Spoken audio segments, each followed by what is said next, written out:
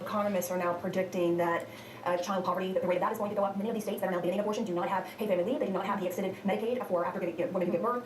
So if you could explain a little bit more about how you're going to fight for these disadvantaged women who wanted to get an abortion, they couldn't because of the state they live in, and their children who are growing up in poverty. Well, we've been fighting for these women and their families for 50 years. It's in fact the abortion industry and what we hear on campuses all the time that tells women that abortion is a simple solution to all their problems. When in fact we believe in helping those who suffer, not eliminating somebody who may potentially suffer. And I think you help suffering, you help alleviate the suffering. You don't say, well, we're going to solve that by just prescribing abortion, because abortion doesn't end poverty. Abortion doesn't take her out of that abusive relationship that she finds herself in. That's harder work. That's walking alongside someone and seeking social justice with that person. And that's what we've been doing through the pregnancy center movement for nearly 50 years. Well, first of all, I hear what you're saying, but the reality is, I think it's nearly half a million kids end up in foster care. I don't know how many of those were kids that, the mother wanted to abort and came from a disadvantaged home. But the reality is, you say that you're working on this, but so many kids still end up abused, neglect in the broken foster care system. And the reality is the governments in these states do not have the resources on the books, such as paid family leave, such as the extended Medicaid, to help with these situations. We can certainly talk about this policy, but the question is the solution to children in foster care to kill them? No one would argue in our society that because a child is in foster care, therefore their life is unworthy of living. And that's the point that we're making in the pro-life movement every single day when we argue for protection at conception. That just because someone may suffer in their life, it doesn't mean we should snuff them out of existence, that we should violently end their life when they've done nothing wrong.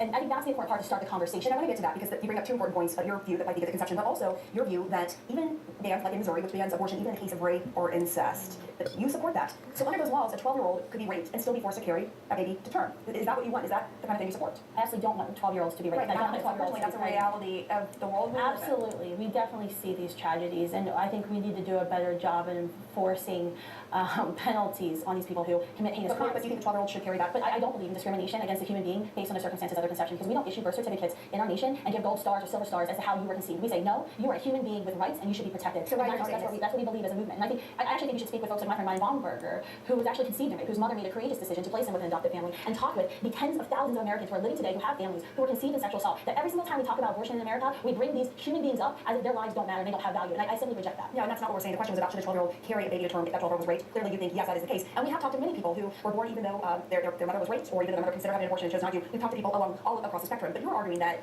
your Catholic faith dictates that the life begins at the moment of conception. There's a synagogue in Florida that has filed suit claiming that in Jewish law, abortion is required if necessary to protect the health, mental, or physical well-being of the woman. Why should your religious beliefs trump theirs? It's not my faith that tells me that life begins at conception. It's science. Well, 96% of biologists agree that the moment of conception, a unique human life comes into existence. There's no other moment where that 96% of biologists. Where does that come from? That's a study from Chicago, University of Chicago. Okay, I've read many opinions. A unique holistic segment. I just want to be clear with our viewers. That's science. You can debate whether or not that human life has value. My faith tells me that human life has value, and that faith tells me that human life should be protected. But science tells us at the moment of conception, when egg and sperm unite, a unique genetic code comes into existence that's never existed before and will never exist again. That is in fact the moment when a human being comes into existence. That is indisputable. There's not a consensus among scientists. There's absolutely not. There is. Let me walk you through what many scientists have said. I read all sides of it today. I read from various scientists. First of all, there is a general view that a fetus reaches viability between, I believe, it is 24 to 28 weeks in the womb. There's a view that when the egg it meets the sperm and it becomes an embryo, then it is just a cluster of cells. It is not just a cluster of cells. What makes me different? I know, I heard you say that, but I'll tell you right now. So what about it? And this is, I'm not taking a position, but I like to challenge. No, this is fun. Yeah, exactly. I love having this discussion. This is important. So if a woman goes in, she can't get pregnant in a room. So in a lab, they have to take, they have to do it scientifically in a lab. They have to put the egg and the sperm together to create an embryo. In the process of trying to get this woman pregnant, the doctor destroys the embryos because that's just what happens. Is that doctor then a murderer? That's doctor's ending human life. We don't define it as trying to get women pregnant, but that is ending human life. So IVF clinics should be banned. It depends on the procedure that is used. Sometimes that's just what happens. But there's also the question of intentionality as well. I had a question posed to me recently on campus where someone said, well, if a woman's having a miscarriage, do you consider her being a murderer? Absolutely not. That's something that is unintended and is sad. And just because we have a woman may be at risk for miscarriage, we don't consider her a murderer because she has an unfortunate situation. That wasn't my question. And I see what you're saying, but I'm talking about a doctor who's trying to help a woman get pregnant, and through the process, embryos have to be destroyed. That doctor's murder, even though no embryo should have to ever be destroyed in IVF. So, okay, well, it does happen. That's just the bottom line. And also, there's some of the embryos frozen as well that these IVF clinics oversee. So, what about that? And I think that's what we've been talking about, intentionality. I would say that when we talk about pro-life laws, this isn't even discussed. So when we're talking about what's next in a post-Roe America, the discussion of IVF isn't even on the table. We're talking about ending human life intentionally, dismembering children who have limbs, whose arms and legs have to be removed from a woman's body and put back together. That's what we're talking about when we're talking about seeking laws to protect women against the predatory abortion facility.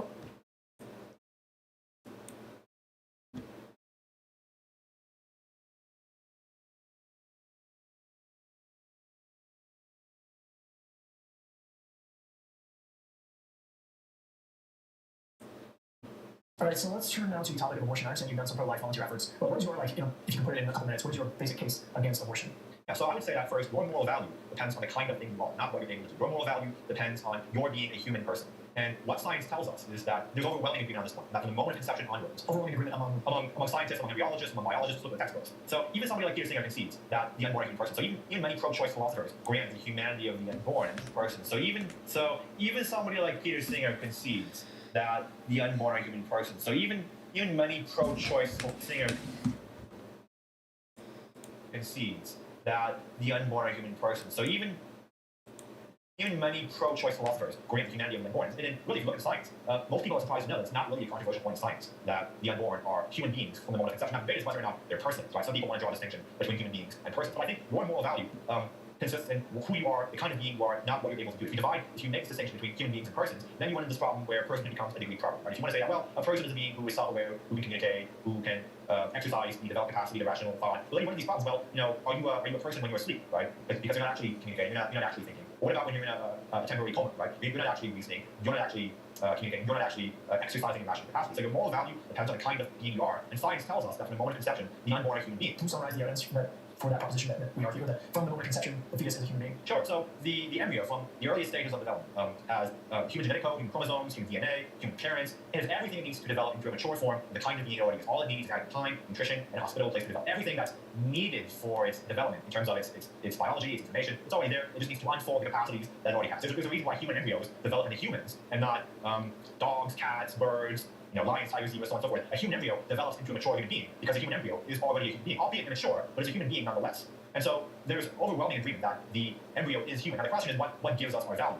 And when it comes to that question, I already said that the view that your value depends on what you're able to do, what you're able to think of, how you're able to communicate, act, reason, so on and so forth. That has problems in that it can't account for the problem of temporary changes, right? Let's say I knock you out cold, completely cold. You don't have dreams or anything. Well, would it follow that when you're out cold, when you're unable to reason, when you're able to communicate, when you're unable to function like a person, would it follow that you lose your rights as a person? Well, no, that's absurd. There's a difference between being a person and functioning as a person. The unborn are persons with potential. They're not potential persons. And so the unborn should count as persons because they have everything they need to develop into a mature form, the kind of being they already are. And so let's talk a little more about the distinction between humans and persons. Cool, yeah. Because you don't like that distinction. I don't like the distinction. All right, so let's talk about that. So Marianne Moore has an interesting paper in which she argues that if you're a person, you must exhibit at least one or two of 5 criteria. These include self-awareness, communication, the ability to communicate, the ability to act freely, self-motivated activity, the presence of self-concepts, and something other. And Warren says something that has these things qualifies as a person. Something that doesn't have these things doesn't qualify as a person. But Warren's view runs into this problem of temporary change. Like if I knock you out cold, you don't have any of these things, but surely you still retain your personhood. So here's how I like to think of it. Let's draw a circle, and let's call this circle the class of all persons. Within that circle, we can draw a smaller circle, and we can label that circle the class of all humans. So all humans are persons, but there might be persons who are not humans, right? There might be intelligent alien species out there. There might, angels are persons. The persons of the Trinity are persons, but they're not humans. So all humans are persons, but not all persons are humans. So being human is sufficient for being a person. So as long as it's not necessary, we can have persons who are not humans. So the unborn, in virtue of being human, count as persons. And since it's wrong to kill a person, it's wrong to kill the unborn from the earliest moment of conception onwards. As soon as you have an embryo, it becomes wrong to kill it. And that's why abortion is wrong. The common sense case against abortion is rather straightforward. Many philosophers go through various kinds of hoops to try to avoid the problem of temporary changes, but I don't think those hoops are fruitful paths to take. Have you heard of Galen Miller's prudential argument against abortion? Yeah, so here's how I like to put it personally in terms of analogy. So suppose you're hunting with a friend, right? And your friend says, I'll go out, set some traps, lay some bait, and you say, okay, well, that's cool. So a few minutes later, you're rustling in the bushes, right? Now you don't know what that is. It could be your friend laying a trap, or setting up bait, or it could be an animal. Do you shoot? Well, given that it could be your friend, it would be better to err on the side of caution, be reckless of you, to go ahead and pull the trigger if you didn't have reasonable certainty that it wasn't your friend. And so likewise, we say for abortion, even if we don't know whether or not the unborn are persons, it would still be better to err on the side of caution and not partake in abortion just because it would be reckless. Just because we don't have certainty on this issue, it would be better not to engage in an action that could potentially take a life. I believe Callum used the example of demolition of a building, which there's a chance in which it might be a person inside, it would be reckless to demolish the building. Morally reckless, yeah. Morally reckless, yes. Completely negligent. Yeah, all right. Some people say that men cannot pontificate or give their opinion on the ethics of abortion. So apart from whether or not that's true, why do you think that people give this argument so often? Yeah, I certainly think there's an optics issue here, right? It looks better if you have, say, a woman arguing against abortion because abortion is something that affects the woman. But more generally, I say that whether or not somebody's a man or a woman, what matters is just the argument, the merits of the question. The true value of a position doesn't depend on the sex of the individual, right? So suppose I made an argument, a really compelling argument against abortion. Why should the fact that I am a man completely validate what I just said? It would be strange to say that. It's a type of that. Yeah, it would be strange to say that if you replaced me with a woman, and a woman said the exact same thing I said, that somehow her being a woman makes her opinion more legitimate. Or makes the argument sound. Yeah, so arguments don't have genders or sexes, right? It's about whether or not something is true, and whether or not something is true is a matter of whether or not what you say corresponds to reality. And if it corresponds to reality, it doesn't matter if it's man or a woman making it. So you agree that there are no gender restrictions on abortion? Yeah, men absolutely. I mean, and it's kind of disingenuous to say that men have absolutely no say in abortion, because I mean, the unborn, half of the unborn comes from the man, from the male individual. So males have an interest in, fathers have rights too. It's not just the rights of the mother. And so saying that abortion is just a woman's issue, well, hey, what about the rights of the father? Right? So it's almost a kind of discrimination against men to say that men have no. Well, of course men have rights to say to pontificate about abortion. They contribute half the genetic material for the unborn. So men have just as much a right as women to speak about abortion. And what's ironic is that this whole argument would undercut legal justification for Roe v. Wade. Right? Roe v. Wade was decided by 9 men. And if you want to say, well, men have nothing to say about abortion, I guess we should overturn Roe v. Wade, because Roe v. Wade was decided by a group of men who didn't have the lived experiences of women. If I had a microphone, I'd give it to you to drop right there. But okay, so related to the topic of abortion is the question of bodily autonomy. Like, doesn't the woman have the right to do whatever she wants with her body? And what would you say with Thompson's famous violinist argument? Yeah, so 2 things. First, the unborn isn't a part of the woman's body. And so it's not a matter of what she does to her own body. There's another individual in question. And even if this is uncontroversial, okay. This is a human person. No, that is a human being. Yeah, right? human being. Yeah. The unborn is a human being. Fetus, zygote, whatever. Yeah. It's a human being, but it's not the woman. It's a different being. Yeah. So it's not as if we may bring for the sake of argument that women have the right to do whatever they want to their own body. I actually think that nobody has the right to do whatever they want to their own body. I think that's what we talked about. But even if a woman did have a right to do whatever she wants to her own body, the unborn isn't a part of her body. The unborn resides in her body. It's not a part of her body, right? And so when it comes to decisions like what can a woman do with her own body, well, we also have to consider the rights and interests of a third party. Abortion isn't just an issue involving the woman herself. It's something involving another party that's been created in an act of sex. Also, it's not just the woman as well. It's also the unborn and the man. Now, Judith Gross Thompson had a famous argument to challenge this. Thompson gave the example of a violinist who's hooked up to, I believe it was like Kim Miles machine or something like that. And the argument is that, well, surely the violinist has the right, I'm just summarizing the argument here, but the argument is surely that the violinist has the right to unplug the machine because he doesn't have a duty to sustain a life, or the individual connected to the violinist has the right to unplug the machine because he doesn't have a duty to sustain the violinist's life. Well, there's a number of things to be said about this. Frank Beckwith has, in his book Defending Life, he gives like 5 or 6 reasons why this is a terrible argument. One crucial point of this analogy is that the relationship between a mother and a child is different than the relationship between 2 strangers, right? Parents have special obligations to their children.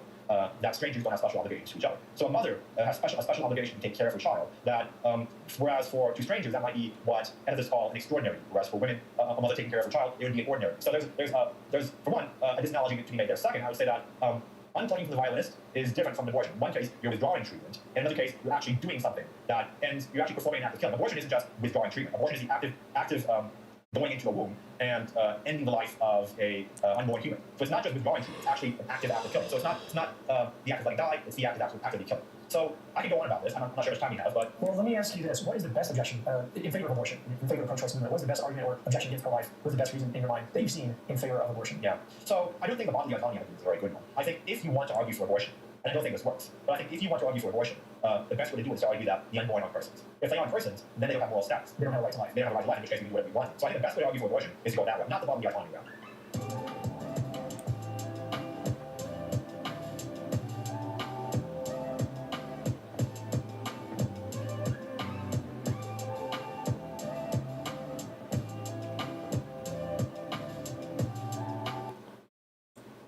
Economists are now predicting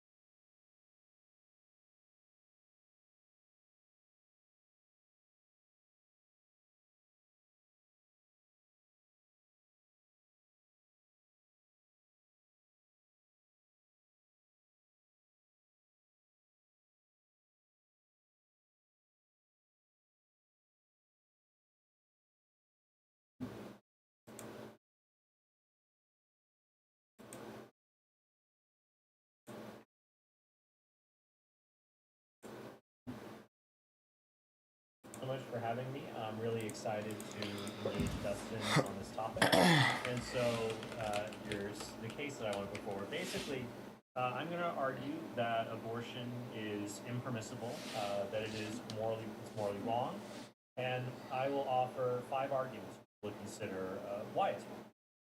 So, my first argument is a simple one. You call it the humanity argument. It's wrong to intentionally kill innocent biological human beings. A fetus is an innocent biological human being. Abortion intentionally kills a fetus.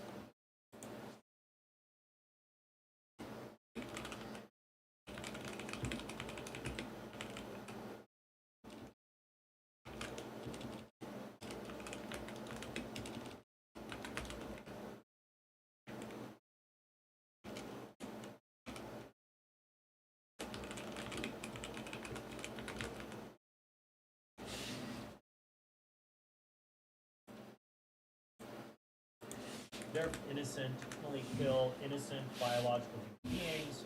A fetus is an innocent biological human being.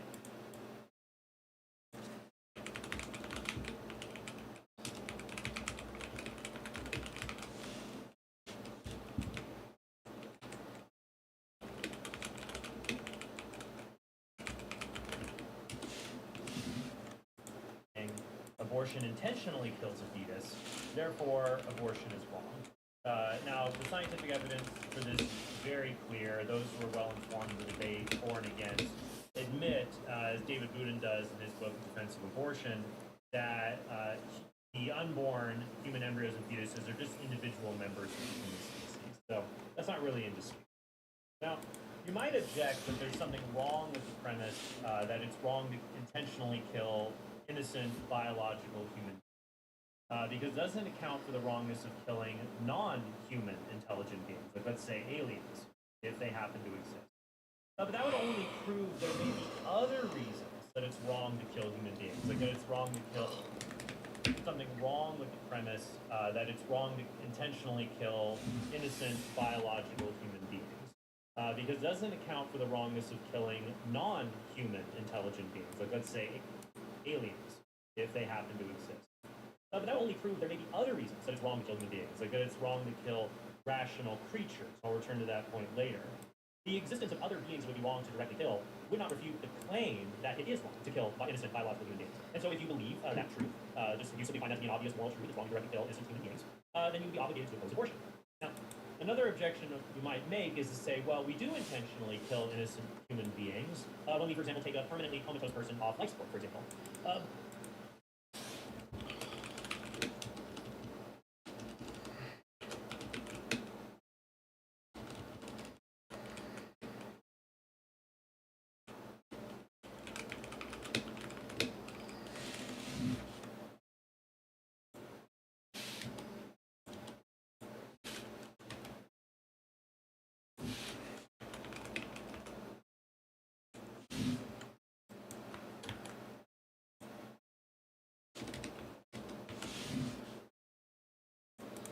But in these cases, I would say when they're done ethically, we do not actually intend death.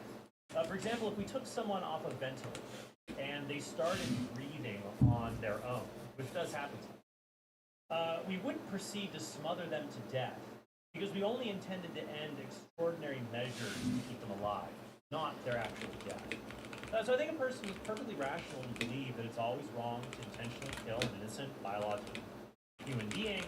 And since the unborn are innocent biological beings, it follows that it's wrong to kill them. All right, here's the second argument. This would be the personhood argument. So this would be an inference to the best explanation based on the concept of. So Dustin and I both agree there's a special class of beings called persons that have a right to life. We also agree that we are persons. 3 of us and anyone else watching and understanding this debate is a person. But many other humans who don't understand this debate are persons, including mentally disabled adults or newborn infants. But we also agree there are many beings that are not persons, or I should say many people watching this debate will agree there are many other beings that are not persons in the sense you and I are persons. For example, most people would agree rats and pigeons are not persons, even if they possess intelligence to navigate mazes or deliver letters, for example, in the case of homing pigeons. So any definition of personhood must account for clear examples of personhood, like you, me, Dustin, Joe, infants, disabled humans. But it also can't include clear examples of non-person who don't have a right to life, like rats or pigeons. So we can't merely say a person is any being that can feel pain or is aware of the outside world. That would include rats and pigeons. We can't also say a person is just any being who is immediately capable of rational thought. That would exclude infants and the disabled. If we say a person is any being that can feel pain, if we say a person is any human being that can feel pain, well, then we're being really arbitrary. If we don't think pain makes a rat a person, why would it make human a person? The ability.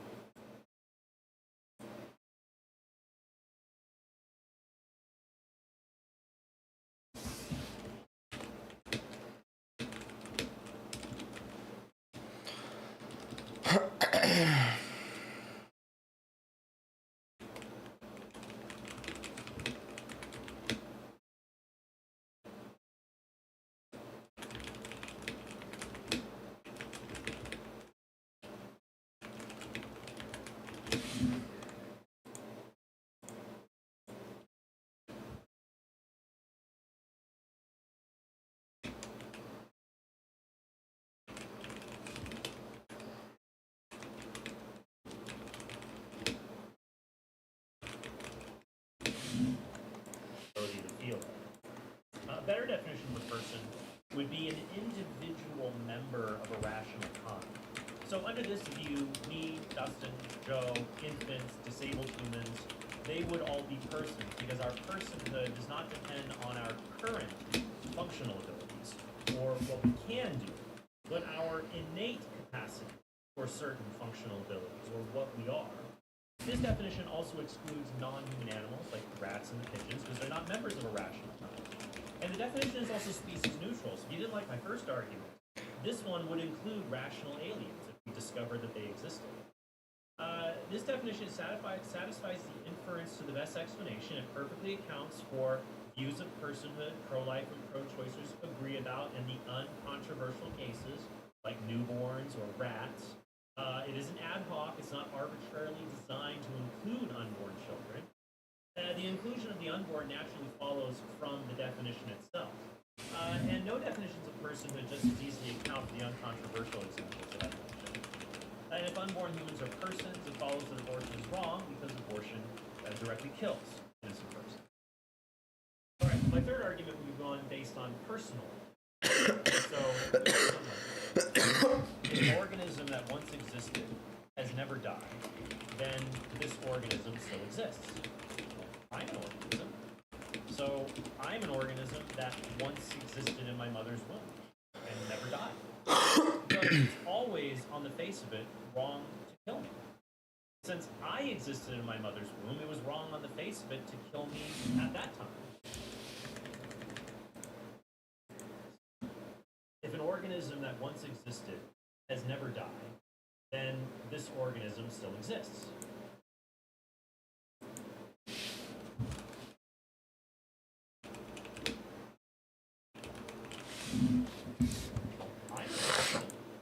So I'm an organism that once existed in my mother's womb and never died.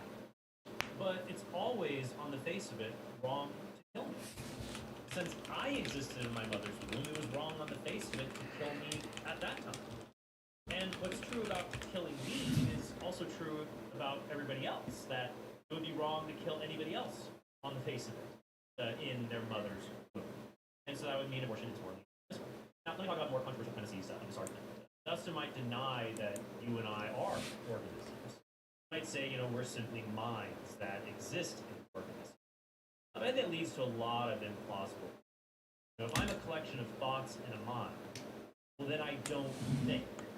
A thought can't think any more than a musical note sing. Notes are what singers sing, and thoughts are what thinkers think.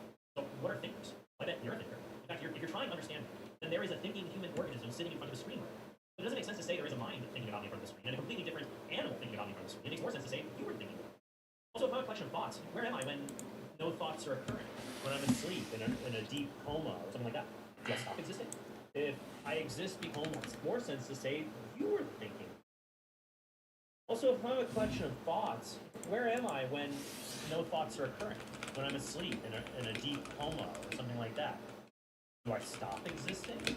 If exist because I'll presumably wake up tomorrow. What if we're not sure when I'll wake up, or ever, from some kind of an accident? This leads to many perplexing views about me being just a mind. But if I am a living organism, then as long as that organism exists, I exist. This was true from the moment I first existed, after fertilization.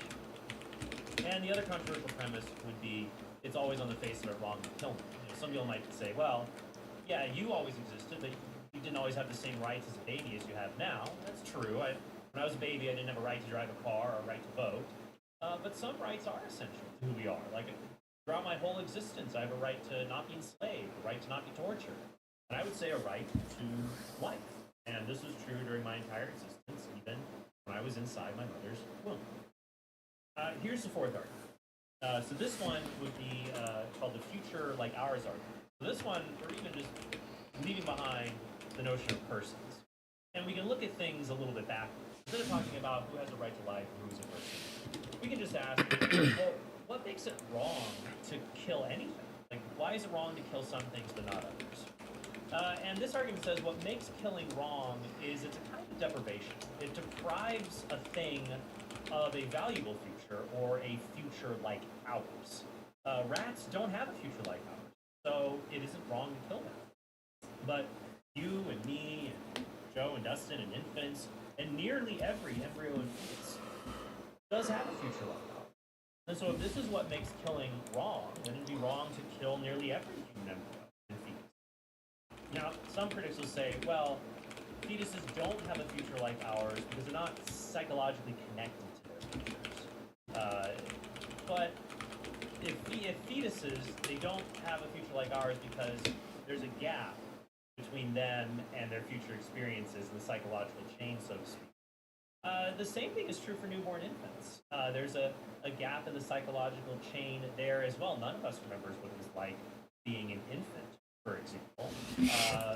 So there's gaps there as well, and by that same logic, infants have a future like ours, even though most people would agree that they do, and that killing them is immoral, and so that would apply to fetuses as well. All right, here is my last one. This one's called the impairment argument. It's similar to the future like ours argument, but I'm going to offer a slightly different example from how the impairment argument is put forward in the literature. So, think of it this way.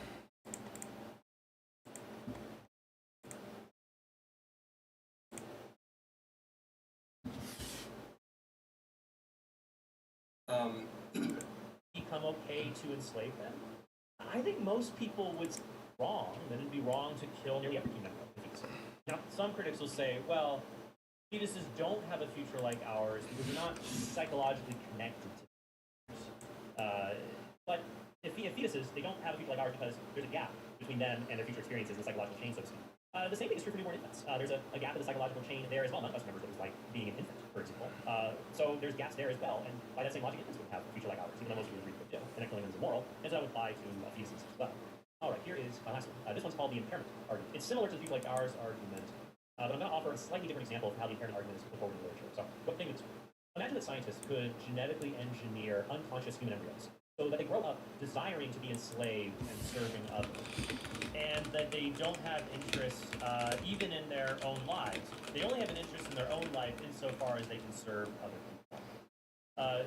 Now, normally we'd say slavery is wrong, right? It's wrong to enslave people. But why is it wrong? Well, a lot of philosophers would say what makes slavery wrong is that it frustrates the desires of rational beings that want to be free.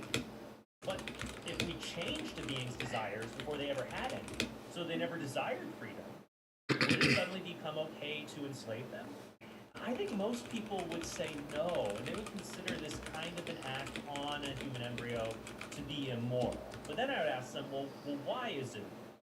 I think many would say, well, you should not have tampered with the natural development of this human embryo.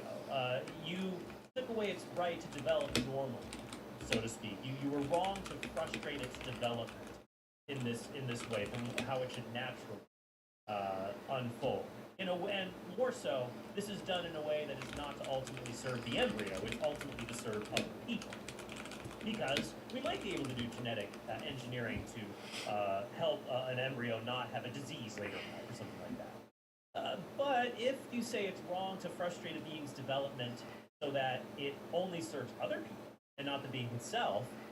In the case of the genetically engineered embryo that becomes a slave, I think all of that would apply to abortion as well, which frustrates the development of the embryo for, in nearly all cases, the interests of other people and not the interests of the embryo or the fetus itself.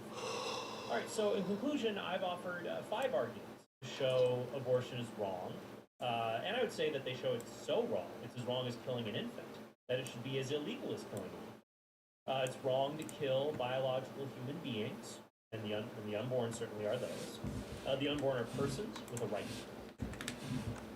Abortion is wrong, and I would say that they show it's so wrong, it's as wrong as killing an infant, that it should be as illegal as killing an infant. It's wrong to kill biological human beings.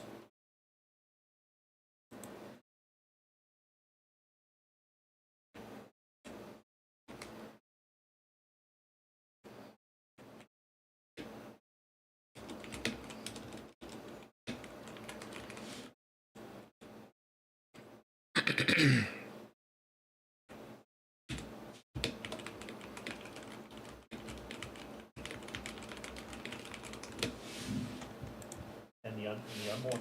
And I would say that they show it's so wrong, arguments of the embryo apply to abortion as well, which frustrate embryo. But if you say it's wrong to frustrate a being's development so that it only serves other people and not the being itself, in the case of the genetically engineered embryo that becomes a slave, I think all of that would apply to abortion as well, which frustrates the development of the embryo for, in nearly all cases, the interests of other people and not.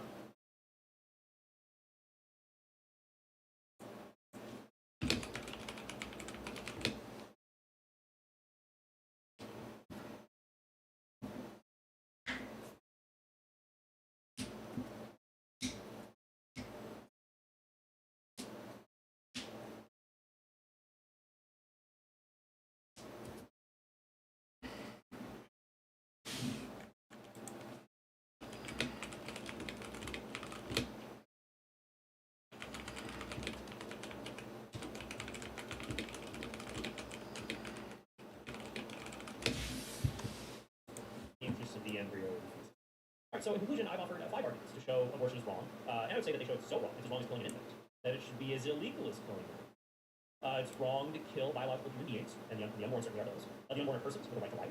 You and I were once embryos, so it's always wrong to kill us. Abortion deprives a human fetus in our embryo of a future like ours, and abortion unjustly impairs a being's development. And so I think all of those put forward a very strong case to refer to abortion as more than wrong. So I'll leave it at that. All right, thank you, Ken. And we are now on to Dustin's quote-unquote opening statement. Thou art on mute. There we go. Yes. Okay, very good. You should do your entire opening statement just on mute. No, I shouldn't do that. Live for yours. I should give a shout out to my YouTube channel. Yes, I should. Just click on it. Yeah, I should mention that at the beginning. I link that in the description. So I'll link both their YouTube channels in the description. So yeah, Dustin posts his like lecture videos and enjoyable non-ethics and things like that. So I highly recommend people check that out. Okay, go on. Can people see this? Yes. Very good. Okay. So I think Trent accepts, and in fact he said at the end, he thinks abortion is as wrong as killing an infant. I think he accepts something like a claim here that I've called equivalence, which says intentional abortion is always as wrong as, or at least comparable to, paradigmatic acts of murder, hunting 5-year-olds for infanticide. This doesn't entail that it's always as culpable or blameworthy by all status. And my position is that nothing.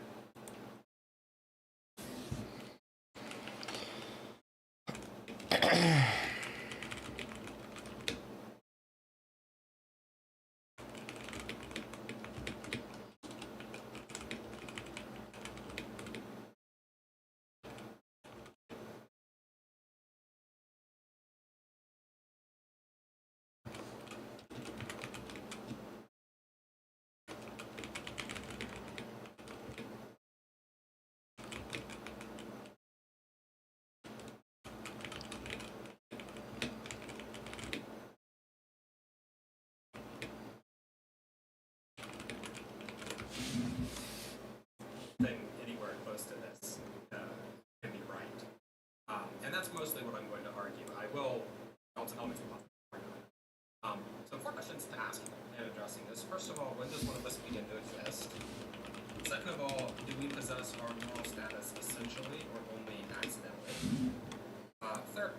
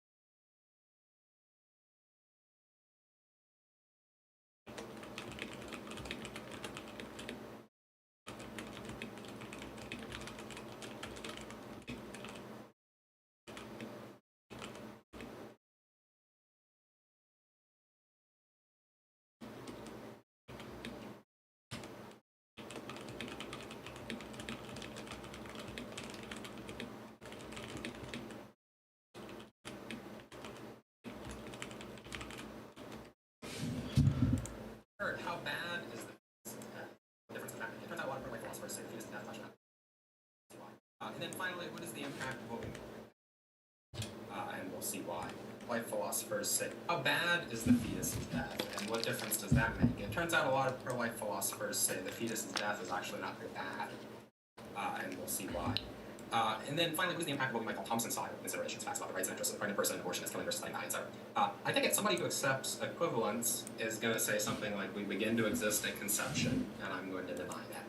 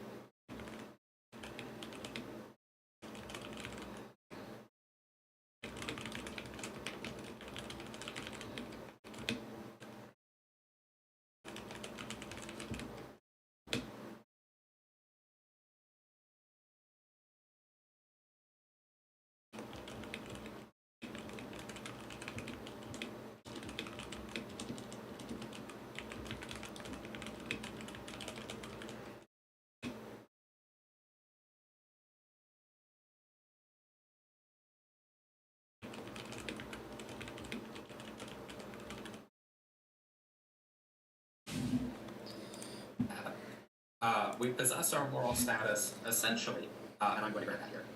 It doesn't actually matter how bad the fetus death is, or how bad it is for the fetus, because that does not impact the ethics of killing, and I don't think that could be right. And they're also going to have to say there's no impact from Thompson-style consideration. That begin to facts about the rights and then possess our moral status. So 4 questions to ask in addressing this. First of all, when does one of us begin to Second of all, about the right hit somebody, and I'm going to grant that here. It doesn't actually matter.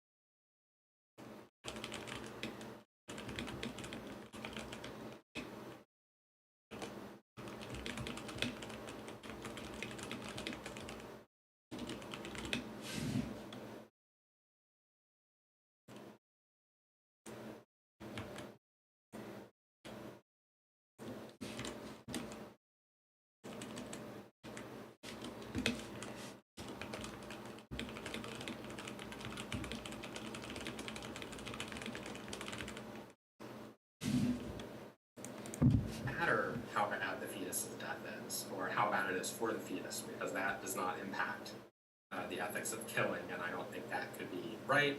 And also, I have to say, there's no impact from Thompson-Sile considerations. So the morality of abortion is what it would be if the pregnant person were then having that ovarian, and I don't think that can be correct. So I'm going to make two main arguments here. One is metaphysical, the other is ethical. Each of them has some different parts. So first, I'm going to argue that Trent.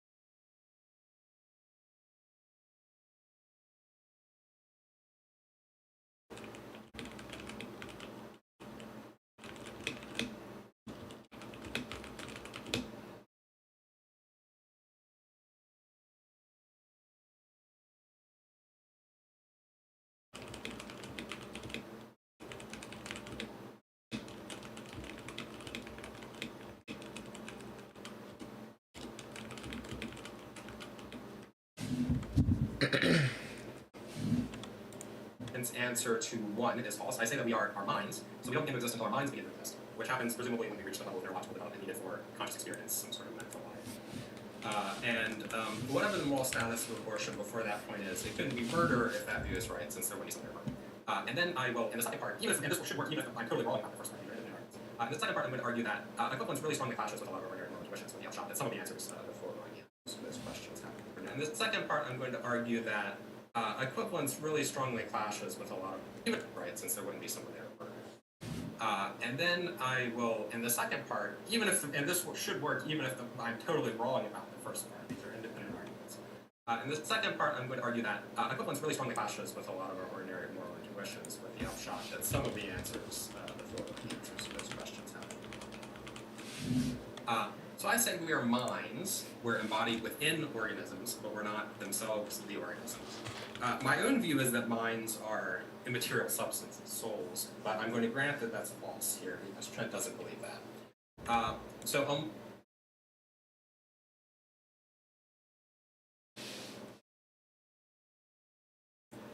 But I'm going to. My own view is that minds are immaterial substances, souls.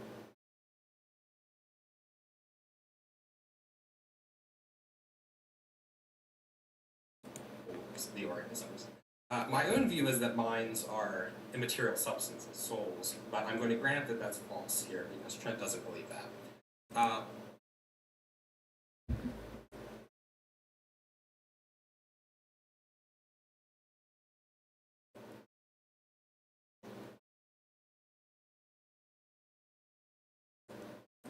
So what I think is the best physicalist view, our minds are parts of organisms. They are objects composed of the parts of brains, or of our brains, that are directly responsible for our mental lives.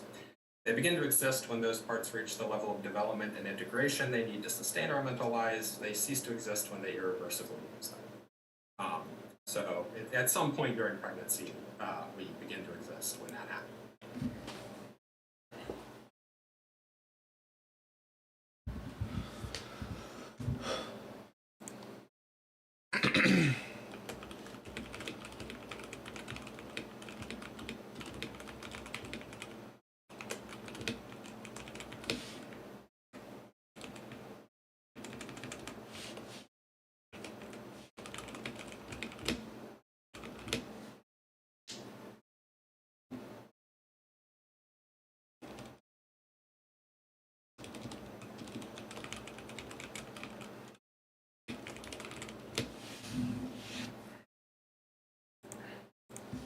But not at the very beginning. Trent's view is instead that we are organ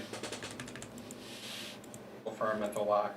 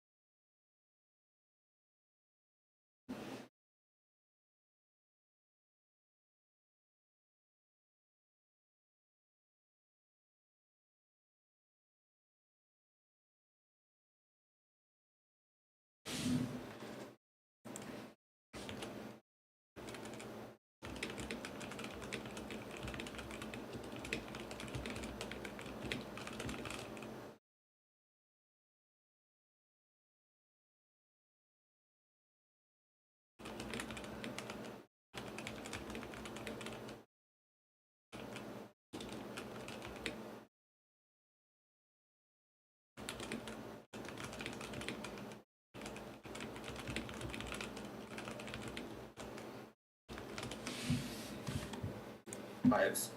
They begin to exist when those parts reach the level of development and integration they need to sustain or live. They cease to exist when they irreversibly lose them. So at some point during pregnancy, we begin to exist when that happens, but not at the very beginning. Trent's view is instead that we are organisms. We happen to possess minds right now, but we used to not have minds, and maybe someday we won't have minds anymore. On this view, that we are organisms, we happen to possess minds right now, but we used to not have minds, and maybe someday we won't have minds anymore. On this view, human organisms do begin to exist at conception or shortly afterwards. So in animalism, that's when I begin to exist and when we begin to exist.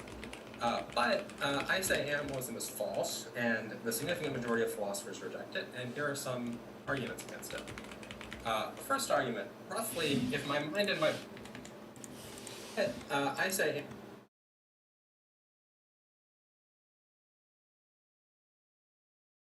Animalism is false, and the significant majority of philosophers reject it, and here are some arguments against it. First argument, roughly, if my mind and my organism part ways, I say I go with my mind.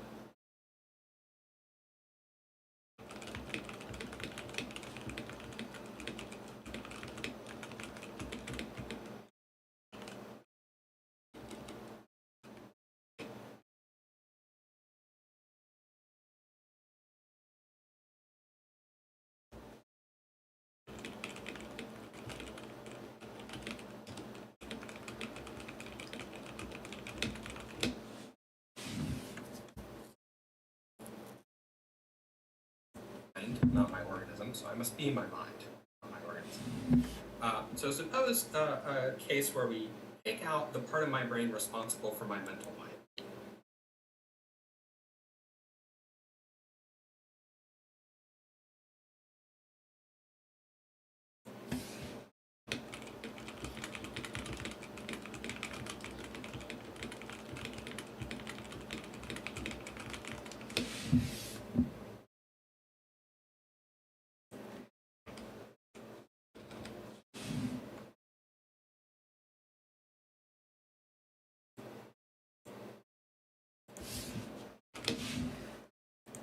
Suppose that that's my cerebrum, which is plausible. We transplant that into a new body and leave this body in a persistent vegetative state. I say that here I would go with my cerebrum, but my organism would not.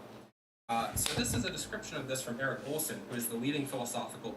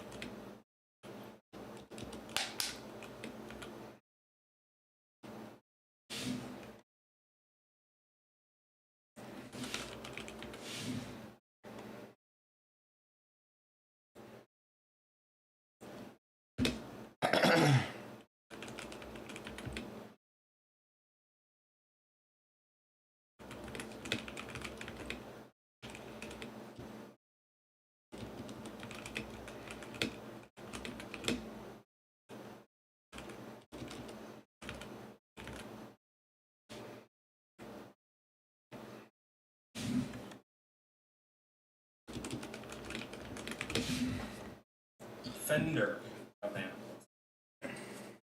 Imagine your cerebrum's put into another head. The being who gets it will have, for the most part anyway, your memories, your contents and capacities, your first-person perspective will take himself to be you. What about your organism? Will it go along with the cerebrum? No. An attached cerebrum is no more an organism than its contents and capacities, your being. So this is a description of imagine your cerebrum's put into another head. The being who gets it will have, for the most part anyway, your memories, beliefs, other mental contents and capacities, your first-person perspective will take himself to be you. What about your organism? Will it go along with the cerebrum? No. An attached cerebrum is no more an organism than an attached arm.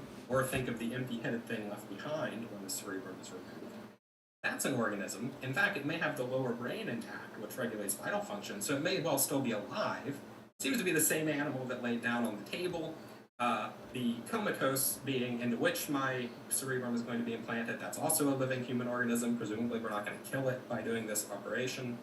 So there appear to be two human animals in the transplant story. One loses its cerebrum, the other gets a cerebrum. The surgeons move an animal from one organ to another, but no animal moves from one head to another. So the conviction that you would go along with your transplanted cerebrum is incompatible with your being an animal. So Eric Olson agrees that he and other animalists have to deny that I go with my cerebrum and instead say that I remain as the brain-dead organism. But I say that's false. I go with my mind, so I am the mind. Also, this part's a little bit technical. It doesn't matter so much, but part of the way he tries to error theorize the intuition that I go with my cerebrum is he says, well, psychological continuity is what matters.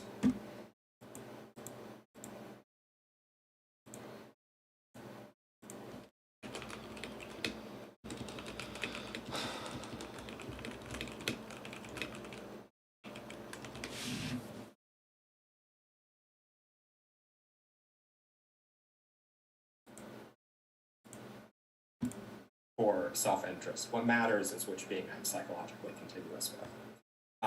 And that would imply that an early fetus, which is not psychologically continuous with its later self, doesn't have an interest in continued life. I'm not saying that's true. I'm saying it might be that animalists have to say this to error theorize the interest in continued life. I'm not saying that's true. I'm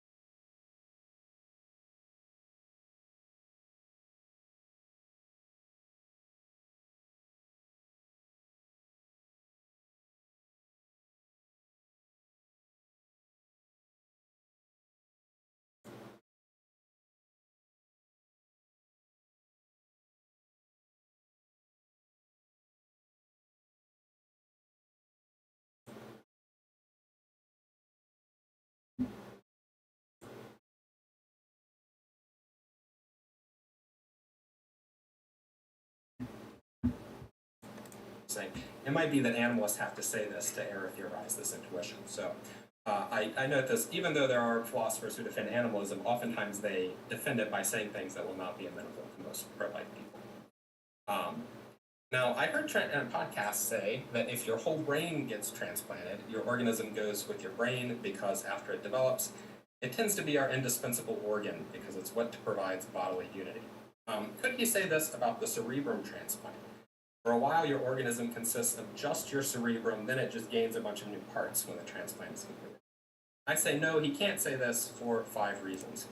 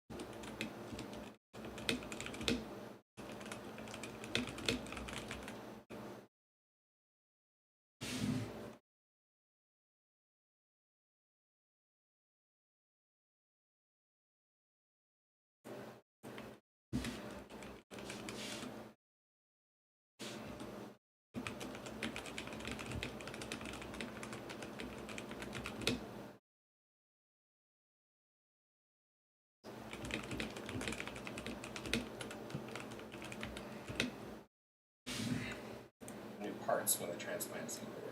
I say no, he can't say this for 5 reasons. First of all, the lower brain, which regulates vital functions, that's actually what provides bodily unity, but that stays in place here. So even people like my old professor Peter Van Inwagen, who's an animalist who thinks I do go with my brain if you transplant the whole brain, agrees that I remain the comatose organism in this case. Second, even if the cerebrum was indispensable to the organism as a whole, it wouldn't follow that the whole organism could consist of nothing but a cerebrum. In this case. Second, even if the cerebrum was indispensable to the organism as a whole, it wouldn't follow that the whole organism could consist of nothing but a cerebrum.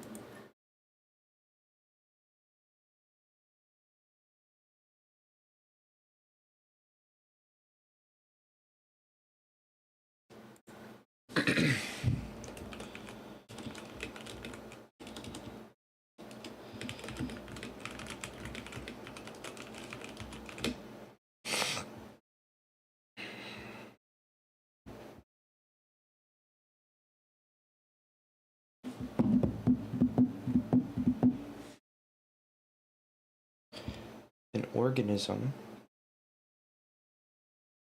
is destroyed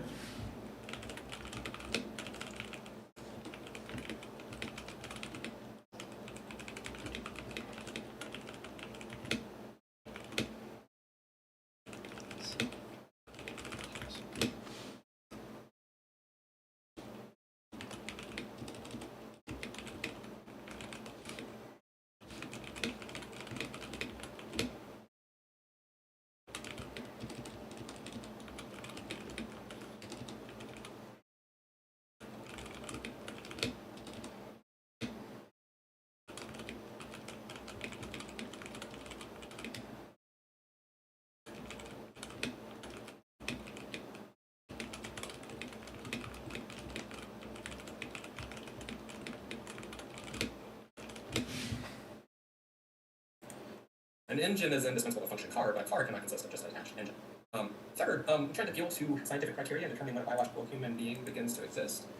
But a detached cerebrum doesn't satisfy the scientific criteria for being an organism, maintaining homeostasis, etc., any more than an attached.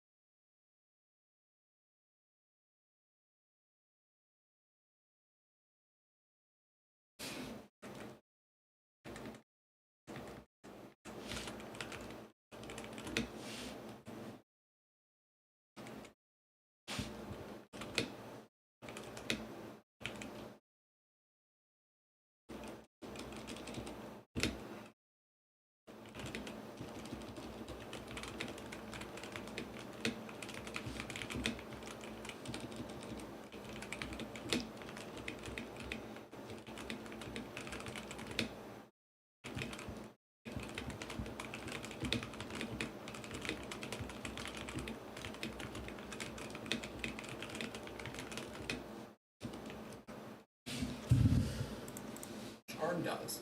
It also doesn't satisfy Trent's own definition of an organism that he cites in his book. An organism is a collection of biological parts or organs that function together to sustain the existence of a whole being that possesses the qualities of life. Because it's just one part of one organ. It's not a collection of things that sustain the qualities of life, right? Fourth, this is an issue Eric Olson mentioned. Think about while my cerebrum is being moved. We have two living comatose organisms that it's apparently being moved between. If my organism consists of nothing but the cerebrum, we can't give a plausible account of those.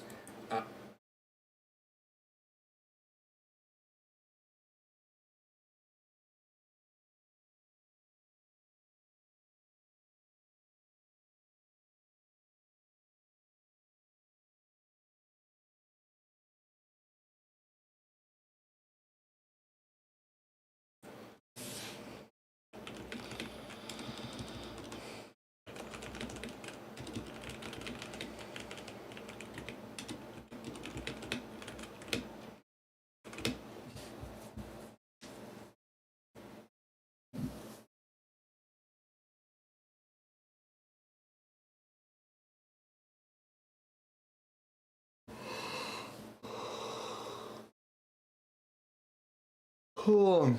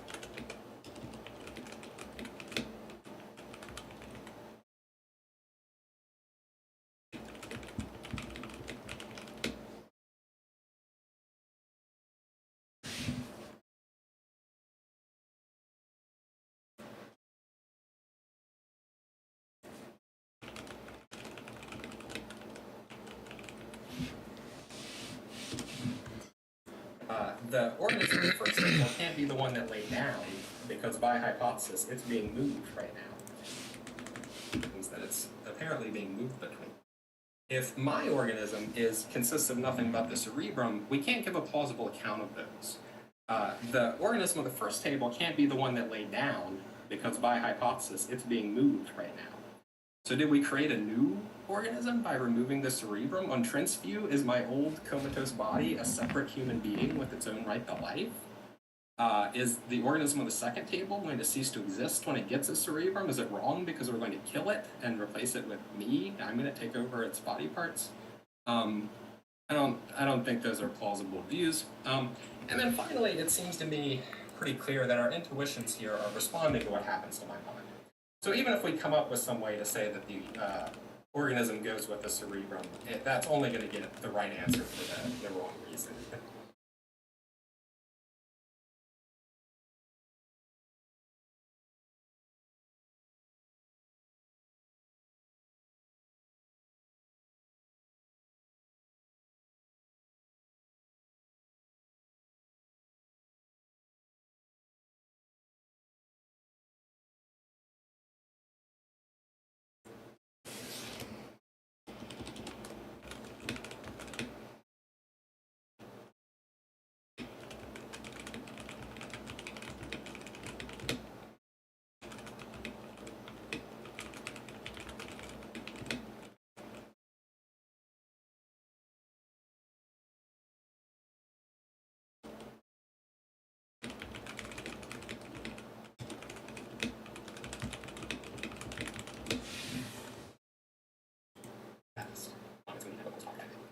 Second, this will be a shorter argument. If the number of minds in an organism is greater than 1, I say the number of beings like us equals the number of minds, not the number.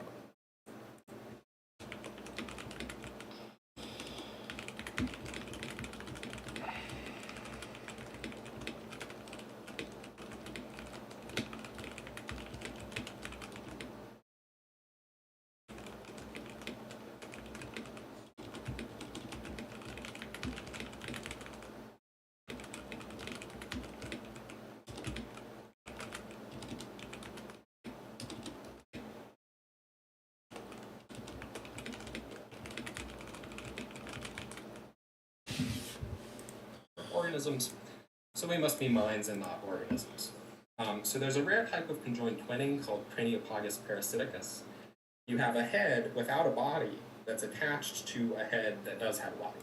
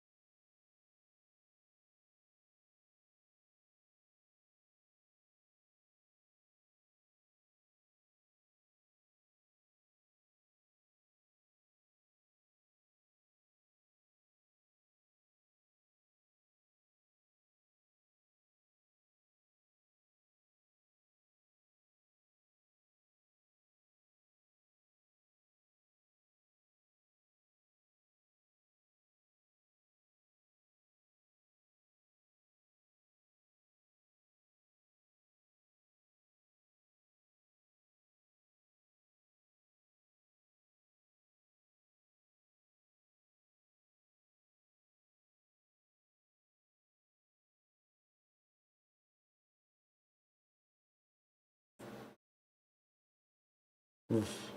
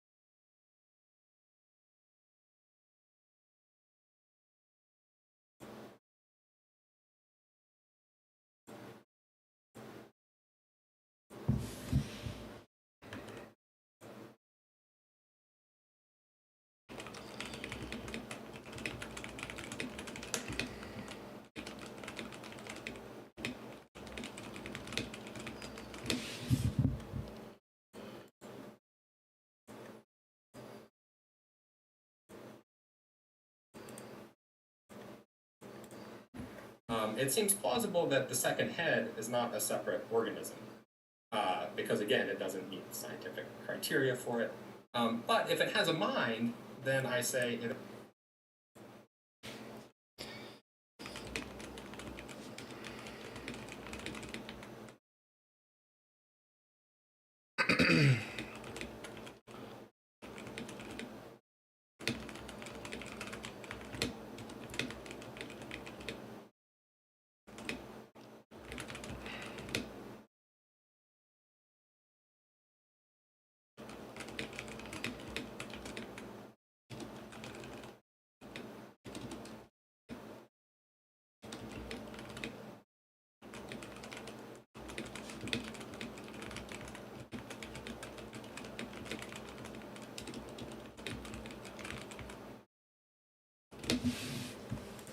there are two different minds here, I say there are two different people here, even though there's only one organism.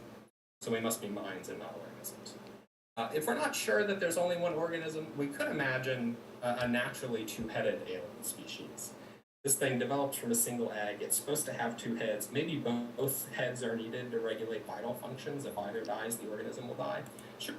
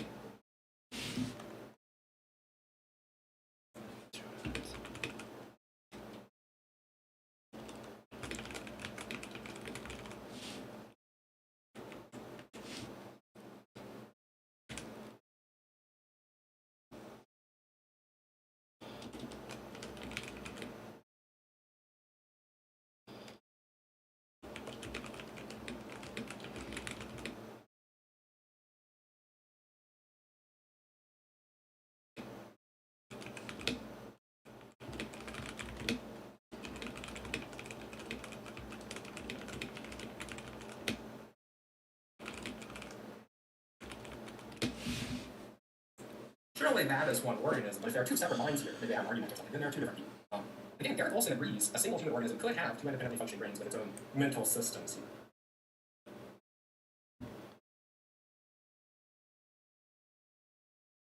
So see that more. And so he agrees that, yeah, in cases, in some of those cases, animalists have to say there's only one person.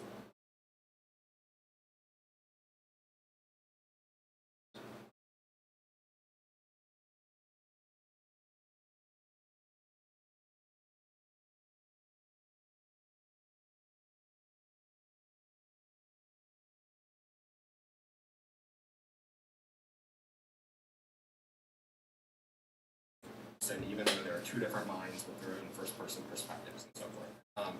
But I say that's false, and if that's false, then we are minds, not organisms. An extra credit argument, I don't have time to talk about this. Read the paper Embodied Mind Sparcism in Philosophical Studies.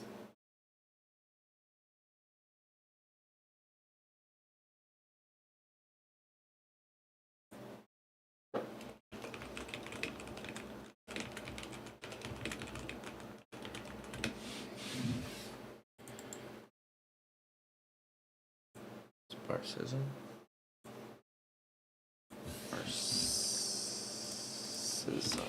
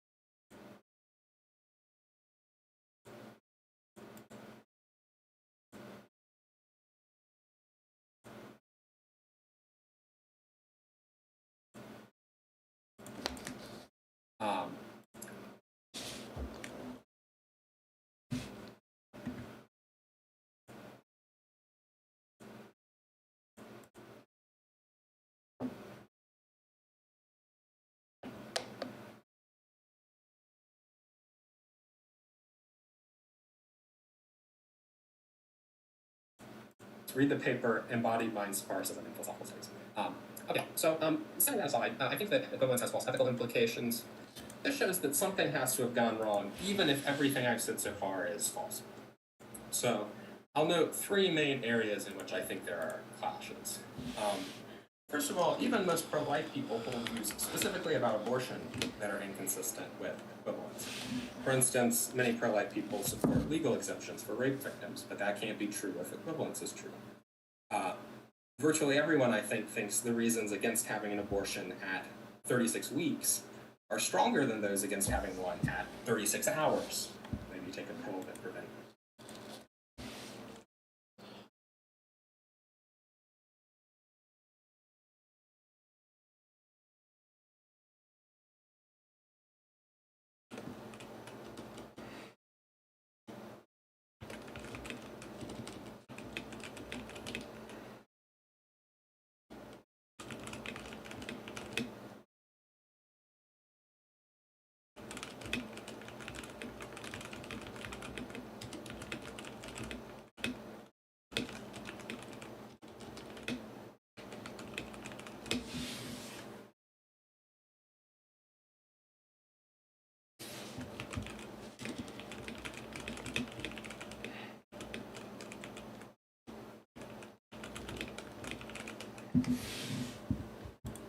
Implantation. But if they're both equivalent to infanticide, it can't be that the reasons against one are stronger than the reasons against the other. Virtually nobody wants to imprison women who get abortion. But Trent wants the law to treat them like women who commit infanticide. Here's a quote from his, I won't read it out, here's a quote from his book where he says this. And virtually everybody at least is willing to grant that abortion is okay, even direct intentional abortion, in cases where, say, the life of the mother is in danger and the fetus is going to die anyway. But I think Trent doesn't even grant that. So there was a case in 2009 in Brazil of a 9-year-old girl who was raped by her stepfather, and her mother took her to get an abortion. Her life was in danger, and the Catholic bishop not only said that this was wrong, but said that this was actually worse than the rape because it was an act of murder. And said that everyone involved was automatically excommunicated. Other bishops said, no, maybe they're not automatically excommunicated because they didn't meet various psychological conditions for culpability. But the moral judgment about the action, I say, has to be false. This should say argument 4, sorry.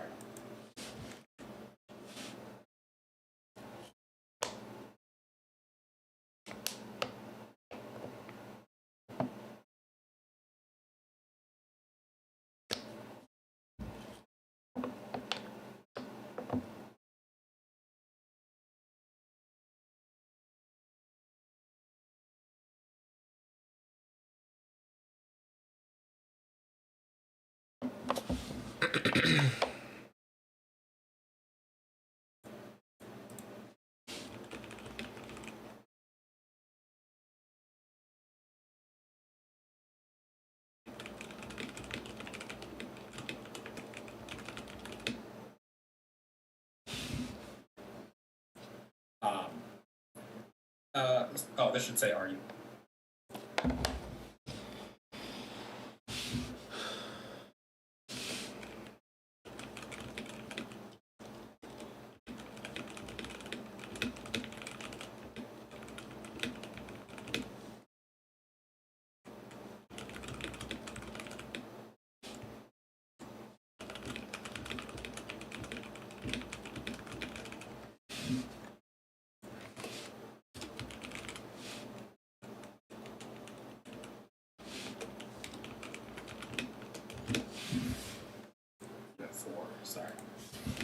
Think about embryos. I think ordinary people don't think that zygotes have the same moral status as children.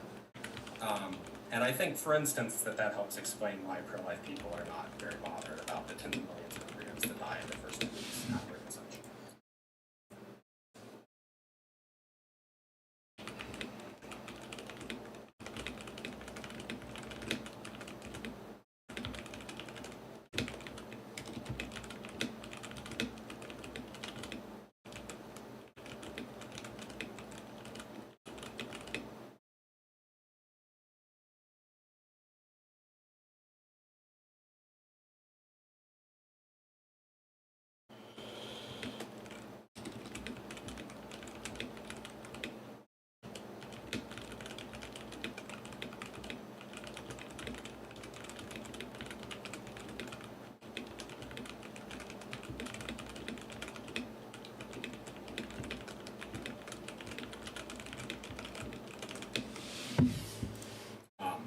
One good focus for our intuition is the famous embryo rescue case. There's a fire at the IFV clinic.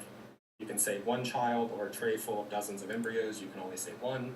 Everybody thinks you should say the child. But why is that if they're equal in moral status? Now,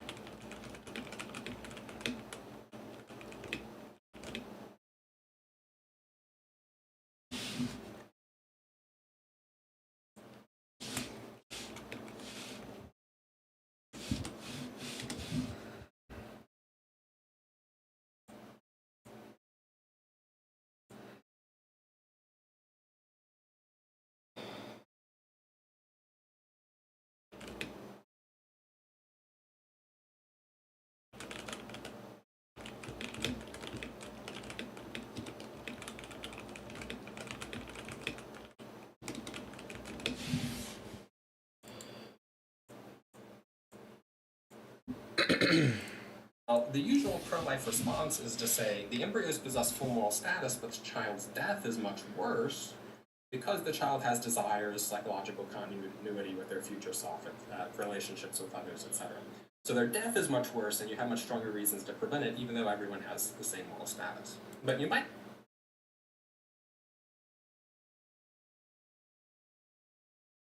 think, well, if the embryo's death is only a fraction as bad as the child's death, why is killing it every bit as wrong? And usually the move here is to accept what's called the equal wrongness of killing. I think that Trent accepts a version of this that says, I'm going to call it EWOC, equal wrongness of killing, that says all acts of intentionally killing innocent human beings are equal.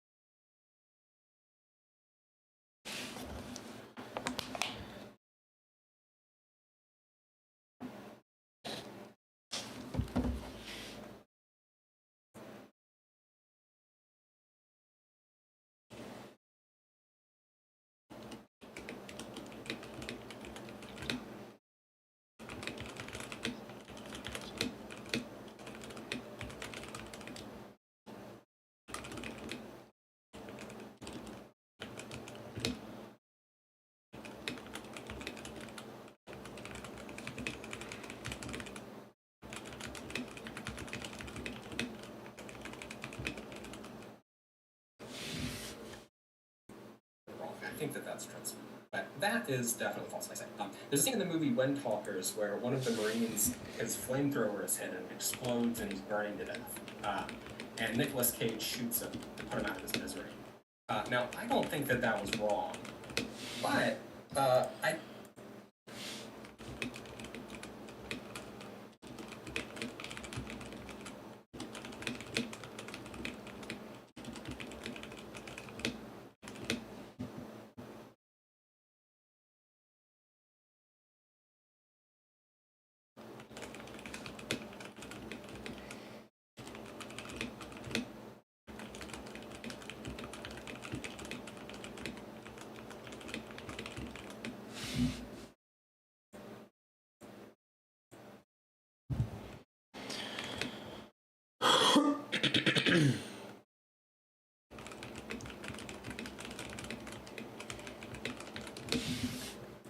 definitely don't think that was as wrong as it would be if Nicolas Cage just shot some other guy that was not on fire for that reason. Yet, both of these are innocent human beings who are intentionally killed, so it looks like he went by both of those acts. In terms of moral status, are equally wrong, so I say that has to be false.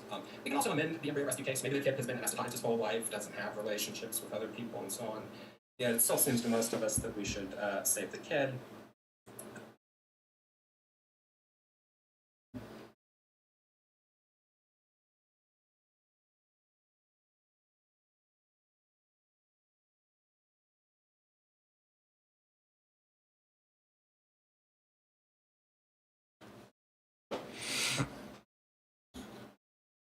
And then this is my final point.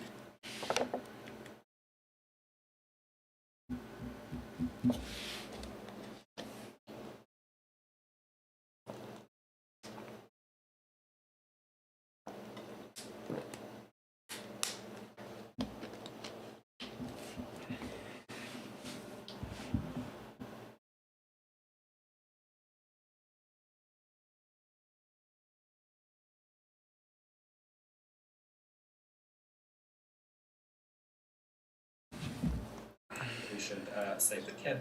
And then this is my final point. Last year there were 5 Republican state representatives who sponsored this House Bill 158, which would have amended the state constitution to not only recognize fetal personhood, but as a result, legalize violence meant to stop abortions. So new human life is recognized as an individual person, et cetera, et cetera. Any person has the right to defend his or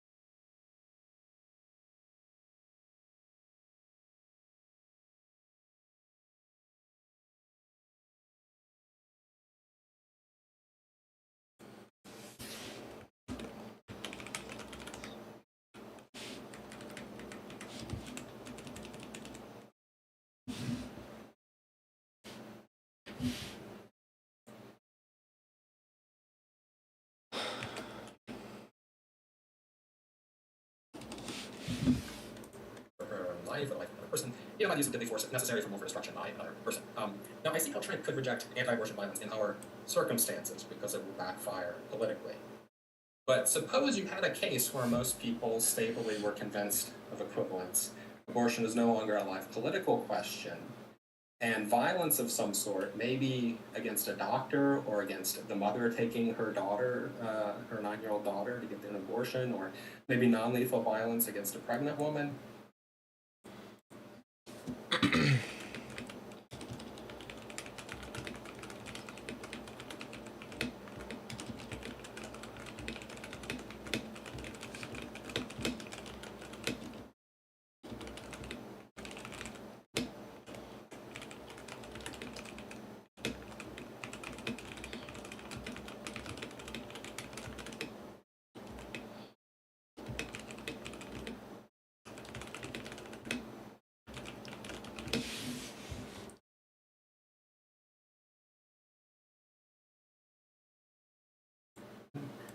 suppose that was the only way to stop an imminent abortion and there was no other way. Surely that would not be morally justified. I say, yeah, in general, it's justified to use violence to stop someone who's about to commit murder. So if equivalence is true, I don't see how we get out of this very, very bad ethical implication. So that's my spiel. I would like to talk about what Trent said about personal identity at some point at least, and then for the most part, I'm happy to let him steer the conversation.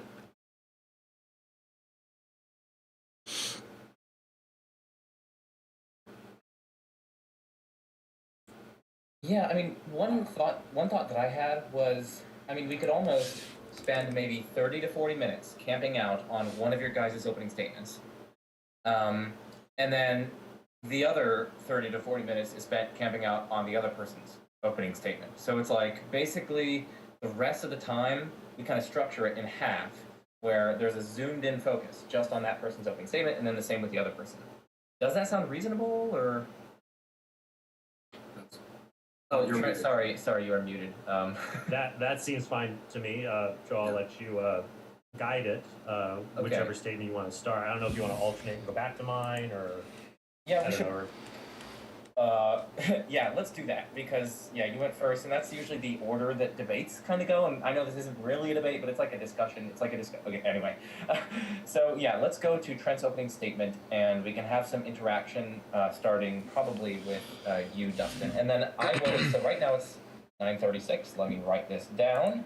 9:36, and then in between 30 to 40 minutes, I will try to bring you guys to a close, and then rear it over to Dustin's opening statement, and then Trent can pursue that. But if, now it's kind of like open dialogue going back and forth in these. So yeah, okay, take it away, Dustin, with what you want to say with respect to his stuff, and then yeah.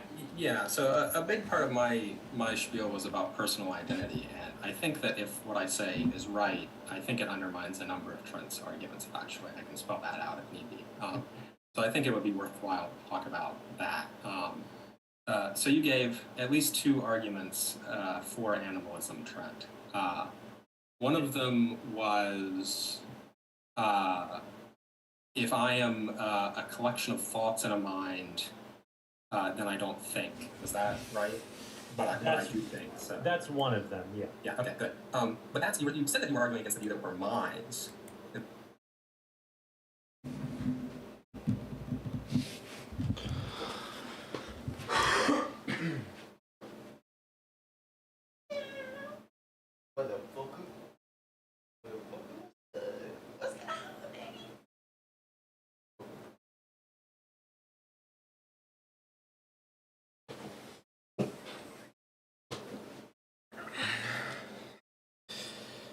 The view that we're minds is not the view that we're a collection of thoughts in a mind. Mind is the thing that has the thoughts. Okay, So I don't think that makes contact. I mean, there are bundle theorists who think roughly that I am a collection of thoughts, but I don't think that.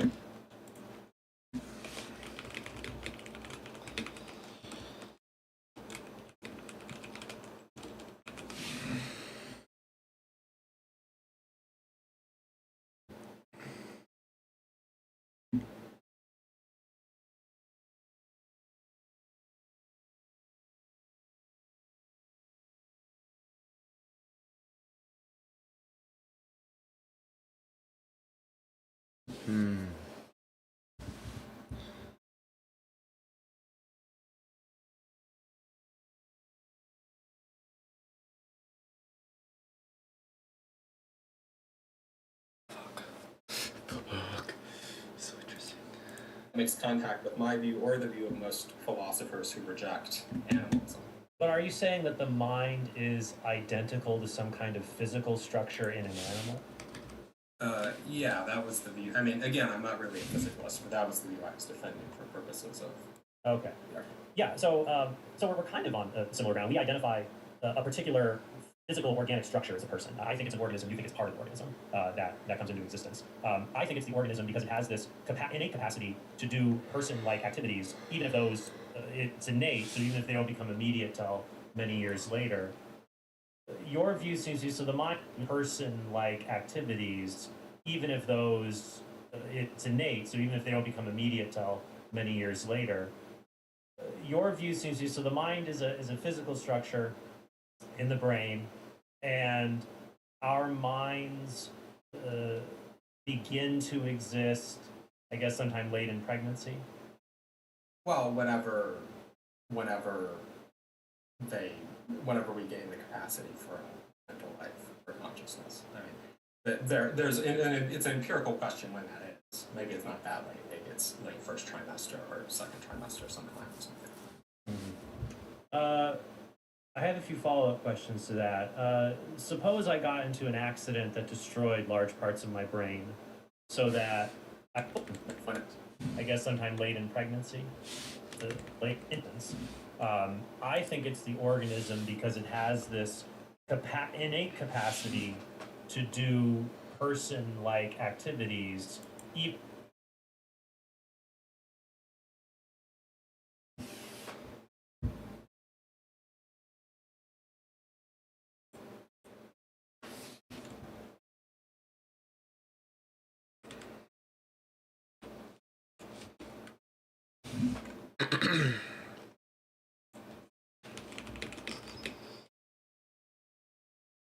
I mean, like Short's the organism, who is the person?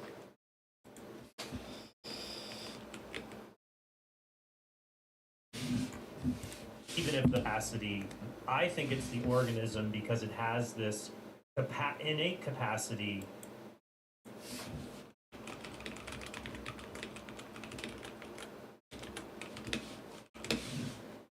to do person-like activities, even if it's innate, so even if they don't become immediate till many years later.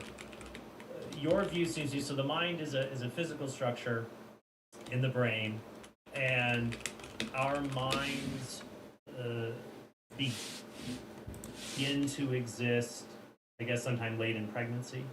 Whenever we gain it's an empirical question. Got into an accident.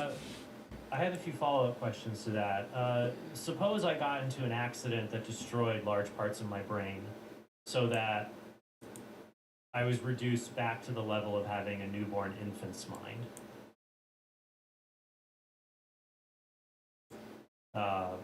Would you say that I still exist? Yeah. And the newborn infants are conscious. Okay, so you would say I still exist, even though many important elements of psychological continuity, like my desires, my interests, my preferences, they don't exist anymore. Yeah. It's just because of a particular physical structure. Yeah, it's a physical object that has its essential property possessing a certain capacity, the capacity to sustain mental. The immediate capacity to sustain a mental life. No. Okay. First of all, do we agree that the "I'm just a collection of thoughts" argument doesn't work against my position? Yeah, because you've articulated a different one from just pure mentalism. So here's, I guess, what I'm trying to sort through. So is your argument that, would you hold to this principle? It is wrong, generally speaking, to directly kill minds. It's wrong, generally speaking, to kill beings like us, beings with our essential nature, which I take it as the thought behind your initial arguments. The issue is just we have a dispute about what our essential nature is. You say that we're a certain type of organism. I say that we're a certain type of mind. Mm-hmm. So, because there are other non-human animals that have minds that are superior to, say, a newborn infant's mind.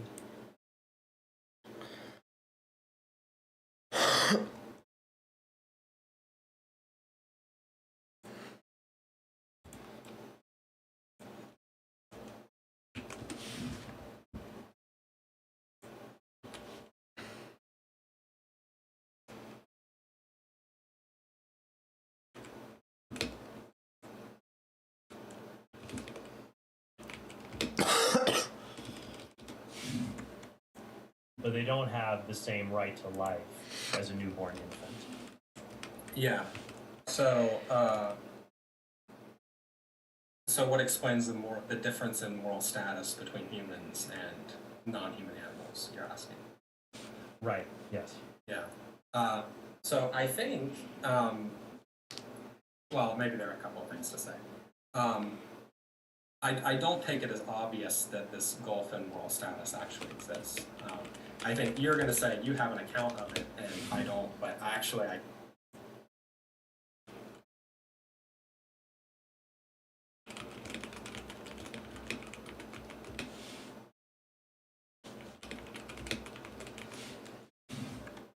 think your account doesn't work.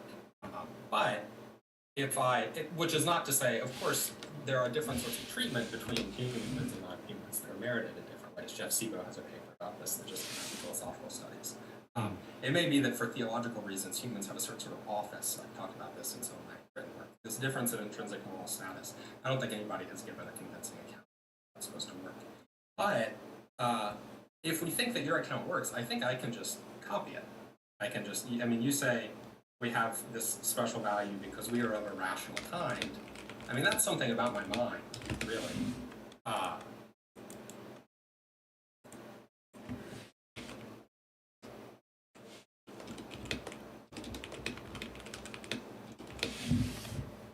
So I think I can just say, oh, okay, I have the rational kind of mind.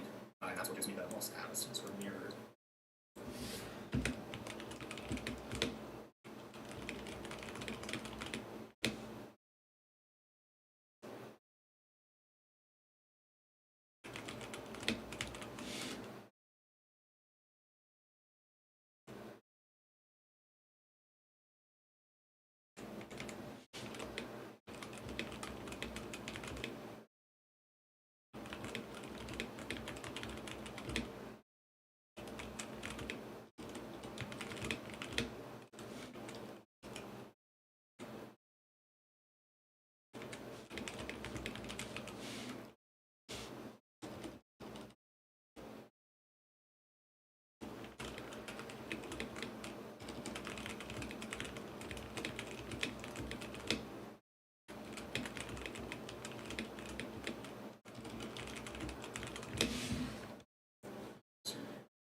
But right, but is it because it's not just the physical structure of, let's say, a newborn infant's brain, because if it remained at that stage permanently, like let's say in the case of an anencephalic infant, it would never go on to develop the other abilities we account as being quote unquote minds like ours.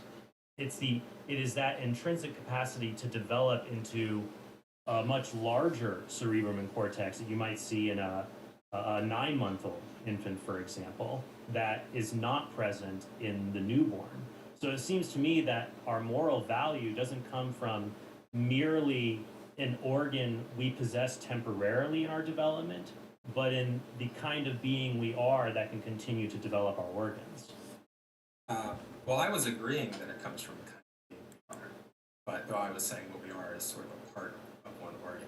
But I think. But it's like that part of your that brain, also, like it is not the thing that develops you, that continues to grow. It is the large organism itself works upon that part and grows and expands it into the person-like mind that exceeds, not.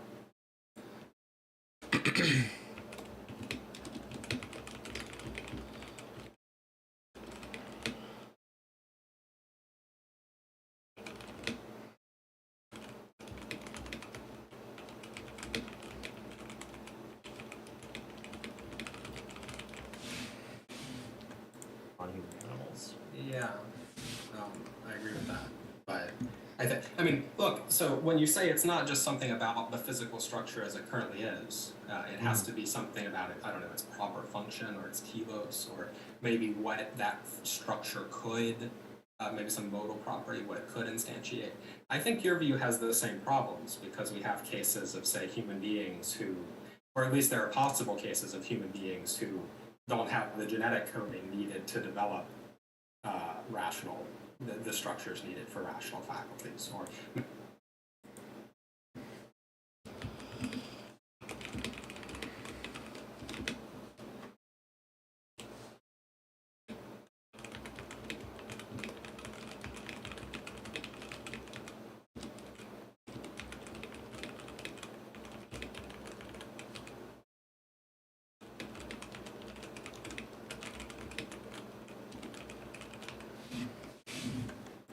maybe even their genetic coding causes them to develop in some way that's incompatible with that.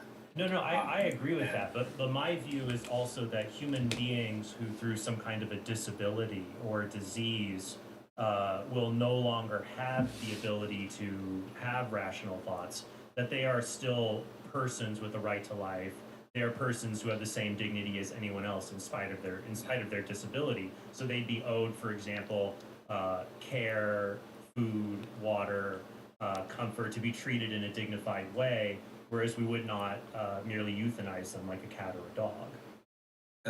Yeah, I agree with that. But what I'm saying is, whatever makes it the case that these individuals are still members of a rational kind, that can't be something about their actual physical structures, or really even about having the intrinsic capacity to develop it. Well, I mean, if they don't have the right DNA, it's unclear exactly what that comes to. So I think, I'm not saying you can't make it work. I'm just saying, I think whatever you say, it's going to be something that's not apparent just from looking at the physical structure. It almost has to be a telos or something. And I think that then I can say something that mirrors that about, oh, okay, so we have minds of a certain sort, or they.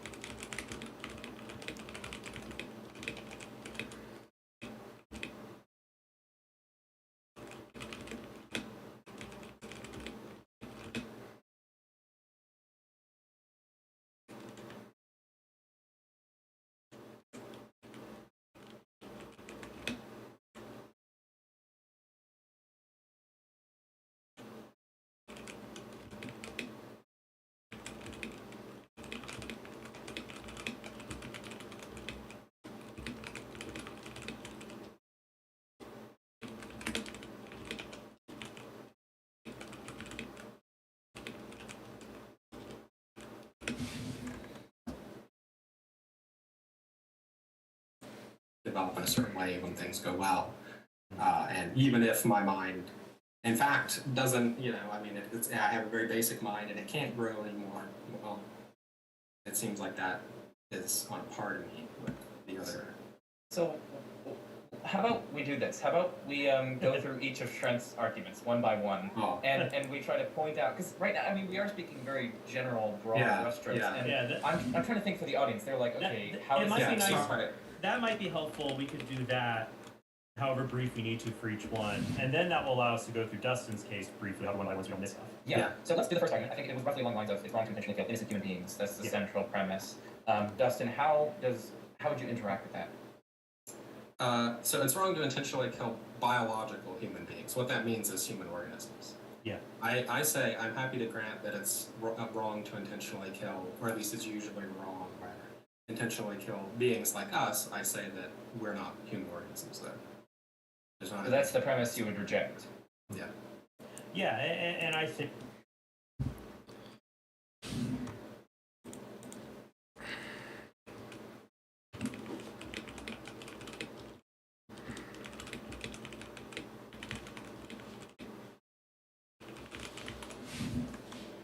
Think that we would end up in the discussion we had just prior to this as to why you would reject that. But this is why I say the personal identity. This is why I want to talk about. No, I agree, but I think it's helpful to move through it because different people, because obviously, right, this isn't a debate, this is a discussion where, and I think I want to bring up some interesting points for everyone to chew on. Because, like with any argument, or any position, that people will find different things that are persuasive to them or not persuasive to them. Because there are some people who defend permissibility of abortion who would actually find all 5 arguments persuasive, but they would do a Thompson bodily rights argument instead. So with this particular argument, would you say this argument is something a person, let me start this, do you think that it is at least a valid argument? Is it logically valid? Yes. I assume I haven't seen it right now, but I assume it is. Yeah, sure. So then from there, if someone held a position that it is wrong to directly kill human organisms, then this argument should be persuasive to them. It should be something they should endorse. Would you, I don't know what you think about that. That sounds right, yeah. Okay, that's great, because I think a lot of people who oppose abortion could actually run around with that premise and argue with it. And so I think that's because they haven't clearly differentiated what we think we are. Sure. But what I want to do is to always meet people where they're at. Like David Blum does in his book Defense of Abortion. The strongest argument will rely on premises that another person accepts. So for many people, if that premise about human intrinsic value, if that's important to them, and it is even for many non-religious people, then I think this is an argument that they should take seriously or may even be obliged to take seriously. So that's the first argument. Maybe we should just go on to the second one. That's cool. So the second one, as I had it, is the personhood argument. Basically, that's kind of personhood, I believe, was an individual member of a rational kind, and of course, as such, would have an innate capacity for rationality. And he gave a kind of inference to the best explanation for why this is the right account of personhood. He basically said it was, for all the, at least the uncontroversial cases of persons, this is an extensionally adequate account. That is to say, it captures all and only those. At least uncontroversial cases. It rules out ones that we don't want to include or that we don't think should be included within the category of persons, and it rules in the ones we think should include. And it's unifying, it's illuminating, and so on. So that's the basic. And of course, given that account, we call it fetus because it's an individual member of a rational kind would be a person, and so we're that's the basic first thing. Yeah, and it seems like we kind of are in a lot of agreement on this main point that it's wrong to kill individual members of a rational kind. It seems like where we disagree is on what particular facts make us a member of a rational kind. The dust, in your view, seems to be what makes us a member of a rational kind is the possession of a particular physical structure in the brain, I guess, versus my view that it's belonging to a particular kind of organism or species. I wouldn't frame it that way. I would say we have a disagreement about what we are. Okay. Yeah, the metaphysics of Yeah, Of and I, sure. and I Would think that you- we're an object composed of, your hypothetical particularly view. physicalist. Yeah. I think that we're an object composed of certain parts of our. Do you believe we belong to a kind? Yeah. Well, I mean, yeah. I'm happy to say that we belong we belong to a rational kind. We have the rational kinds of minds. There's some sense in which it's fine to say that I'm of the kind human being because I'm embodied in a humanoid. So it's just that's not an animal merely. And you can take that to be essential, right? Because if you were, that's if you awesome. took your little cerebrum and put it in Yeah, a yeah. cyborg, My cerebrum could no longer be embodied in a humanoid. yeah, it could go into cyborg, and you say it still exists. I think it's kind of intuitive. We'll see. Still exists. I think, In a humanoid. yeah, it could go into a cyborg, and you say it still exists. I think that's kind of intuitive. We'll see. All right, so where we belong. It seems like, because I want to figure out from your position, it seems that because you were talking about moral intuitions a lot in your ethical statement, that we think that it's somewhat can account for late trimester abortions being much worse than earlier trimester abortions. But you would agree, though, that most people have very strong intuitions that it's not immoral to fumigate a barn to kill a bunch of rats, but it would be immoral to fumigate a house to get rid of squatters, for example, even though squatters can be very annoying. Yeah. And so what would your explanation be for we have, here are entities that both have minds that respond. They respond to environment, they direct movement of the organism. What is the difference between these two kinds of beings that's morally essential, morally relevant? Well, I think it's just going to be what we were saying a minute ago. I think there are ways in which different sorts of treatment between humans and animals are going to be merited, even if we have the same. The organism, what is the difference between these two kinds of being?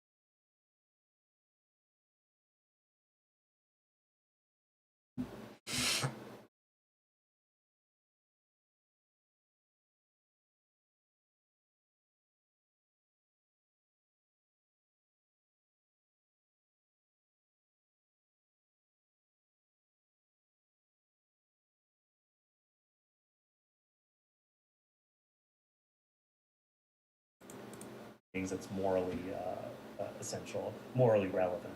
Well, I think it's just going to be what we were saying a minute ago. I think There's have, even though squatters that, but you would agree though that most people have very strong intuitions that it's not immoral to fumigate a barn to kill a bunch of rats, but it would be immoral to fumigate a house to get rid of squatters, for example.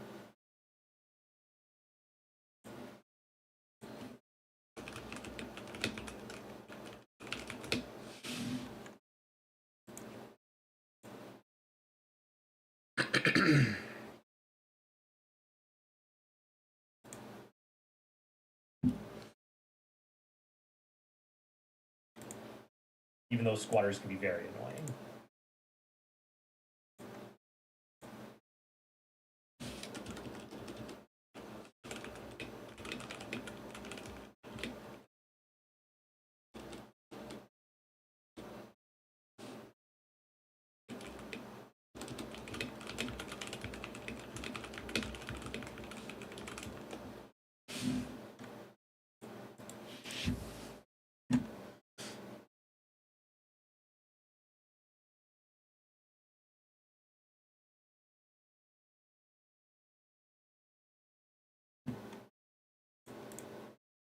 yeah.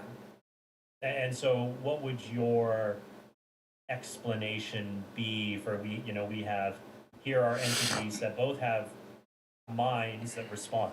They respond to environment. They direct movement of the organism. What is the difference between these two kinds of beings that's morally essential, morally relevant? Well, I think it's just going to be what we were saying a minute ago. I think there are ways in which different sorts of treatment between humans and animals are going to be merited, even if we have the same intrinsic moral status. And there's a big philosophical literature about this. But if we want to say that there's a difference in moral status, I think that I can say it's the stuff about being members of a rational kind, just like you say. It's just we have a difference about our ontology. Yeah, what makes us a member of what makes a being a member of a rational kind? Yeah.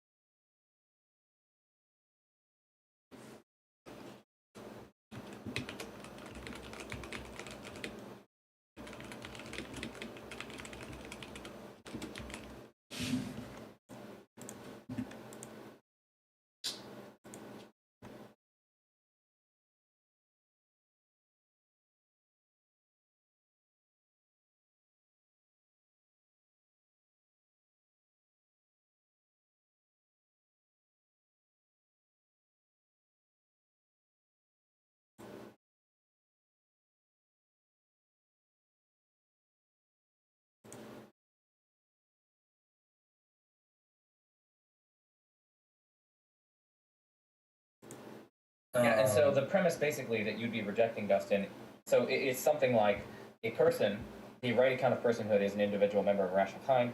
A fetus is an individual member of a rational kind, so the fetus is a person. Persons have a right to life, so a fetus has a right to life. It's something like that. So I'm guessing, Dustin, you would reject that premise that a fetus is an individual member of a rational kind. No, the members of the rational kind. Yeah, early on. Yeah, early on. The members of the rational kind are it's like the minds. It's like the physical object that you're pointing out, and that's a dispute over what we, as in the individual members of rational kinds, are. So you'd reject that premise that an early on fetus is an individual member of a rational kind because it doesn't have that mind, and that's what we are. Okay. Right, and I'm looking for clarification as to how can I know that being X is a member of a rational.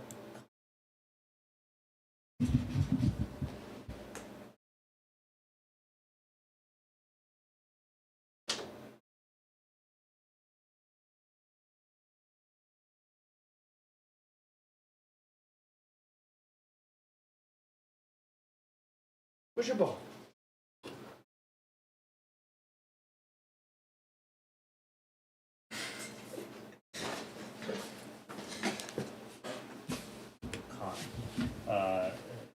Like, how do I know a rat is not a member of a rational kind, but a newborn infant is? Yeah, I'm saying I think that's a good question. I'm saying I think it's difficult for everyone because if you want to say all human, Being X is right, and I'm looking for clarification as to how can I know that being X is a member of a rational kind. Like, how do I know a rat is not a member of a rational kind, but a newborn infant is? yeah.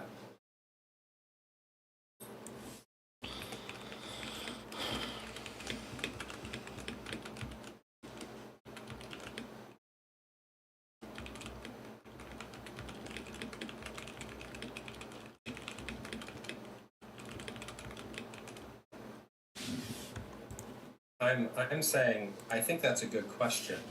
I'm saying I think it's difficult for everyone because if you want to say all humans are members of rational kinds and no animals are, you have to say that even humans who don't possess the structures never will have DNA that prevents them from ever possessing it, that they're still members of the kind.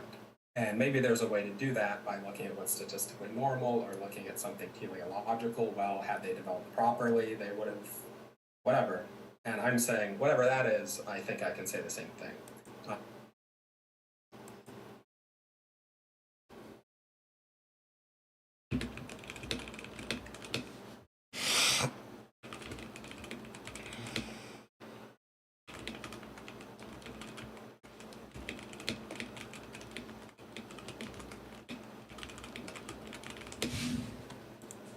I think, I mean, maybe it's look at is there some possible world where they're rational? I think there might be some possible world where the rat is rational, either gene therapy, so it's Hey, when you go to thaw your chicken, don't set it up on that wood.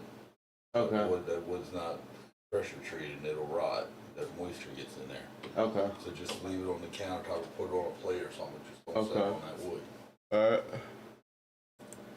But I think it's hard, but I think that's part of your position too.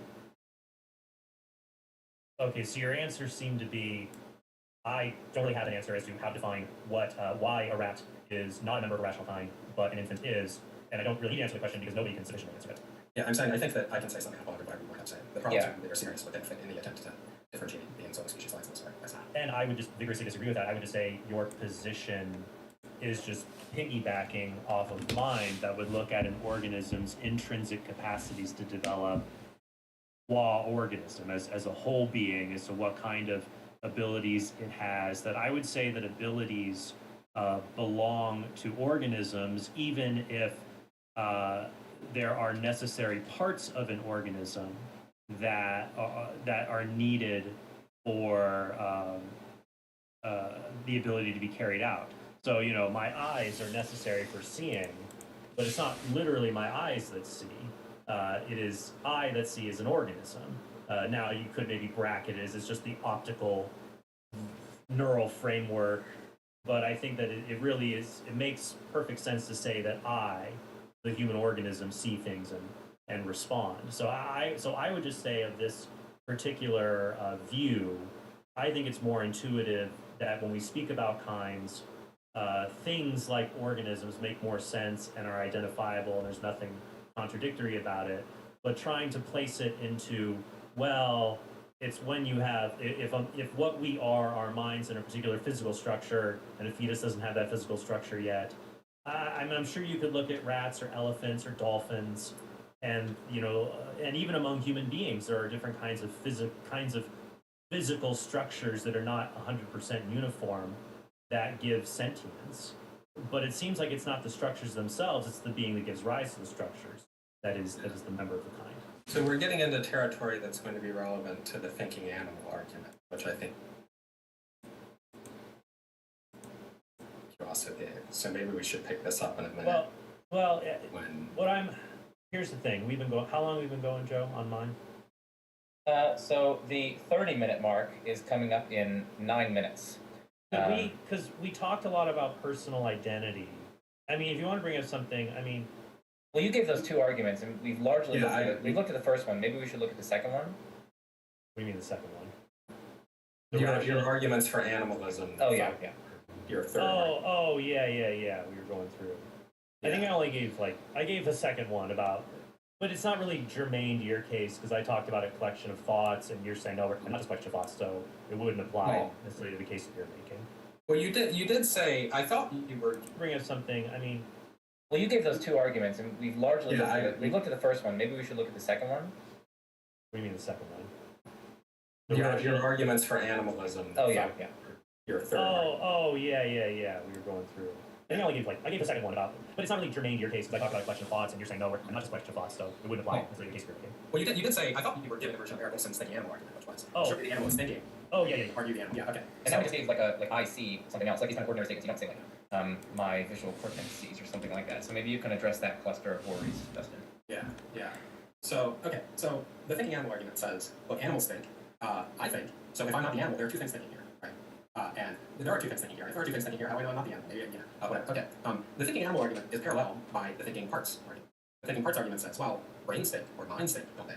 And so if I'm not the mind, then there are two things thinking here. And I think that these are quite parallel. So here's what I want to say. I think there are two ways to solve this.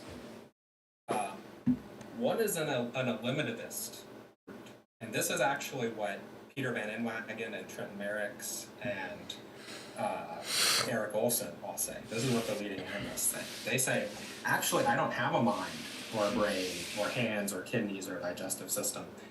The only composite objects are organisms. And so that's why there's only one thinker, because there's only the organism here.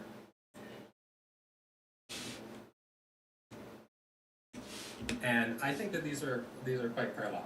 So here's what I want to say. I think there are thinking here. And if there are two things thinking here, how do I know I'm not the animal? Maybe, whatever. Okay. The thinking animal argument is paralleled by the thinking parts argument. The thinking parts argument says, well, brains think or minds think, don't they? And so there are two things thinking. They're looking. So, okay. So the thinking animal argument says, look, animals think. I think. So if I'm not the animal, there are two things thinking here, right? And there are.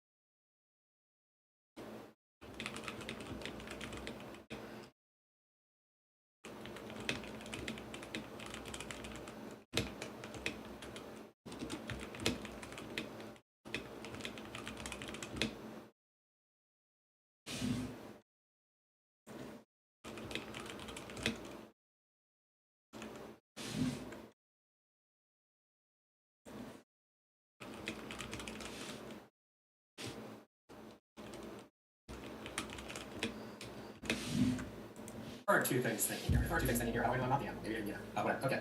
The thinking animal argument is paralleled by the thinking parts argument. The thinking parts argument says, well, brains think or minds think, don't they? And so if I'm not the mind, then there are two things thinking here. And I think that these are quite parallel. So here's what I would say. I think there are two ways to solve this. One is an eliminativist route, and this is actually what Peter Van Inwagen and Trent Merricks and Eric Olson all say. This is what the leading animalists say. They say, actually, I don't have a mind or a brain or hands or kidneys or a digestive system. The only composite objects are organisms, and so that's why there's only one thinker, because there's only the organism here. And this is the embodied mind sparsism paper. I say, if we go that route, actually we should think the only objects are minds. Because what is the justification for saying organisms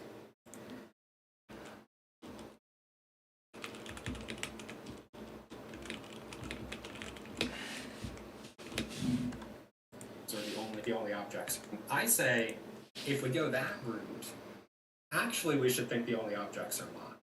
Because what is the justification for saying organisms are the only composite objects? It's something like they're the only sorts of things that possess irreducible properties that can't be, decoherent into the simples, or they're the only things that possess a functional unity of the right sort to say it all. I say no, that's a mind. That's what possesses the irreducible property. That is what provides a unified perspective on the world. Is this the no human animals view? The no human animals view? Yeah, so if we go this route, then I would say there aren't any organisms. There's only the mind. And that's why there's only one. And that sounds wild, but we're responding to people who say there's no mind, there's no brain, there's no hands, there's only the organism. Yeah, you're getting two responses. That's the biggest one. Yeah, suppose we don't say that. Another response is to say somehow the mind and the organism are not thinking in the same sense. One of them maybe is thinking only in some derivative sense that's not real thinking. And what I say is, okay, what is the thing that really in its own, the mind and the organism are not thinking in the same sense? One of them maybe is thinking only in some derivative sense that's not real thinking. And what I say is, okay, what is the thing that really in its own right thinks? It's the mind. The organism thinks only in the sense that it has a part that is thinking. But that doesn't mean that the organism as a whole is really thinking, it's just it possesses a part that's thinking. And so it's the same thing as the car makes a noise, the car horn makes a noise, but there aren't two different noises. What's going on? Oh, well, the horn made the noise, and in virtue of having the horn as a part, there's some derivative sense in which the car made it. So I say, in the sense that really matters, it's actually not true that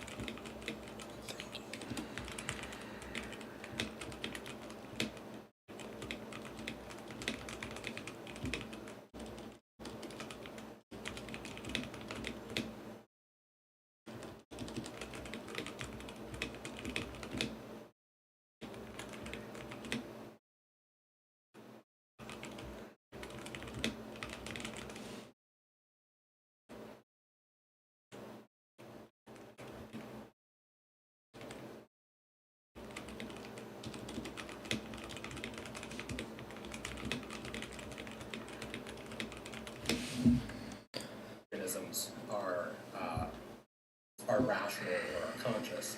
They're only so in this derivative sense, which is that they're connected in some way with mind. I think it's, if we got this derivative route, so I thought the eliminativism that they're connected in some way with mind.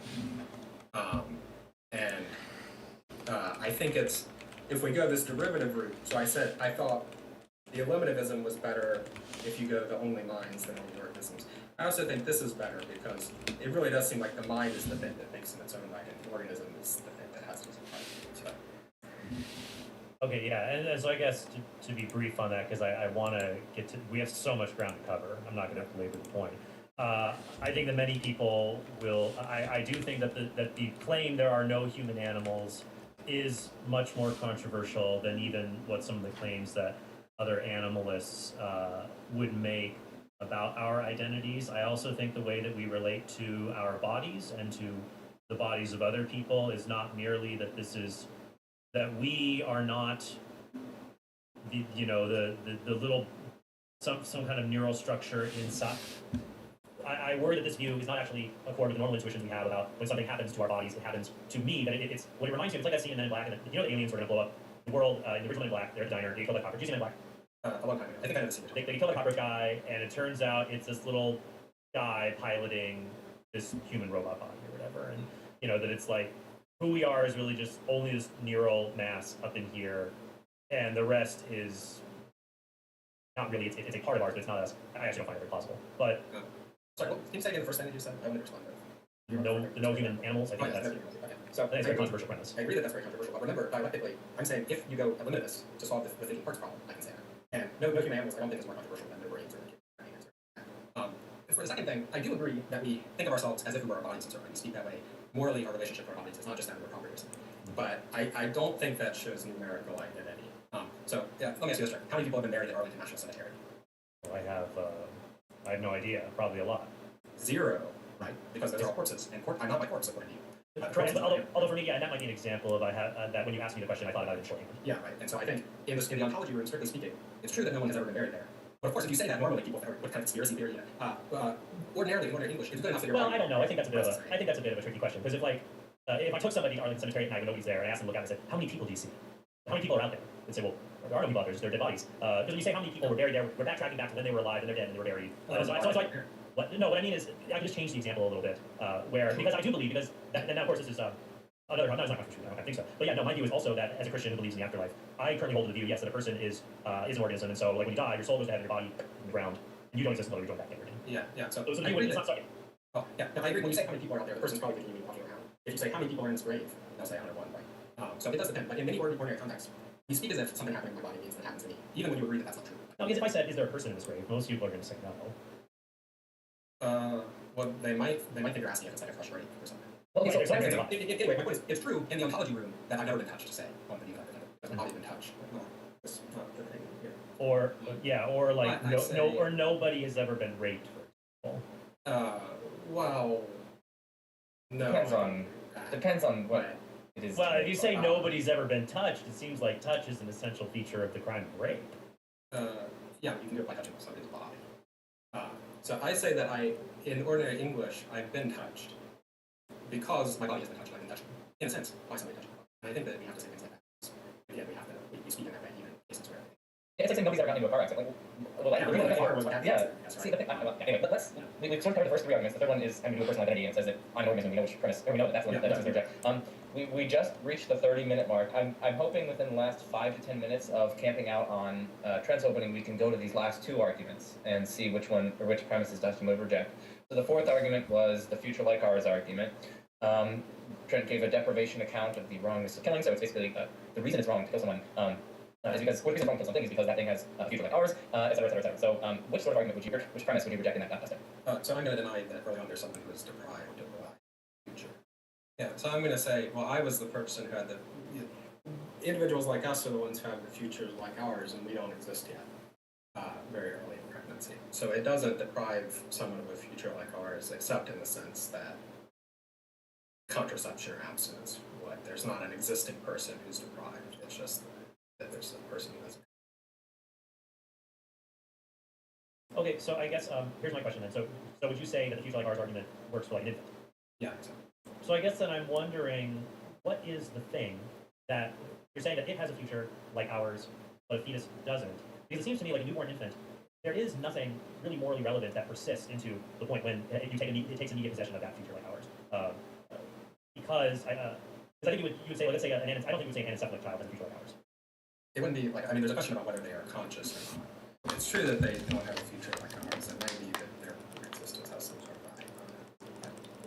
Right, but an anencephalic infant will die a few days after birth. It will not. Yeah, I guess that's true.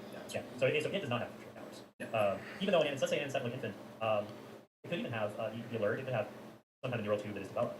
It could have all the parts that you associate with being like us. Like let's say it is or it could be another disease you could pick. I think this one case worse, where if you ground it, as an infant, that anencephalic infant actually does not have, if it's, that anencephalic infant could be like the healthy infant, you imagine, that has a neural cluster, has a mind that is thinking, aware of sentient things, heat, light, dark, cold, pain, pleasure. But it doesn't have, but even though it has those same things as the healthy infant, it doesn't have a future like ours because its entire development as organisms is blocked because of this disease that it has. So it seems to me like when I look at the healthy infant, what persists into the future when it becomes an immediate possession, it's not just that structure in the brain because you've got to add up trillions more synaptic connections to get rational thought like us. And it's definitely not like psychological preferences, desires, or memories. At least not explicitly, it seems like. So I just feel like if you don't see a future like ours for the fetus, I don't see how you can really say one for the infant as well, but only in the abstract case that this is the kind of organism that will have a future like ours. I guess I'm a little confused. I mean, the reason the anencephalic infant doesn't, having a future like ours is a property about what's going to happen in the future. It's not a property about your current intrinsic. Anyway, all babies will lose a future like ours, like a comet that's going to hit tomorrow. And so if we think, so it would still be wrong to kill them, then it has to be that there's some other thing that makes them wrong besides just having a future like ours, I guess. Right, no, I agree. That's not, these are mutually supporting arguments. I think there's other reasons that are wrong to killing infants. I mean, the reason that the infant on has a future like ours is because unless we kill them, they will grow up and have a life like ours. But that is the same with the embryo. If we don't kill it, it will grow up and develop like us. Oh, I don't think that it's one and the same individual, because I don't think an individual like us exists early in pregnancy. So if you do it early enough, I say what happens is that it prevents a being that wouldn't have a future like ours from coming into existence, which, unless you think that abstinence or contraception are equivalent in murder, you'll say being that would have had a future like, I say what happens is that it prevents a being that would have had a future like ours from coming into existence, which, unless you think that abstinence or contraception are equivalent in murder, you'll say that's different from depriving a being that really does exist of one. So that's what and Marquis himself says this in his original paper. There's actually this very brief point where he says, if there's a time early in pregnancy where the embryo is not yet a definite individual, then my argument won't apply. And what he means is there's not someone who's numerically identical with the Right, but he would trace that numerical identity to being the same organism. Yeah, he would.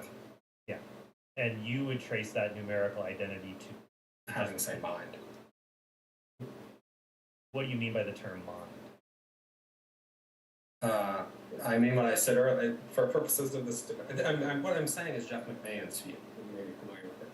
I'm saying a mind is an object that is composed of the parts of my brain that are responsible for my mental life. Begins to exist when it gains the functional unity needed to sustain that, ceases to exist when it loses them. So that's what the mind is. So the infant does have a basic mental life. Its brain has that, and that mind will develop and grow in certain ways, but it will be one and the same object. Well, is it really one and the same object though? It's like the ship of Theseus, or like my car. If I keep swapping out parts and adding new parts to it, and it, and I keep changing it, especially not even, let's say it's my car, and I add to it and more to it, and it's like a Mad Max giant Thunderdome car. That seems to be more like what's happening with the infant's mind until it reaches the more advanced stage. I think it goes from like 56 trillion synaptic connections at birth to 1,000 trillion at 9 months. Do you think that my brain is a different brain than I had when I was born? I think they're all the same things. Well, I think you're the same organism. I do. Yeah, well, is it the same? My brain no, I don't. Is the same. My brain is not the same as the brain I had when I was born. So I don't have the same. organ? You mean it's literally not just that it's qualitatively different; it's numerically a different brain. It's okay. When I had, I guess once it reaches, I'm trying to think it back into fetal development, the development of the brain. Yeah, I guess I would say that it is the same. It is the same brain. Okay, but the parts that are morally. But I would say that for your view, like, okay, so this individual, like, you would say that a rat has a mind, it has a brain, but it does not have a future like ours. Yeah, because it's a rat. I mean, unless it's going to go into a machine that turns rats into people or something, it doesn't. Mm-hmm.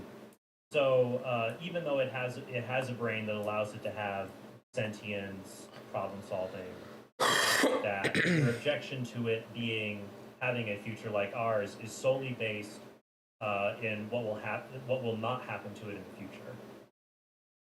That's what a future like ours is. It's about what's going to happen in the future, provided we don't kill it. I mean, the rat is not going to have a future like, if it's a real rat under real circumstances, it's not going to have a future like ours no matter what I do. Yeah, and I guess your rejoinder is, well, that the infant is the same individual who would have those valuable future experiences. But what you mean by individual is a particular physical object in the brain. Or a mind, yeah. A mind, yeah. Well, yes, but mind, that's a very nebulous thing, because you don't think we're immaterial. You think that a mind exists in a physical.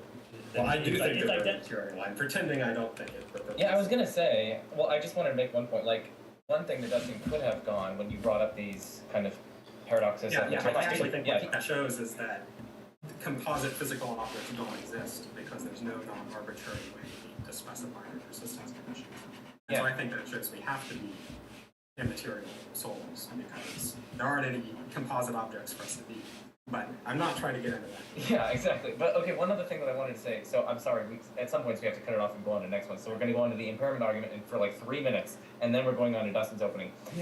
Sure. But I just wanted to say, one thing that was going through my mind was that those same problems about Dustin and the physical organ, with legally like organisms, right? So like, let's suppose that just for me as an organism, every other 10 seconds you like replace like 3 of my cells with like qualitatively similar, or I guess isomorphic biotic parts, or like machine-like parts. Is there going to be some precise point at which I die? Like you replace one cell and then I somehow die. Like again, you're going to get all those same paradoxes with organisms as such. You can remove one cell day by day, things like that. So it seems to me that you're going to get the same problems. That organisms are a unique kind of thing because of their intrinsic capacity to develop and maintain an identity over time. That they have a better case of being an individual or a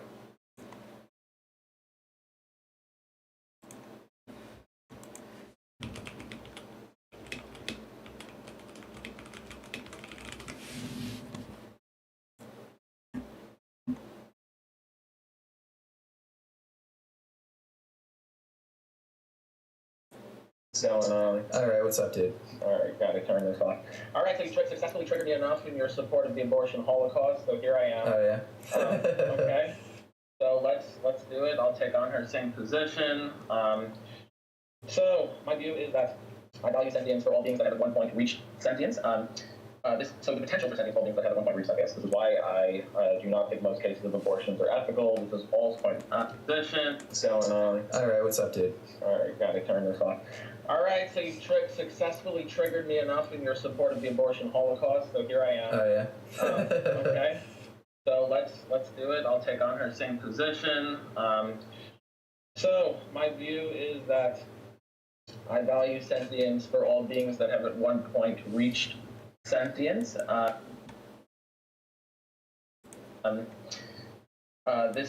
the potential for sentience for all beings that have at one point reached sentience. This is why I do not think most cases of abortions are ethical. This is all, or should be legal. This is also why I don't think abortions are ethical. This is Paul's point reach sentience. This is why so the potential for sentience for beings that have at one point reached sentience. This is why I do not think most cases of abortions are ethical. This is all, or should be legal. This is also why I don't think abortions are ethical. This is all, or should be legal. This is also why I don't, my view doesn't lean into spermatogenesis, FGOs, or killing people while they're comas. I do think there's a difference between, I do think my ethical, at least ethically, I think there's a difference. Legally, there should be a difference between the case of rape and the case of non-rape. We could go into the symmetry breakers for that.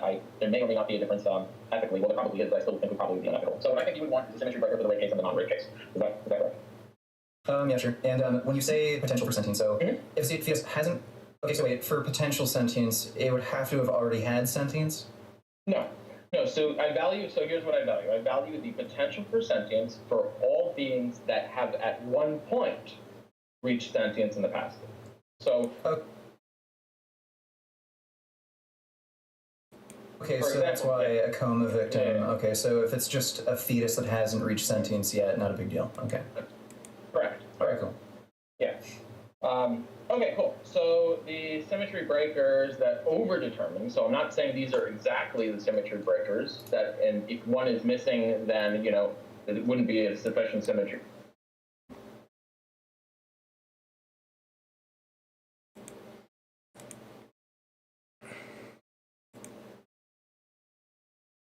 breaker to make a difference in the attitude towards belief. However, these overdeterminate. In other words, if these symmetry breakers are in place, then it would be a difference such that you would say, okay, my view of how moral or legal this is should be different, really legal. So the symmetry breakers that overdetermine the responsibility condition is what I call it. So obvious difference in the rape versus non-rape cases. In the non-rape case, on my view, there's a responsibility condition to fetus. Why is there a responsibility condition to fetus? On my view, is there's a conjunction of the following four things. Number one, so it's a conjunction. It's not. It has Let me to be actually write inclusive. this down. Yeah, sure. Okay. Yeah, I can actually send it. Yeah, I guess you could. Here you go. Are you gonna send it to me just through Discord or? Oh, this is like I don't know why the text is. Yeah, it's all black and Oh, white. yeah, I don't know why. Did it on the page on here. But Yeah, yeah, on your phone or your laptop? I'm on my laptop. I'll just do it. Yeah, I'll just do it here. There we go. Okay, I'll edit that to make it pretty. Four things. Number one, number two, three, four. Okay, so symmetry breakers that overdetermine the responsibility condition are the following four things. It's a conjunction of the four things. It's not any one of them alone. But the overdetermination is for the following four things. Number one, the individual partook in forcing another being to be in a state of dependence upon that individual in the first place. Number two, the being is sentient, or currently sentient. Number three, the dependency has already been instantiated. So it's not a question, for example, of you knocked someone over with a car and that you need their kidney. Oh man, dude, motherfucker did, motherfucker in a pincushion did, what the fuck did, the fucking did, motherfucker in a fuck did, like what the fuck did, holy fucking a motherfucker and a motherfuck that fox did, what the fuck did.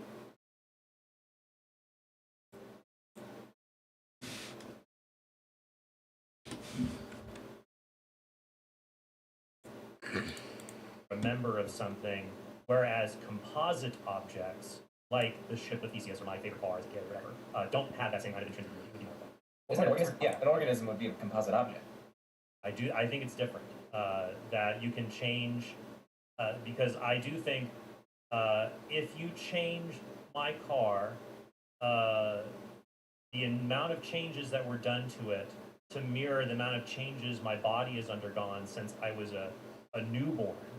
That let's say I was, I weighed 6 pounds or whatever, versus who I am today in my physical structure.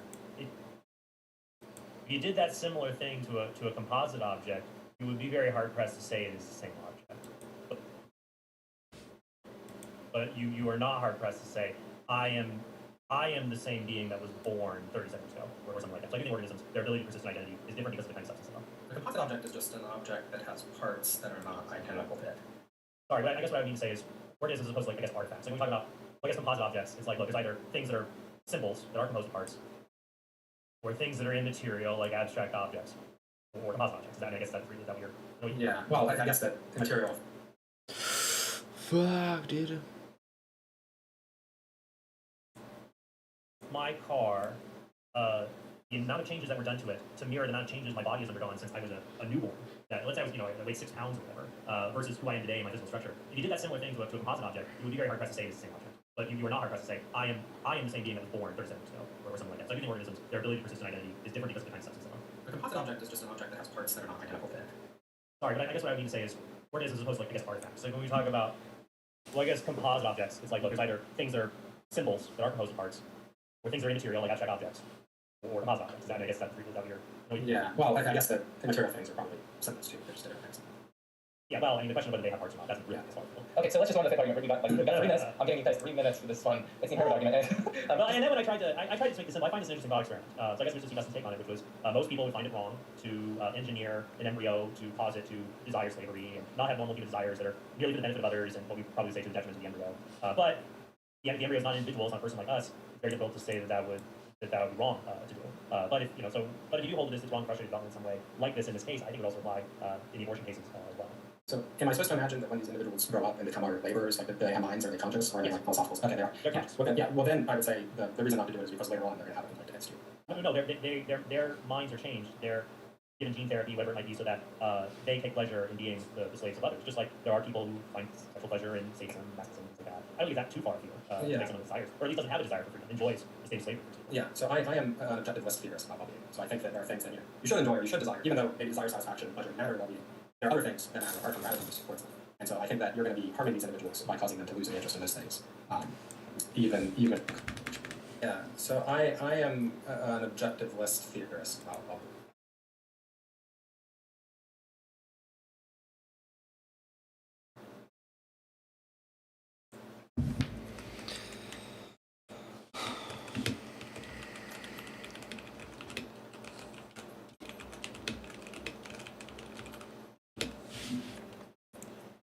So I think that there are things that you should enjoy or you should desire, even though maybe desire, satisfaction, and pleasure matter to well-being. There are other things that matter apart from your attitudes towards them.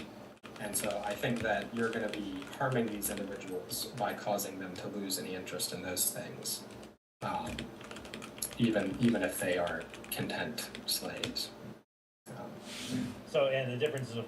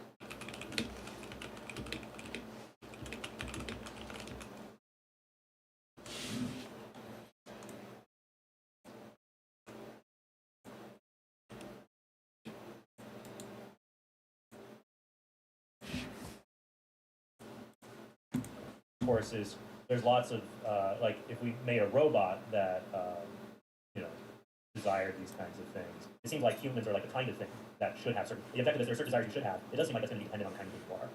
Yeah, well, I mean, assuming if a robot is like Mr. Data from Star Trek, it seems like he's conscious and has a mind. Then I might say the same thing. If it's just a normal robot, like in a factory or something, I would say, well, that's not a being with moral status because it doesn't. Nothing can really go well.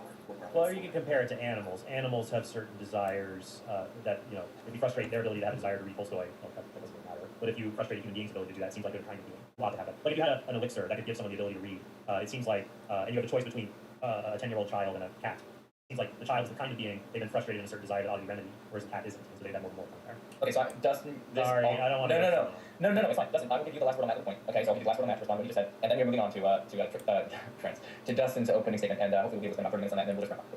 Okay, two things. I mean, first of all, there are a lot of instrumental reasons to give it to the human, and if you were like the one cat who was a person, and you don't have a family, and you're in society, you might not use it at all. But it might also be, I mean, if my move of saying, well, maybe our minds are rational kinds of minds, if that works, then I think that may be a way of accounting for proper for class even which minds to be rational ways necessarily. So just a quick clarification. Okay. Well, or you can compare it to animals. Animals have certain desires that, if you frustrate their ability to have a desire to read Tolstoy, well, that doesn't really matter. But if you frustrate a human being's ability to do that, it seems like they're the kind of being a lot to have that. Like if you had an elixir that could give someone the ability to read, it seems like, and you have a choice between a 10-year-old child and a cat. It seems like the child is the kind of being, they've been frustrated in a certain desire that ought to be remedied, whereas the cat isn't, and so they've had more on there. Okay, so Dustin, Sorry, I don't want to. No, it's fine. Dustin, I will give you the last word on that little point. Okay, so I'll give you the last word on that to respond to what he just said, and then we're moving on to Dustin's opening statement, and hopefully we'll be able to spend about 30 minutes on that, and then we'll just wrap up. Okay. Two things. I mean, first of all, there are a lot of instrumental reasons to give it to the human. I mean, if you were like the one cat who was a person, and you don't have a family, and you're in human society, you probably not as well off. Instrumental reasons. Quickly after. Yeah. Okay. Two things. I mean, first of all, there are a lot of instrumental reasons to give it to the human. I mean, if you were like the one.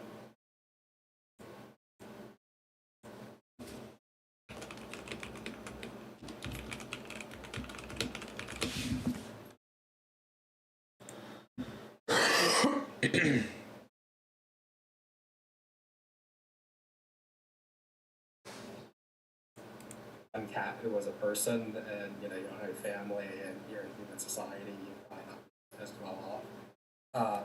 But it might also be, I mean, if my move was saying, well, maybe our minds are the rational kinds of minds, if that works, then I think that might be a way of accounting for why it's proper for us, even though we're just minds, to be rational minds necessarily for that. So just a clarification, that's similar to your symmetric move earlier. You're saying instead of saying what kind of organisms, what kind of minds, what kind of rations. Okay, that was just clarification. We're moving now on to Dustin's opening, and I will just turn it over to Trent to kind of, I guess, ask where he wants to go with this. So yeah.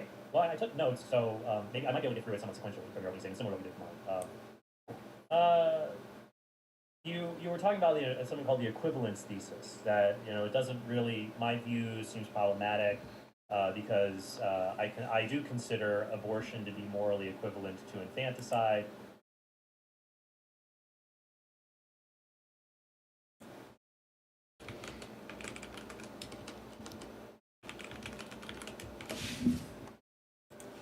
But many people don't have that view, that it's equally wrong to kill an embryo, human fetus, human infant, human toddler, human teenager, human adult, human geriatric.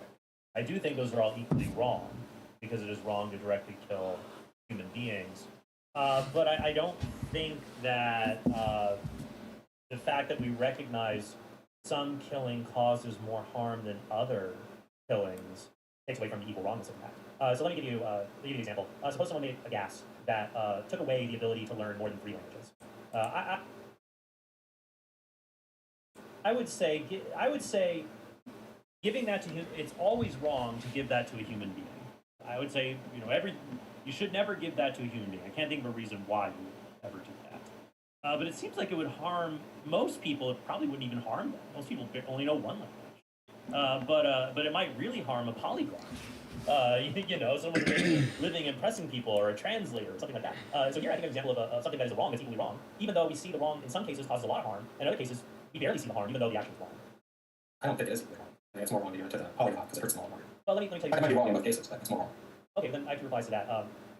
An act could be, suppose I allow for the gradation of wrongness in acts. It could be the case that some acts are more wrong than others, but all of them are gravely wrong and you ought not do them.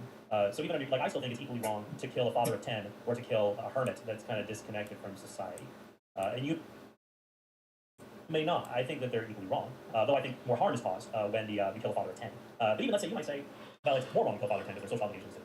Even if it's less wrong to kill the hermit, it is still very, very wrong, and it's gravely wrong, and it's something one ought not do. So you see what I'm saying there? Yeah, I agree with the formal point. Yeah, and so I think that when we apply that to abortion, to things like that, we are going to get back to a basic principle, which is that just with the formal point.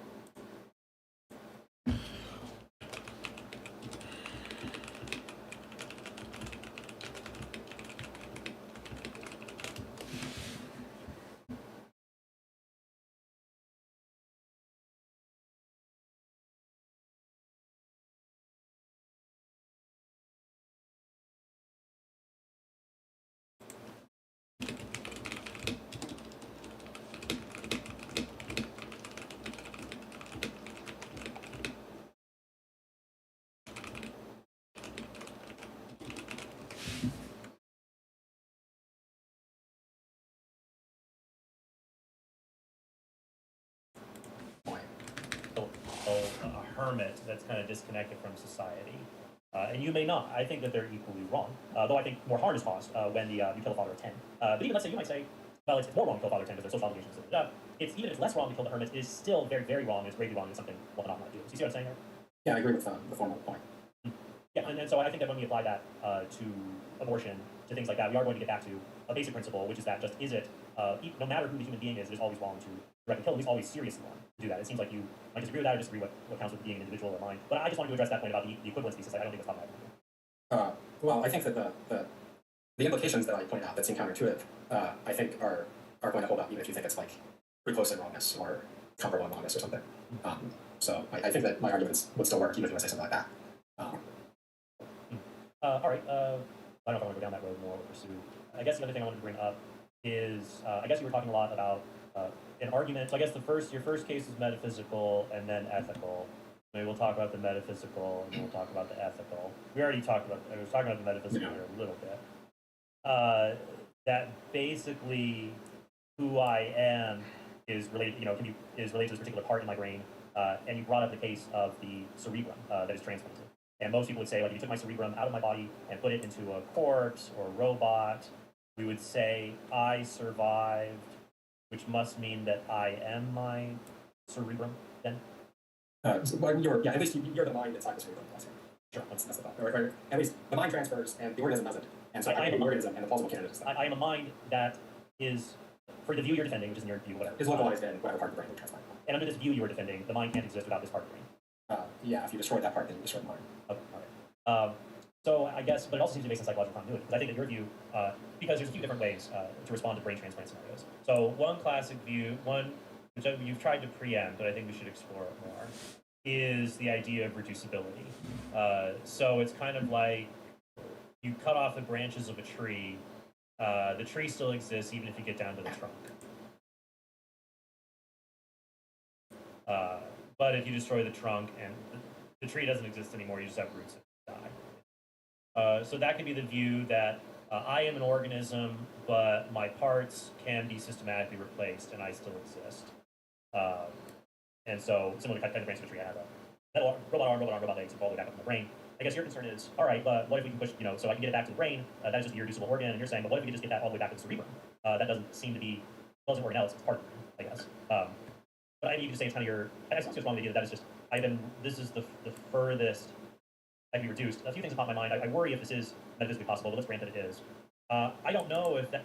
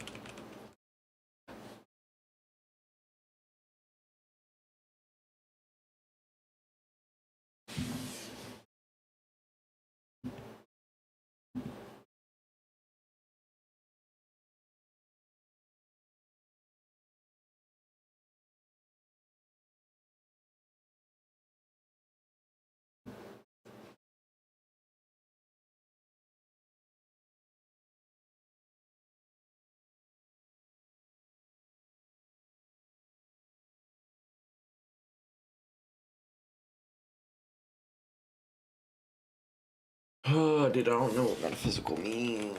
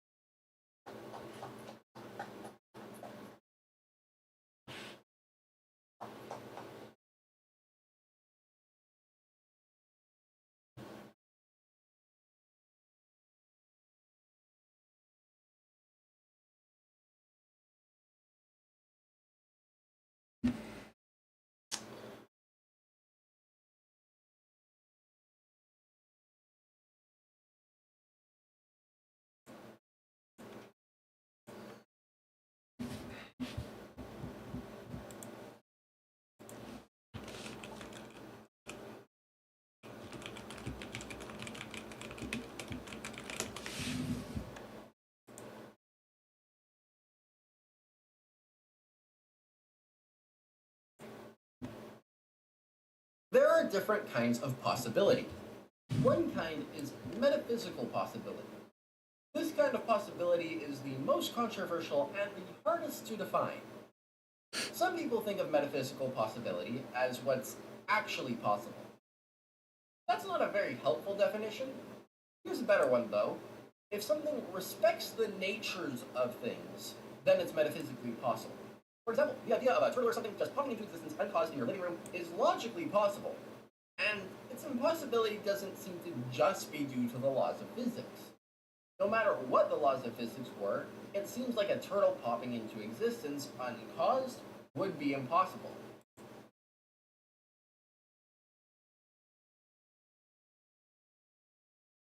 It's just dictated by the nature of cause and effect. And the nature of existence. Since it's the natures of things which make it impossible, we say it's metaphysically impossible. To further clarify this idea, let's look at some more examples. Some philosophers are debating the nature of morality. One philosopher thinks that morality is dictated by culture, and the other philosopher thinks that morality is independent of what humans believe. They both agree that the other person's position doesn't violate the laws of logic, but they both think that their own view is correct, and the other person's view is therefore impossible in some sense, because it misunderstands the nature of morality. This type of impossibility is metaphysical impossibility. Existence is the same thing as the color green. Existence, by its very nature, is not a color, so this is not metaphysically possible.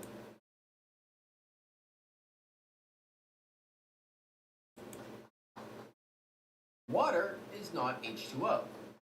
Water, by its very nature, is H2O, so this is metaphysically impossible. God does not exist. Most theists think that this is impossible. Not that there is any logical contradiction in saying there is no God, but due to the nature of existence or reality or something, God must exist. Moving faster than the speed of light. This isn't possible with our laws of physics, but many people believe that it was possible for our laws of physics to have been different.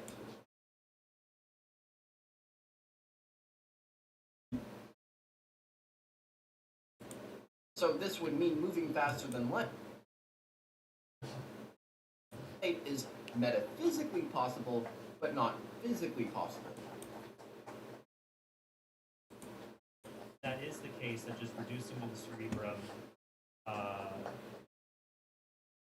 constitutes survival if you have that psychological connection, because then you have Parkinson. What if you split the cerebrum, or do the split brain into two separate bodies, and then both claim to be me? I can't be numerically identical to both of those. So that, if I pose that as an answer, then maybe it is just not the case that maybe if my cerebrum split the cerebrum, that is. But I mean, you could just say it's kind of your. I still don't see what's wrong with the idea that is just. This is the say. Concern is all right. What if we can push? So I can get it back to the brain. That's just an irreducible organ, and you're saying, well, what if we can just get that all the way back to the cerebrum? That doesn't seem to be. Well, it's an organelle. It's a part of it, I guess. But I mean, you can say it's kind of your. I still see what's wrong with the idea that is just. This is the furthest. Have you reduced? A few things pop in my mind. I worry if this is metaphysically possible, but let's grant that it is. I don't know if that is the case, that just reducing the cerebrum constitutes survival if you have that psychological connection, because then you have the Parfit problem.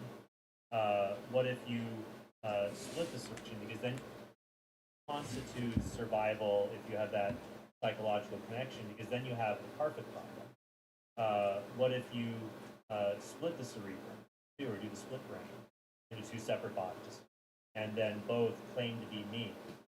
I can't be numerically identical to both of those individuals. So that, if I pose that as an answer, then maybe it is just not the case that maybe if my cerebrum is removed from my body, the I as an organism, I do die, and maybe a new organism comes into existence with my memories. Similar to the Parfit case, what could solve the numerical identity problem?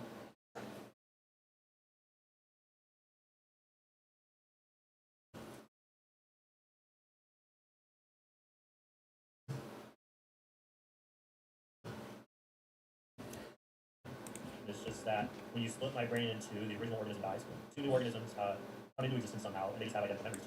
They're not both. And they just have two new organisms come into existence somehow, and they just have identical memories to them. They're not both.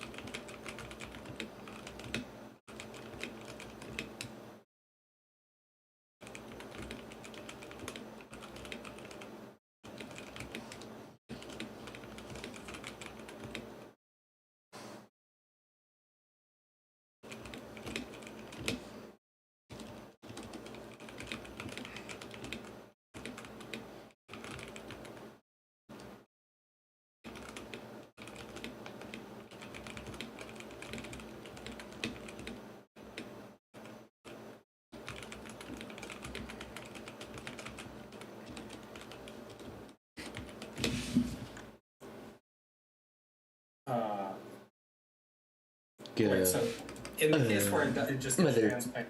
Motherfucker.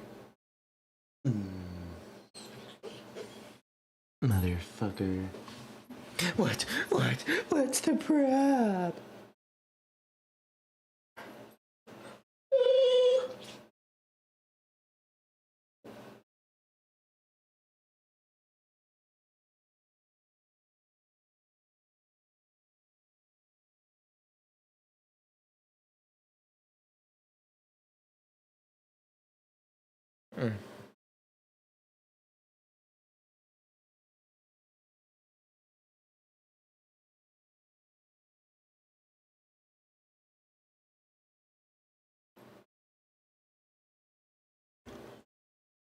And then there's no split. What is your diagnosis in that case? If it's just the cerebrum, Yeah. I'm not sure. It's possible that I don't that I do not survive. Because if I don't survive in the Parfit case, I don't know. I don't know, because I am an organism. I am a being. If somebody else, just because somebody else has memories and thinks that they're, I mean, somebody knew my life really well and canvassed it.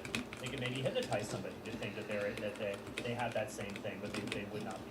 So I have a one diagnosis that it's not me, or that somehow that I can still be irreducible down to that. If I can be, if you can cut me down to one irreducible organ, the brain, maybe I can be cut down to the cerebellum. And that is just I still exist as an organism, even though I'm detached or incomplete.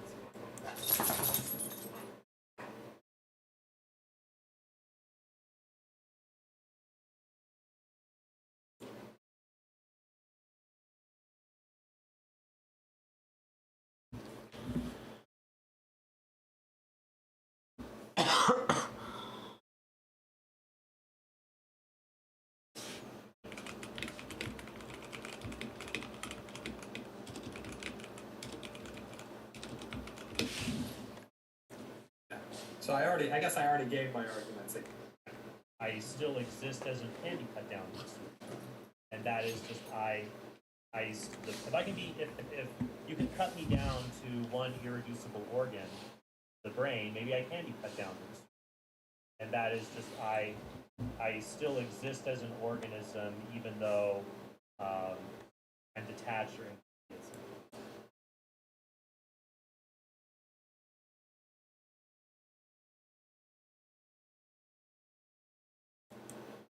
So I guess I already gave my arguments against the idea that the organism might be reduced to just the cerebrum.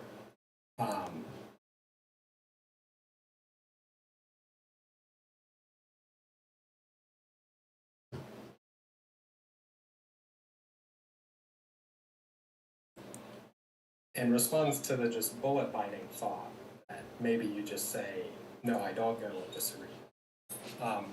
I do.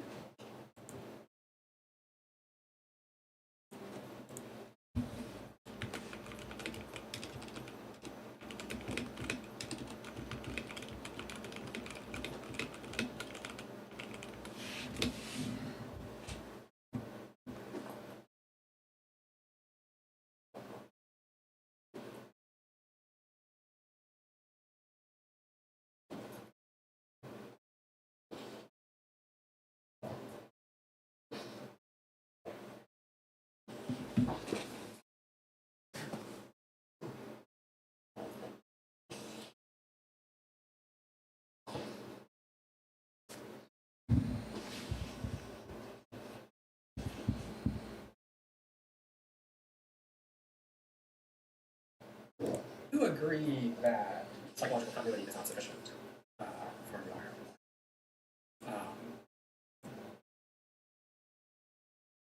Because, there could be a clone that's psychological continuous, or, sufficient cases where, like I said, I think I could lose a high degree of psychological continuity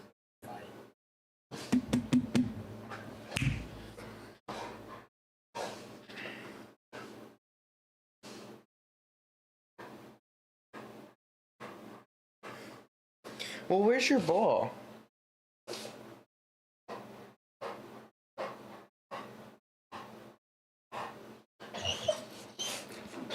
Wait, where's your ball?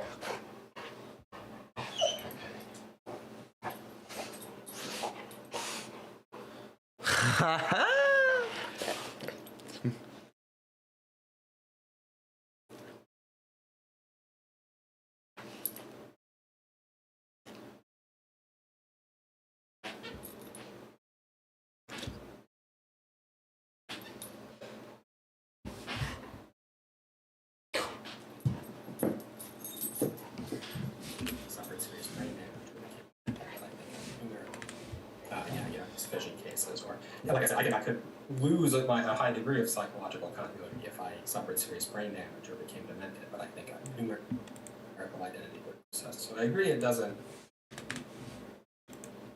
Like I said, I think I could lose a high degree of psychological continuity if I.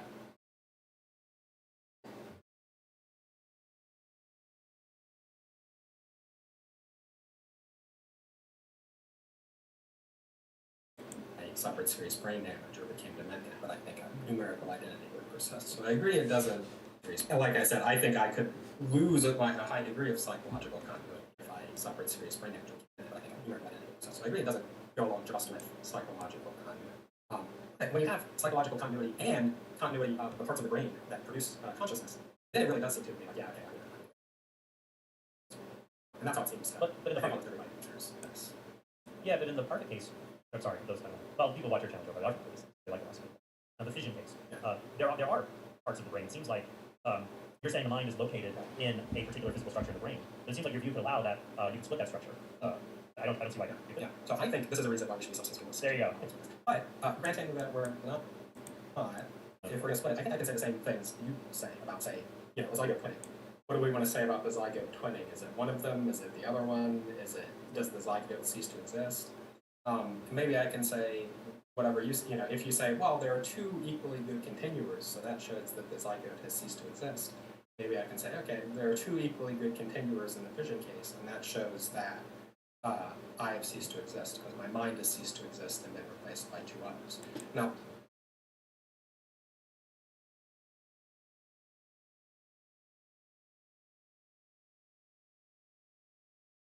Parfit thinks fissioning like that would be just as good because psychological continuity is what really matters. But I haven't said that.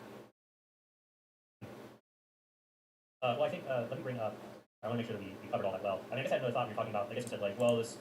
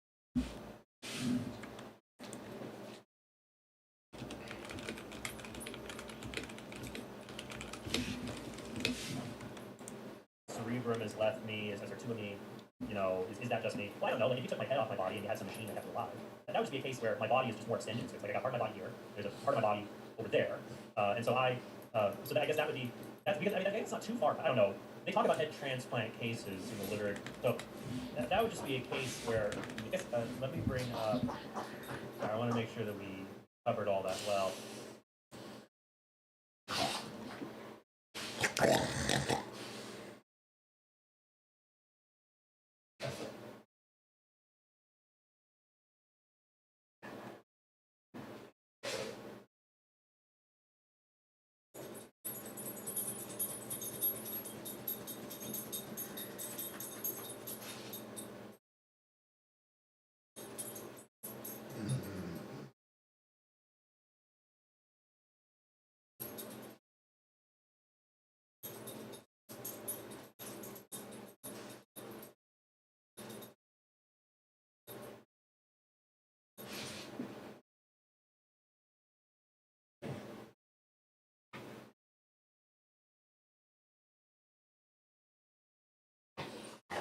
Do you want to leave? Did you want to? Yes? No, yes. Okay.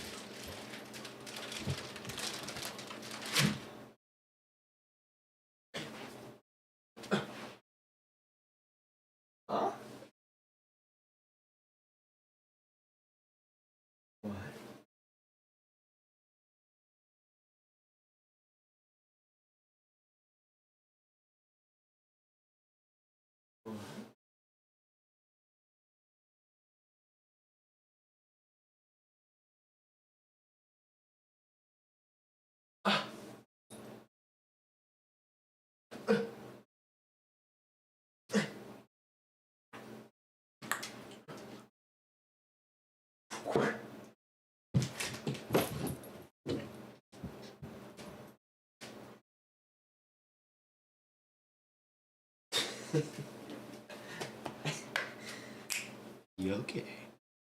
No, fuck it.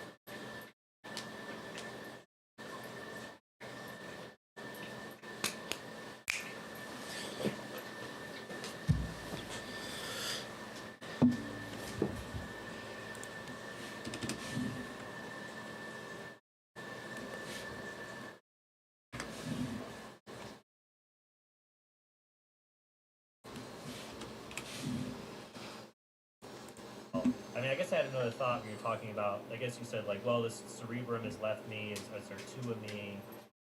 You know, is that just me? Well, I don't know. Like, if you took my head off my body and you had some machine that kept it alive, that would just be a case where my body is just more extended in space. Like, I got part of my body here.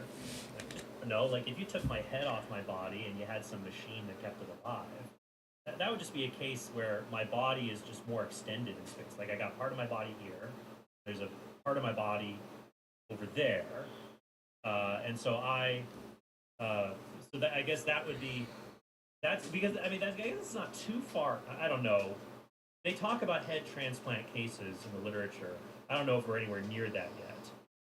But, like, if we did take off somebody's head and there was a machine that ran the blood through it and kept it alive, and there's the trunk over there, we don't say there's two persons.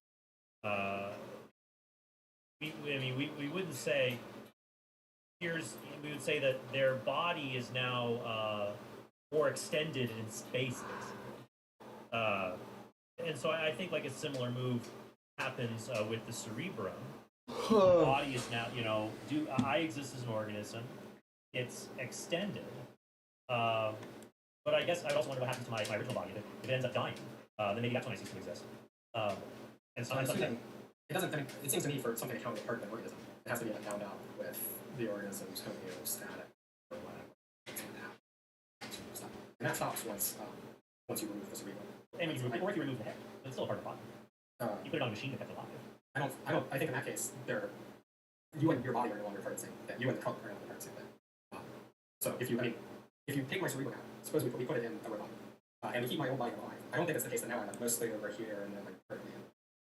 I think I've gone with the robot, and I don't think there's any way to say that the cerebrum, maybe it's a year later and my body's still alive. I don't think there's any way to say that the cerebrum is part of the same organism as the comatose body because it's not bound up with the bodily unity of the comatose body and hasn't been for a year.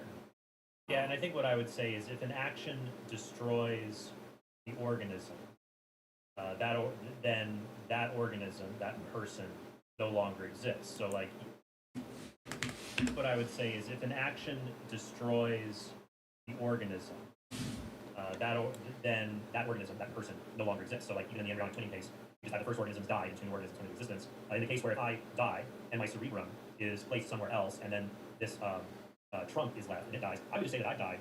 And now we have, and it depends when this trunk is left and it dies, I would just say that I've died.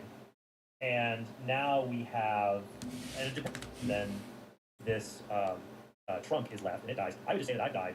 And now that person no longer exists. So, like, even in the embryonic twinning case, you just have the first organisms die and twin organisms come into existence. In the case where if I die and my cerebrum is placed somewhere else, and then this trunk is left and it dies, I would just say that I've died. And now we have, and it depends what the cerebrum is in.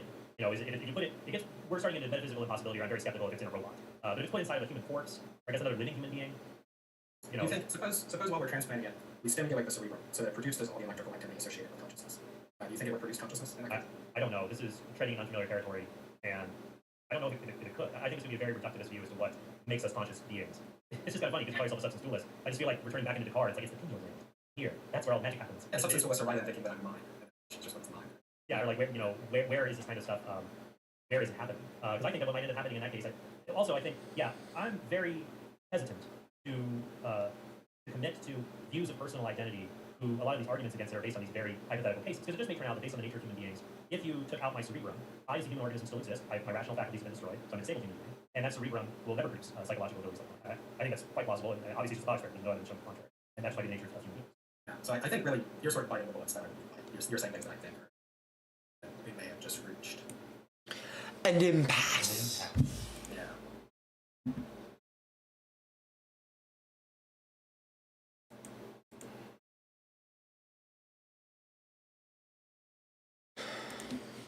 You're biting the bullets. Will never produce psychological abilities like mine. I think that's quite plausible. Will never produce psychological abilities like mine. Organisms still exist. My rational faculties have been destroyed, so I'm a disabled human being. And that cerebrum will actually hypothetical cases, because it just may turn out that based on the nature of human beings, if you took out my cerebrum, I as a human organism still exist. My rational faculties have been destroyed, so I'm a disabled human being. And that cerebrum will never produce psychological abilities like mine. I think that's quite plausible, and obviously it's just a thought experiment. There's no evidence showing the contrary. And that's why the nature of human beings. Yeah. So I think really you're sort of biting.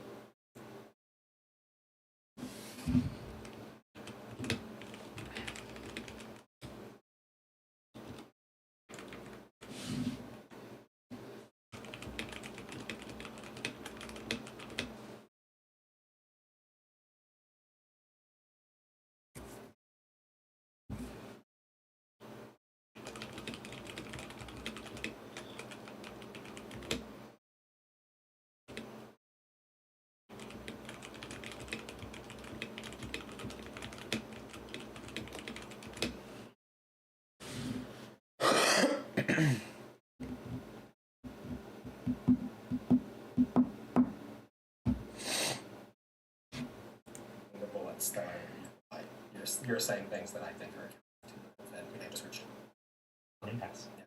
Well, yeah, and I think though when we Sorry, I and I think though an impasse. Yeah. Well, yeah, and I think though when we Sorry, I sometimes say things like that when I'm on mute. I'm I'm an incompetent host, but I was gonna say this that when I'm on mute. When an impasse. Yeah.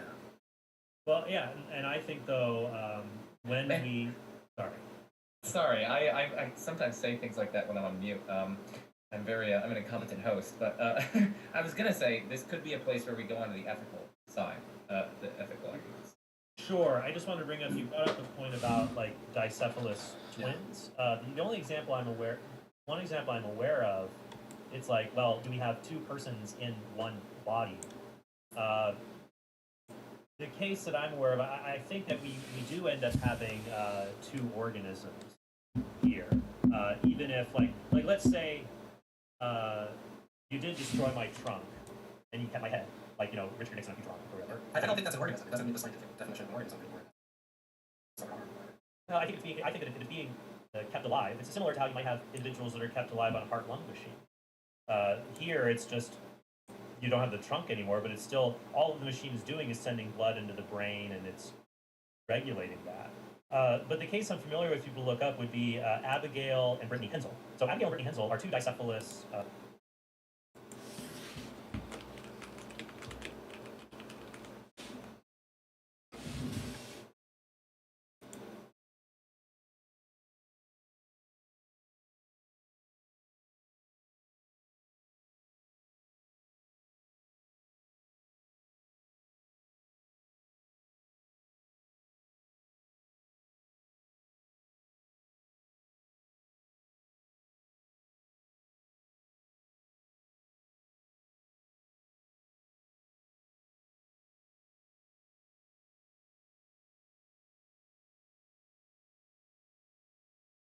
Yeah.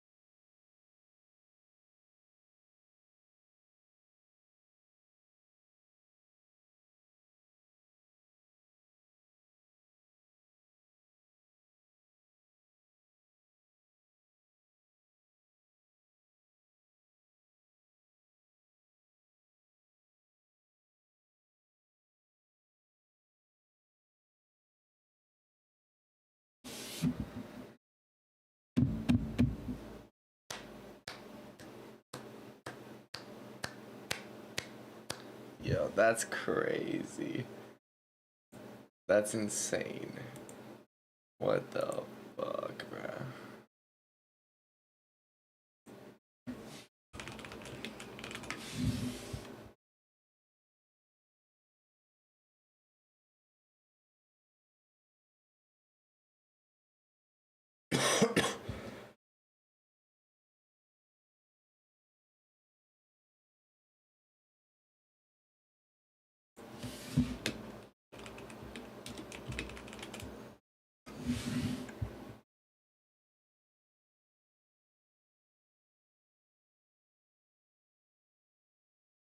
Ah.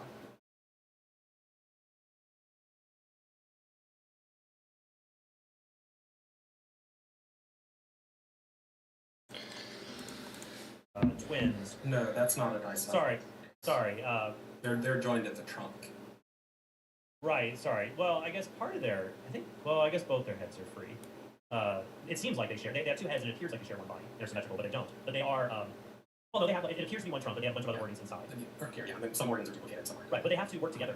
So one of them controls the left side, the other controls the right side. So, like the example you gave, you had the two heads. Sorry, yes, okay, sorry. That is a discycle. It's not a craniopox parasite. It's not craniopox, yes, but it is discycles. And so they do have to, like when they drive a car, one twin does the left side and the other twin does the right side. And so they do that. So they do have to cooperate and work together. But I would say here that we do have a case. We do have a case of two organisms that are fascinatingly interwoven with each other and highly dependent on the organs of one another. But they're still two people. But it's not.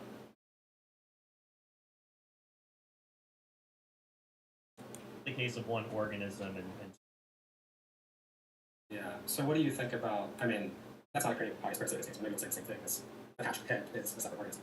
That doesn't seem like the organs left side. So it's only a head. It's not connected to the trunk. It's connected to the brain. Yeah, Jeff McMahon talks about this. It's not clear whether this second head has ever actually been conscious or that's where I would want to investigate. But it's metaphysically possible. That's like the peace on this. Well, I think yeah, that's where my intuitions are much more cloudy. Because I'm not familiar with a case of that with conscious. I mean, I'm familiar with cases where you have, a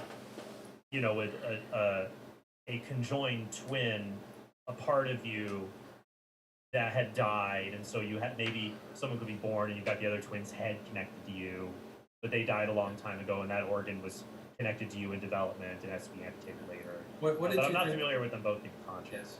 What did you think about the case I gave of the Star Wars Episode 1 pod race announcer? Where there it really does seem to me like there's just one organism, but there are two minds, and then it seems like there are two people.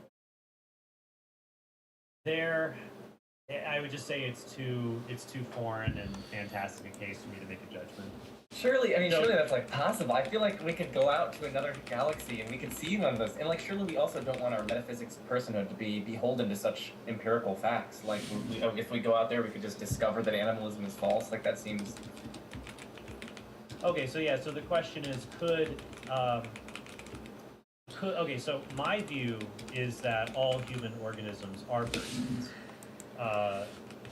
So then there's other questions that are raised here. Not all organisms are persons, obviously. So that's what we all agree on. I think all human organisms are persons. And there could be non-human organisms that are persons. I also hold the view that human organisms are each one person. They're not more than one person. So then moving forward, we have to ask the question: could it be the case? Are intelligent non-human organisms? Yes, that doesn't seem to be problematic there. Could there be intelligent non-human organisms that are zero persons? I don't think so. If I were rational mind. Could there be intelligent non-human organisms that are more than one person? That seems to be the question that you raised with the two-headed guy, or the announcer from Canada. Could an organism be more than one person? Yeah, I mean, I guess I don't think it necessarily goes against my view that we are organisms. I don't know if It wouldn't show that we're not organisms, but it might show that the most parsimonious thing is their minds. If we think those guys would have to be their minds. They are organisms too. It's just the case that in some cases an organism can be more than one person. Well, presumably the persons are not identical to each other, so they can't both be the same organism by transitivity.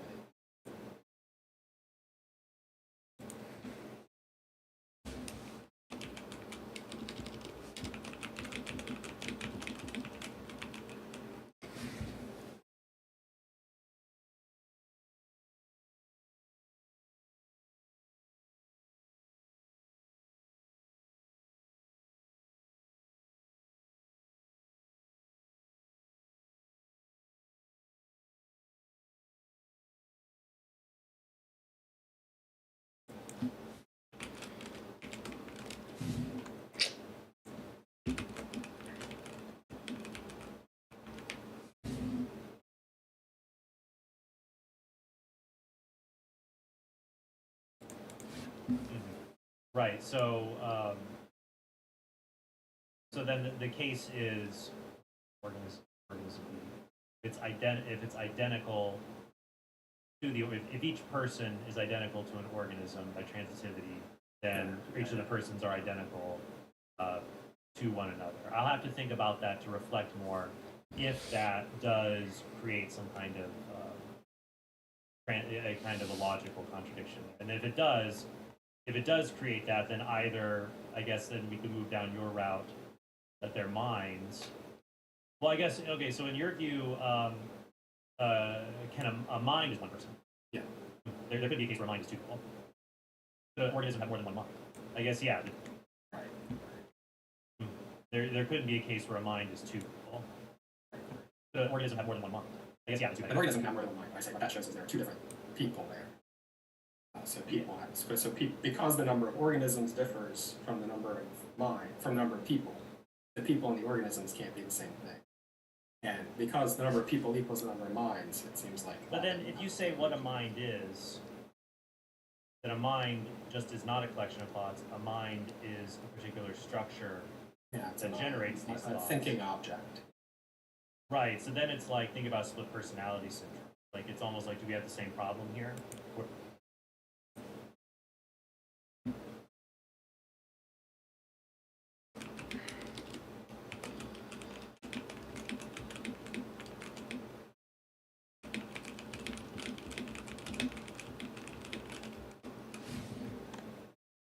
Where it's like, let's say you have two minds, two personalities that share this same physiological structure in the brain. Does that mean those two minds are the same because they're both identical to the same little neural nub in the brain? Okay, Dustin, The same. Does that mean those two minds are the same because they're both identical? It's like, do we have the same problem here? Where it's like, let's say you have that a mind just is not a collection of thoughts. A mind is a particular structure that generates these a thinking object. Right. So then it's like, think about split personality syndrome. Like, it's almost like, do we have the same problem here? Where it's like, let's say you have two minds, two personalities that share this same physiological structure in the brain. Does that mean those two minds are the same because they're both identical to the same little neural nub in the brain? Okay, Dustin, so you're going to give your response to this, but then we're moving on to the ethical side. Sorry. No, it's all good. It's neither of your guys' faults. Yeah, go on and we'll spend 10 to 15 minutes and then we'll close it out, 10 to 15 on the ethical. I would say there's one mind in that case. I mean, assuming that I'm understanding the neurology correctly, I would say. Wait, sorry, is this a split brain or a multiple personality? Dissociative, multiple personality. Okay. I would say there's one mind, and there are sort of different psychological frameworks, different sets of contents and dispositions that become available to them at different times. So somehow those are all encoded in there, but they only become consciously available. Only one set of them becomes consciously available. So there are people who would disagree with that, but I would say, yeah, there's just one person and they have multiple personalities. Right, ethical. This is the final thing, so yeah. All right, wow, we made it through a lot here. Well, I think Ewok, I love the actor. Oh, by the way, I meant to say this at the beginning of our conversation. Now it's coming so much later. I am very grateful that you read my work before this, by the way. You would be. I once went to a debate actually on the existence. I did a debate on the existence of God, and I talked to the guy afterwards that I debated, and I had his book, and I asked him to sign it, and he said, "Why do you want that?" I'm like, "Because it would be neat. You to sign your book. I have it. I read it before this debate. It would be prudent to do. I assume you did the same for me." He's like, "Well, why would I do that?" And that debate didn't go very well for him. And I'm always amazed. I'll engage people, and they're like not familiar with my work at all. So to see you quoting me, I was like fanboying. I'm like, wow, he read my stuff. That's so fun. But in any case, and I also looked at your stuff as well before engaging this. So Ewok, the equal wrongness thing. I think I already kind of addressed that a little bit with the example I gave about the hermit, Father 10. You brought up. Let me go to the points we haven't discussed. So one was legal punishment, and the other was violence. I support. Now, I do think there are some moral things that don't necessarily have a legal balance behind them. Like the law doesn't necessarily have to compel people to make certain kinds of sacrifices. So most pro-lifers, like on the ethics of abortion, most people agree that you should treat the unborn like the born. Don't kill them just because they're unwanted among pro-lifers. But pro-lifers disagree about what do you do if somebody else threatens your life. Is it okay to kill them or not kill them. People have different views on that. So pro-lifers in general, I belong to them. I would accept even if I don't think that it's moral per se, to do an abortion to quote unquote save someone's life. Now some people think that it sounds cruel, obviously, but just because there's a case where 2 people will die unless you kill one, it doesn't follow you should kill one. Like, if I need a new heart and I'm going to be dead in 3 months, and Frank is my donor and he has a disease and he's going to die in 6 months and doesn't want to give it to me, well, it's not moral to kill Frank and give his heart to me to save one. It's just a case where 2 people are going to die. It's nothing to do about it. You can't kill one person to save another. I don't think you should kill the child to save the mother, and I don't think you should kill the mother to save the child. So in a legal punishment thing, I support laws where there's just like all universes and at least in the United States, laws to allow abortion of a woman's life is a danger. So I'm fine with that. But other kinds of legal punishment, that I would say, I don't want to dwell so much on that, that's more of a legal question than a strictly philosophical question. And I think we agree that, that's why in my book I compared like a feticide law to an infanticide law. Because even like when women kill their infants, many times they're punished much less severely than if they killed an adult stranger. But most people would say that it's still wrong. It's still wrong to kill infants, even if the punishment is much less severe because there's exigent circumstances. So I don't think my position is undermined in that way. And if it is, the value of infants would be undermined similarly than the difference of punishments in most cases. I was just thinking, I mean, it's true laws can recognize extenuating circumstances and stuff. I was just thinking, you grant that your view implies legal punishment in some cases. You want feticide laws. And I'm saying, premise, that's a false implication. That's very counterintuitive. Well, I mean, but we support those kinds of penalties for people that kill wanted fetuses. Like if you commit an act of violence against a pregnant woman in order to kill her fetus, whether a man or a woman did that. It very matters if you're a pregnant woman and want to hurt her by just intentionally killing her unborn child. Many people are very sympathetic to giving punishment in that case, including a punishment that is rightly labeled homicide. Many people don't find that counterintuitive at all, and that was more like. They might not find that counterintuitive, but they find this other thing counterintuitive. Well, then I have to ask to them what's the difference if in one case. Thing counterintuitive. They might not find that counterintuitive, but they find this other thing counterintuitive. Well, then I gotta ask them what's the difference if in one case you kill the pregnant woman's fetus against her will, you call that homicide. Pregnant woman kills her own fetus, it's fine. The only framework I think I can get around that would be like a boon in bodily rights type thing. But if you're the person, but surely that's relevant somehow. I mean, I think it's obvious that these things are not morally equivalent, which you don't grant, I guess. But I think most people think clearly these things are not morally equivalent. Well, then I'd ask them to ask why aren't they morally equivalent, and some people they find it very, very difficult to come up with a compelling answer. Or they end up, or in my case, when I've asked that question, people have changed their minds and do find them morally equivalent. In order to be consistent. Should we move on to this? I mean, I think ask them what's the difference if in one case you kill the pregnant woman's fetus against her will, you call that homicide.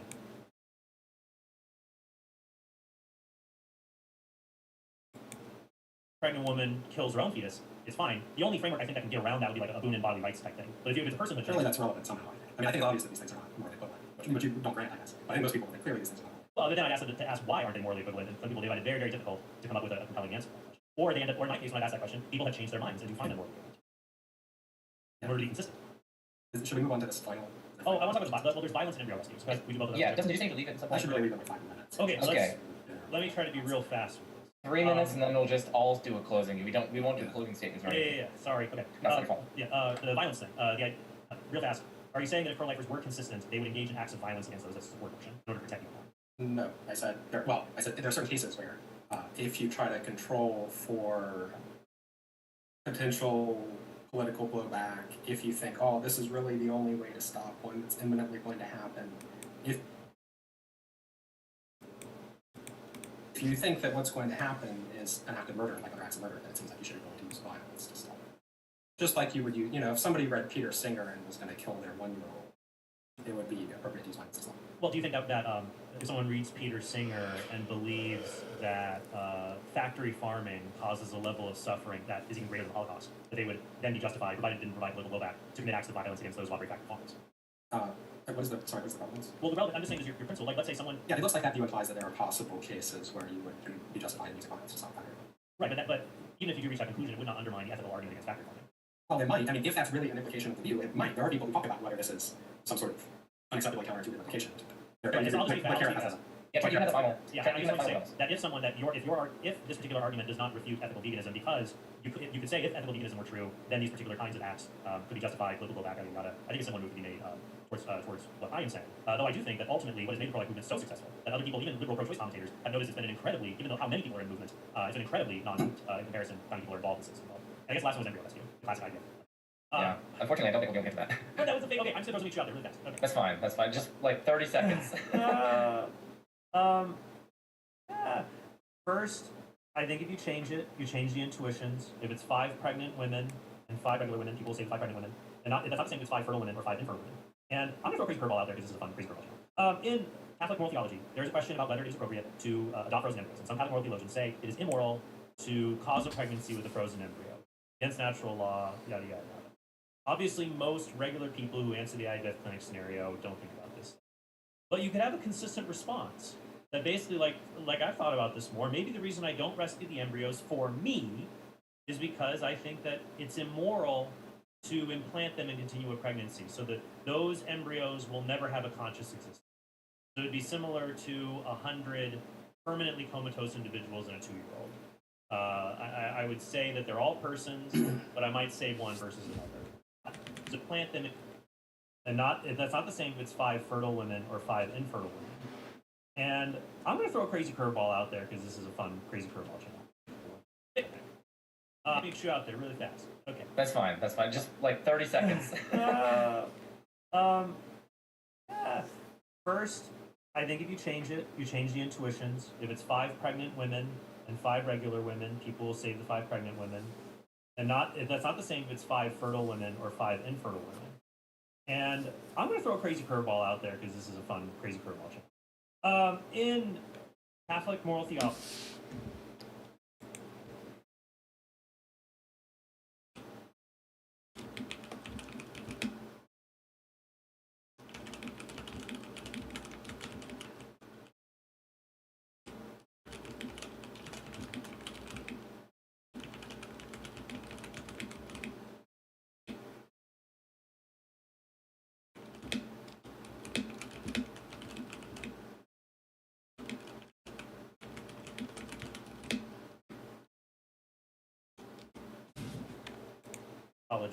There is a question about whether it is appropriate to adopt frozen embryos. Some Catholic moral theologians say it is immoral to cause a pregnancy with a frozen embryo. It's against natural law, yada, yada, yada. Obviously, most regular people who answer the IVF clinic scenario don't think about it. But you could have a consistent response that basically, like I've thought about this more, maybe the reason I don't rescue the embryos for me is because I think that it's immoral to implant them and continue a pregnancy, so that those embryos will never have a conscious existence. It would be similar to 100 permanently comatose individuals and a 2-year-old. I would say that they're all persons, but I might say one versus another. I don't know. So I wish we had more time to talk about. Maybe we could do a writing back and forth. Do you want the 30 seconds to respond, or? I mean, I don't think that the premise of that is plausible. So, and I don't think that's what Schreiber intuition is there. Okay, so thank you guys both for coming on. I really appreciate this. It was a civil conversation, which is rare these days, a civil conversation about abortion. So, yeah, thank you guys for coming on. I really appreciate both you guys' stuff. Again, links in the description, and yeah, what better way to end is there than I'm Joe Schmidt. This is The Majesty of Reason, and peace out. Okay, so let me just stop recording.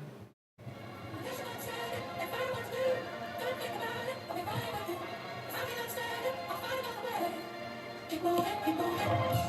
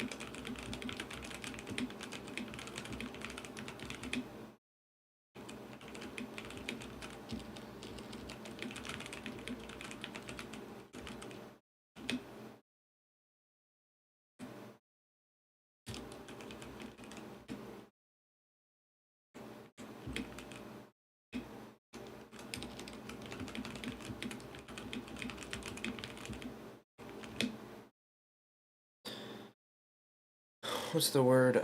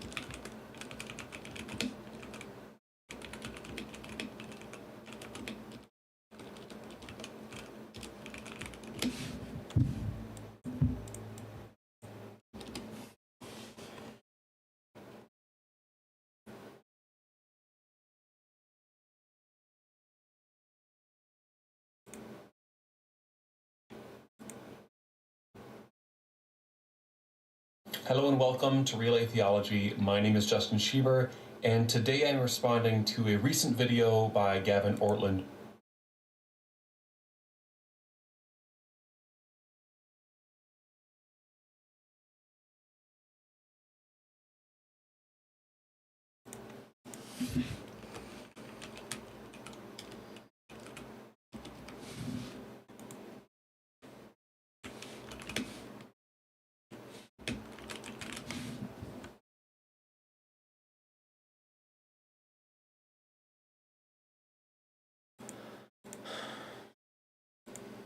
Hello and welcome to...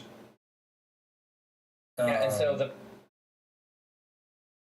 So Gordon and Gordon.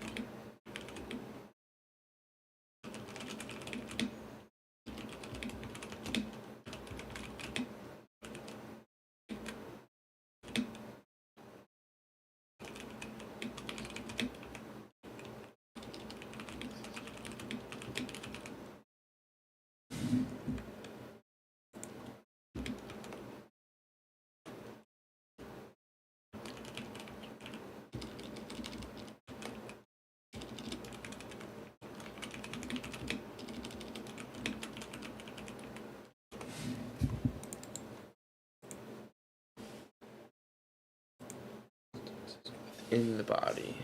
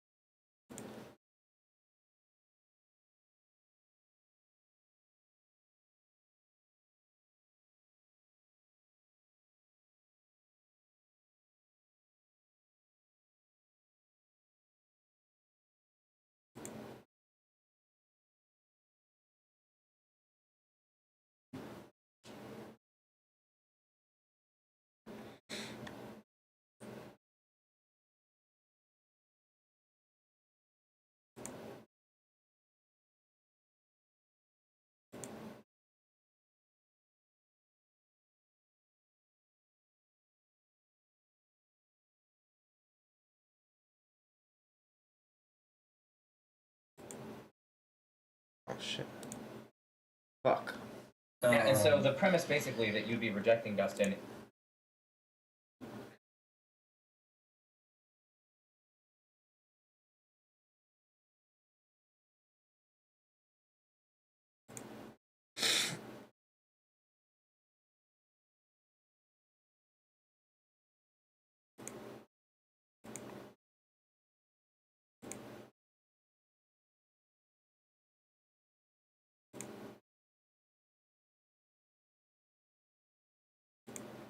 embryo rescue. So could we do both of those? yeah, Dustin, did you say you should leave it at some point? I should really leave in like 5 minutes. Okay, Okay.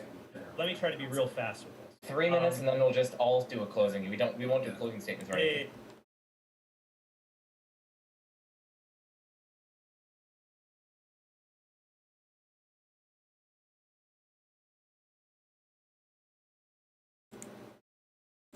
An embryo rescue. So could we Fine. I mean, I think it's obvious that these things are not morally equivalent, which you don't grant, I guess.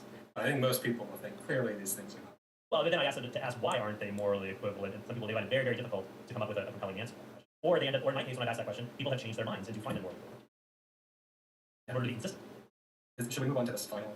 Oh, I want to talk about well, there's violence and embryo rescue. So could we do both of those? Yeah, Dustin, did you say you should leave it at some point? I should really leave in like 5 minutes. Okay, so Okay. let me try to be real fast with this. 3 minutes, and then we'll just all do a closing. We won't do closing statements or anything. Yeah, sorry. Okay. No, it's not your fault. Yeah, the violence thing. The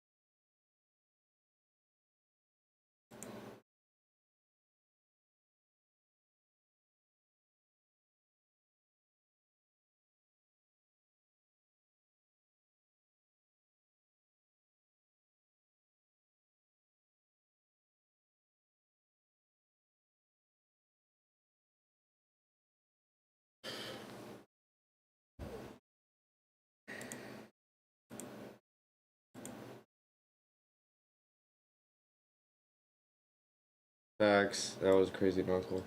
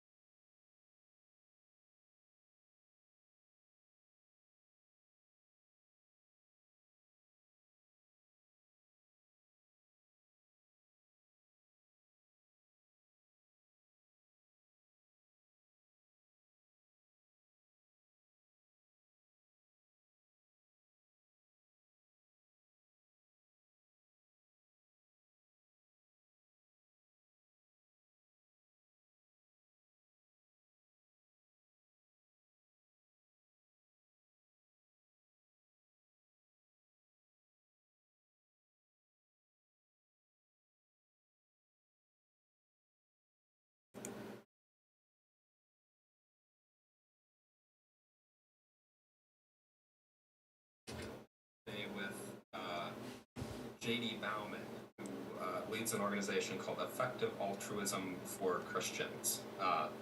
We'll talk in a minute about what exactly effective altruism is. My own relationship to it is a little odd, maybe, because I was exposed maybe in high school and in undergrad to a lot of the philosophical underpinnings of effective altruism before it was really a coherent movement. So for a long time, I've written about things that are relevant to it, and sometimes I've even written directly about it as a philosopher, but I have been just sort of a sympathetic fellow traveler.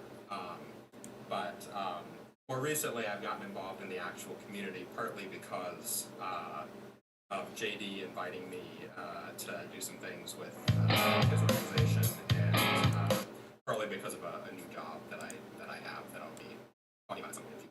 But it's it's been an interesting time to get involved in the community. So I'm here, we're going to talk about what effective altruism is, why you should be interested in it, what various strengths and possible criticisms of it are, and that sort of stuff. So, yeah, JD, I guess the first question is just like, what is effective altruism? Yeah, so maybe Dustin, thanks so much for having me on. Yeah, so EA is two things really. It's an idea and it's a community, starting with the first. It's this idea or philosophy, whatever you want to call it, of using reason and evidence to find the very best ways to do good in the world, and then to take action on that basis. So very simple at its core, that's the essence of EA. Most effective altruists, or people who are involved in EA, have a few additional beliefs. So I'm just going to rattle off some views, and again, not every single person in EA agrees with each of these focuses, but I would say most agree with each of these. So the first is, I guess, pretty trivial. We should be altruistic, and altruism is doing good things, benefiting other people, or whoever we call a person. Maybe that might not be a human, but also animals as well. Second, consequentialism. So here we have a form of ethics that we say that the morality of an action should be judged by its consequences. Presumably, good actions are those with good consequences, and bad actions are those with bad.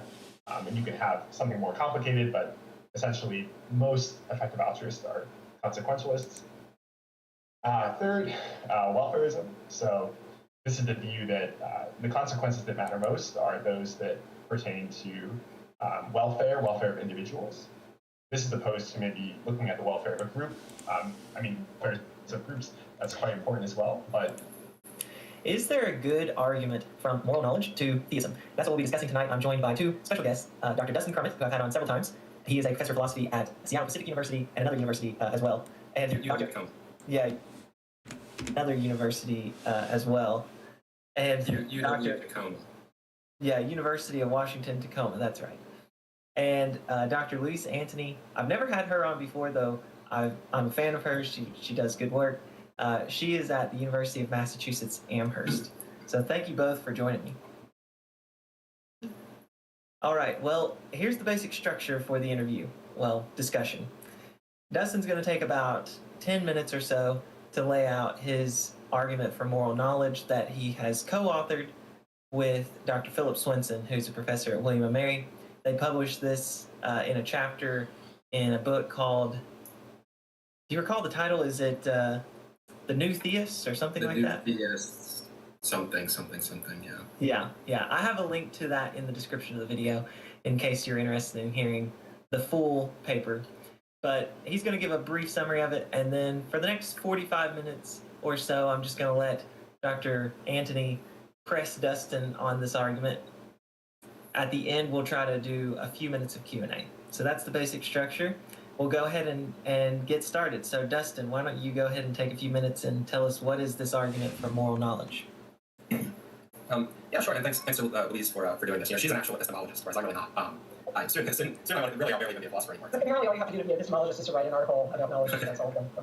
So everyone should grade me on a curve. Yeah, I mean, the problem that Philip and I see between like naturalism and moral knowledge is one that a lot of people who are epistemologists talk about. Sorry, my cat's tail isn't later. A lot of people who are epistemologists talk about. There's a big discussion in mainstream epistemology, metaethics, whatever, about evolutionary debunking arguments and this sort of stuff. So like really, that's what we're drawing on. One way to think about the problem, something like this. It seems like our moral knowledge ultimately depends upon moral intuitions.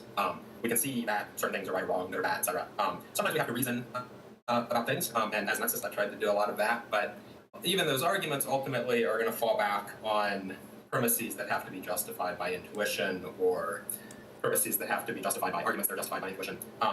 And so then you might wonder, like, okay, the basis of my moral knowledge is my intuition. Like, how do my intuitions learn about morality? And the problem for the naturalist is something like, it's hard to see how like the complete explanation is going to have anything to do with what the actual moral facts are, or anything like that. It's going to be something maybe involving evolutionary psychology or cultural evolution or whatever. It doesn't seem like it's going to appeal to anything in the moral domain itself. So you might worry it would be a little bit like, I look at my gas gauge and it says that the tank is full, and I think the tank is full, but then I realize, wait a minute, the gas gauge, what it reads is actually not explained by how much gas is in the tank. It's explained by something else that is maybe only roughly correlated with it or something. And so from there are kind of two ways to run the argument. One would be maybe as a sort of, and I should say, the theist, on the other hand, I think, wouldn't need to reject the natural explanation of where intuitions come from, but they might then be able to say, well, maybe God set up the natural processes or guided them in some way or something, such that there's a non-accidental connection between the moral domain and our intuitions. And from there are two ways to run the argument. One One would be as a kind of probabilistic Bayesian argument. You might think, look, like, we could have had really misleading moral intuitions. Maybe if snakes had evolved to be rational, they're not social animals, maybe they would find it very intuitive to be egoists of some sort. And when their philosophers engage in moral reasoning and look for reflected equilibrium, they would just become more and more coherent egoists. And then maybe if you think of like all the possible beings in all possible worlds or something, you can imagine people having any set of moral intuitions whatsoever. So you might think, it seems pretty lucky on naturalism that we almost kind of just so happened. It just so happened that it turned out that we have intuitions that are at least reliable enough that we can find out the truth when we attend to philosophical reasoning, whatever. Maybe that's less surprising on theism, and so maybe it's like a Bayesian argument. And I think maybe Louise, you can say later on whether this is true, I guess, but I think maybe Louise doesn't disagree with that, because she actually says in this piece she wrote with Mark Linville that, yeah, our having reliable faculties. He has a very good. Hello, welcome to Capturing Christianity. My name is my name is Cameron Bertuzzi, and this is Okay, so the question, as I understand it, that Dustin and I have come together today to discuss is, does the soul exist? And so I think this is a really not only an important question, but certainly an interesting one, certainly one that has occupied a lot of my own attention in trying to solve the riddle that is the mind-body problem. So similar to how cosmological arguments can be framed within a much larger question, like why is there something rather than nothing, I think that the argument from physical minds that I'm going to discuss today also fits better within this broader question of the mind-body problem. And so I want to start off by just explaining what the mind-body problem is. So the mind-body problem is a question about the relationship between our mental lives and the physical world. So how do we fit a subjective perspective into an objective understanding of the world?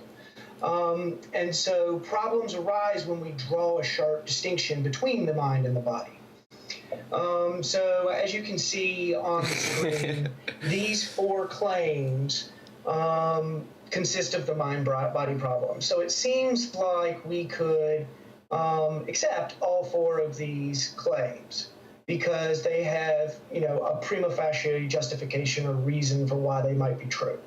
Ben, let me say this real quick. So when we have a slide up, it'd probably be best if we could read it out for anyone who's just listening to this instead of like watching it on the screen. So go ahead and say out the 4. Yes. So the first claim is that the mind is a non-physical thing, and so we have reason to think this because it doesn't seem like we can fit our concepts of mental experience, like consciousness, into the physical world. So it seems like it's something above and beyond the physical world. The second claim is that the body is a physical thing. It seems like the body is something that's extended in space and time and obeys the laws of physics. The third claim is the mind and the body interact. So this, if I'm thirsty or if I... Hi, welcome to Capturing Christianity. My name is Cameron Bertuzzi. I'm exposing you to the intellectual side of Christian belief. Today on the channel we're talking about dualism. Dualism is the view that while humans have a material side, we are more than merely material. This definition will actually be important in today's dialogue. In today's show, I've invited 2 professional philosophers to discuss some arguments that have convinced them that dualism, this view, not that we have souls but we are souls, is true. And I'm personally undecided about dualism, but I'm really excited about this discussion because I'd like to be introduced myself to some of these arguments that have convinced these philosophers of this view. And so I'm just really looking forward to it. Let me go ahead and pull in my scene here with my 2 guys. So, sorry, I pushed the wrong button here. There we go. All right, so I've got Dr. Dustin Crummett and Dr. Josh Rasmussen on with me. And why don't we start by, well, let's start with you, Josh. Josh has been on the channel a lot, but just give a brief introduction about who you are and why you're interested in dualism. Okay, brief. So I have a longer introduction that I can back, but I'll start brief. So I am... The second claim is that the body is a physical thing. It seems like the body is something that's extended in space and time and obeys the laws of physics. The third claim is the mind and the body interact. So this, if I'm thirsty or if I have thought or something of that nature, I have a mental experience, it can cause things in the world. If I think about raising my arm, that thought causes my arm to raise. And the fourth claim is that physical and non-physical things cannot interact. So the idea here is that physical things are extended in space and time.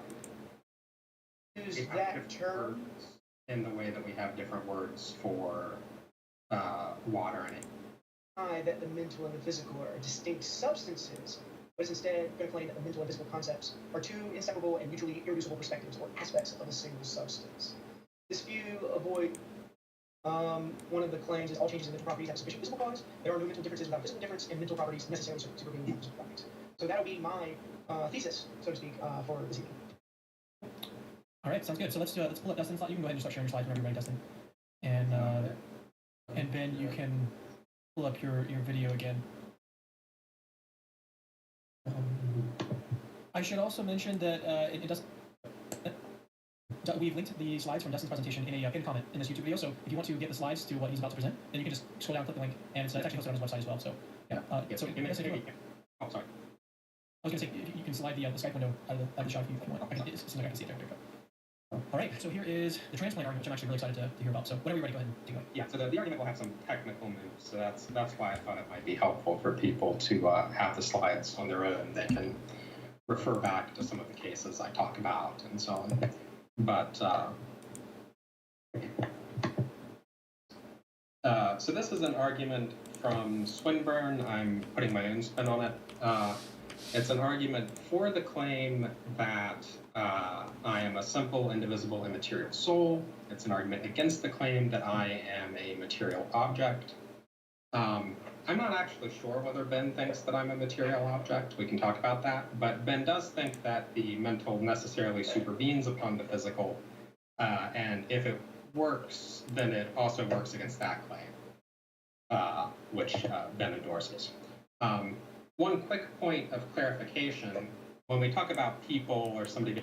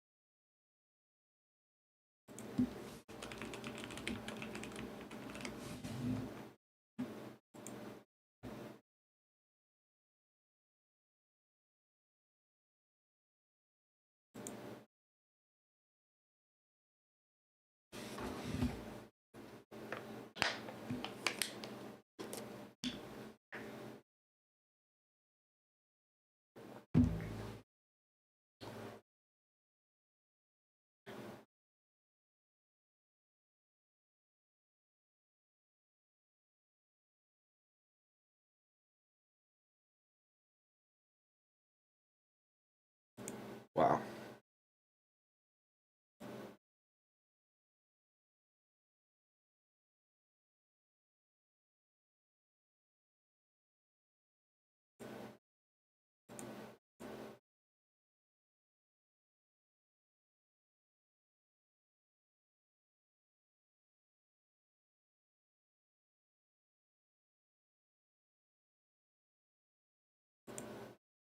Oh shit, it's English?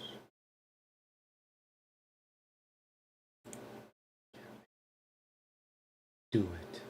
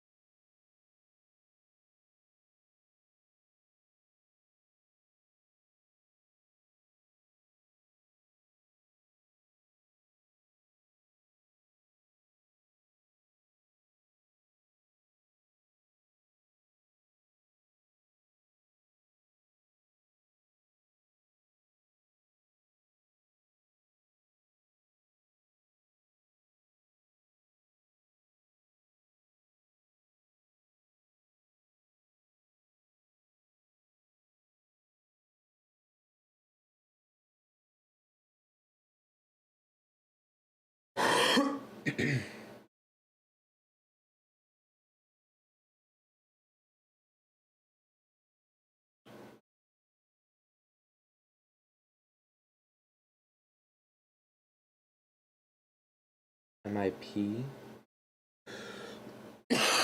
Hmm.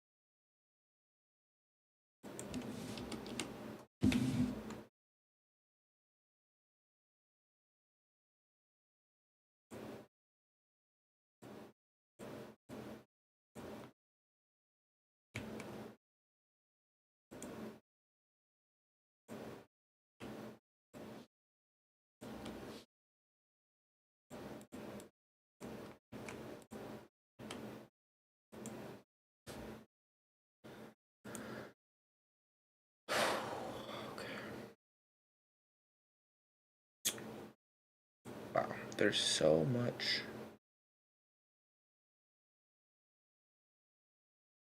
to go through here.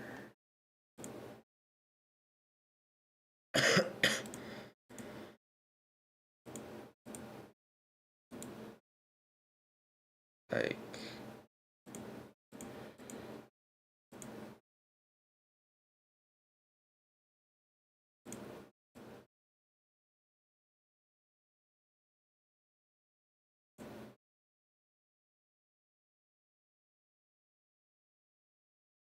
so much shit.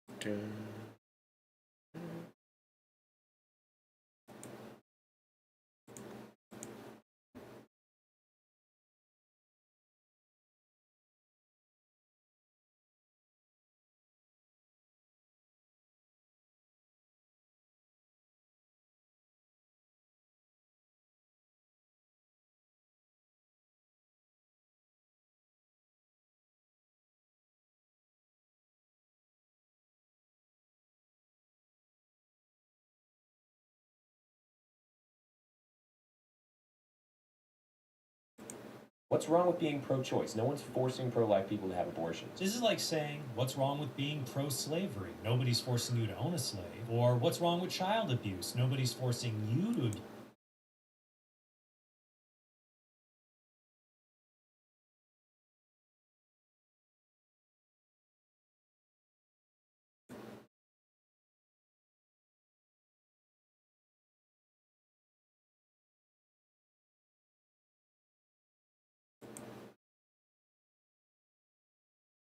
Hey everyone, welcome to the Council of Trent podcast. I'm your host, Catholic Answers apologist and speaker, Trent Horn. Today,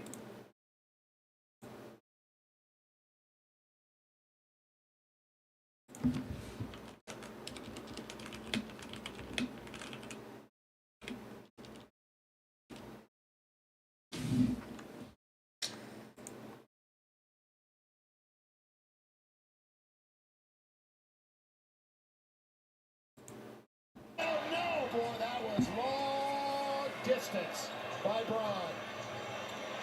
1-point game. Trae Young, not there, it's free ball. Taken. On its way for the lead. Wow. Well, second chance opportunities, the kid. Why come back to bite you? Yeah, shot clock still is 3 ahead of the game clock. That was a nice ass move from Trae Young. Taken by Braun. 1-point game. Trae Young. 1-point game. Trae Young. 1-point game. Trae Young. Not there. It's free ball. Taken. On its way for the lead. Well, second chance opportunities, the kid. Why come back to bite you? Yeah, shot clock still is 3 ahead of the game clock. Lakers are down by 2, remember, not 1. That was a 3 that went down by Hunter. Underneath, loose ball, LeBron ties it. That was such a dumb move by LeBron. What the fuck is he doing? Underneath, loose ball, LeBron ties it. That was 3 that went down by Hunter. Underneath, loose ball. Oh my god. Now ties it. Timeout, Atlanta. They have a chance to drop a play and win the game. Now, you've got to put your best defenders on the floor now because you need a definite stop. The work. It's 3, but it's 15 in the Hawks is an extra 5 minutes. 15th side. LeBron is 5 for 8 and 14 in the Tried to make a pass on Lakers. Remain at 119. Tick under 13 seconds remain. Inbound, it goes to Young. Here we go. Hawks with a bucket could win it. Lakers digging in defensively with 6, with 5. It's Trae Young with 3, with 2. Trae Young. Blocked by Christie. Guess what? We're going overtime. We're going overtime. Wow, great defense. As we were saying, knee to knee, we all That is not good offense on Trae Young's part. maybe a little bit more than that. Oh, he should have. He should have shot it. Oh wait, I'm dumb. It's Trae Young with 3, with 2. Trae Young 6, with 5. It's Trae Young with 3, with 2. Trae Young. Wow. As we were saying, knee to knee, we all know it hurts for a moment. Maybe a little bit more than that, and then you're okay. Underneath, count it, and 1. 5 extra minutes of basketball. there again, though. The Lakers switching that. He's been huge. Gonna get it again. Here comes DeAndre. Look out. Look out. First 2 baskets belong to the Hawks. Great passes. Christie. Trae Young all over him, hounding. Short clock again. 7 to shoot. Gonna be Christie. Oh. Launches a 3. Damn. Damn. Another? Oh, what a block. Amazing block. And you've got big on small now. Reddish picks up Young, who goes right around. Wow. Went right around him. It was good. Good move by Trey. Especially down the stretch. You got to change your defenses up. Should look effortless. Lakers got to blitz him a little bit, make him pick his dribble up. Yeah, we're more than halfway through the overtime. LeBron. Oh, what good defense. Boy, that was a congested area. Now LeBron's open for three. LeBron. Ball was free. Gabe does a good job of tipping it. LeBron does a better job of scoring. Oh. Trae Young. Oh, okay. We're going to get another fresh 14 though on the clock. Under 2 minutes and Young scores, which means we're tied at 127. I know I'm coming about all these ideas, but again, he's a guy that loves to run. Most do to their dominant hand. He always runs off the screen with his dominant. Make him go the other way a bit. Vincent for three. Damn. Trey just got killed on defense. Vincent. He's done so many. I want to watch that again. Make him go most do to their dominant hand. Should the help have been there? Off the screen with his dominant. Make him go the other way a bit. Dominant hand. He always runs off the screen with his dominant. Make him go the other way a bit.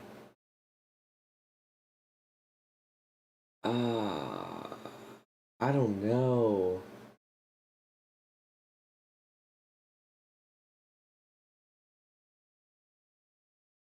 I guess the help could have been there. I don't know how it works. I don't know what Trey could have done. I don't know. I have no idea what the right move to do is there. Defensively. We talk about LeBron and AD in their 30-plus games, but game ball has to go to game. I mean, he's played extremely well.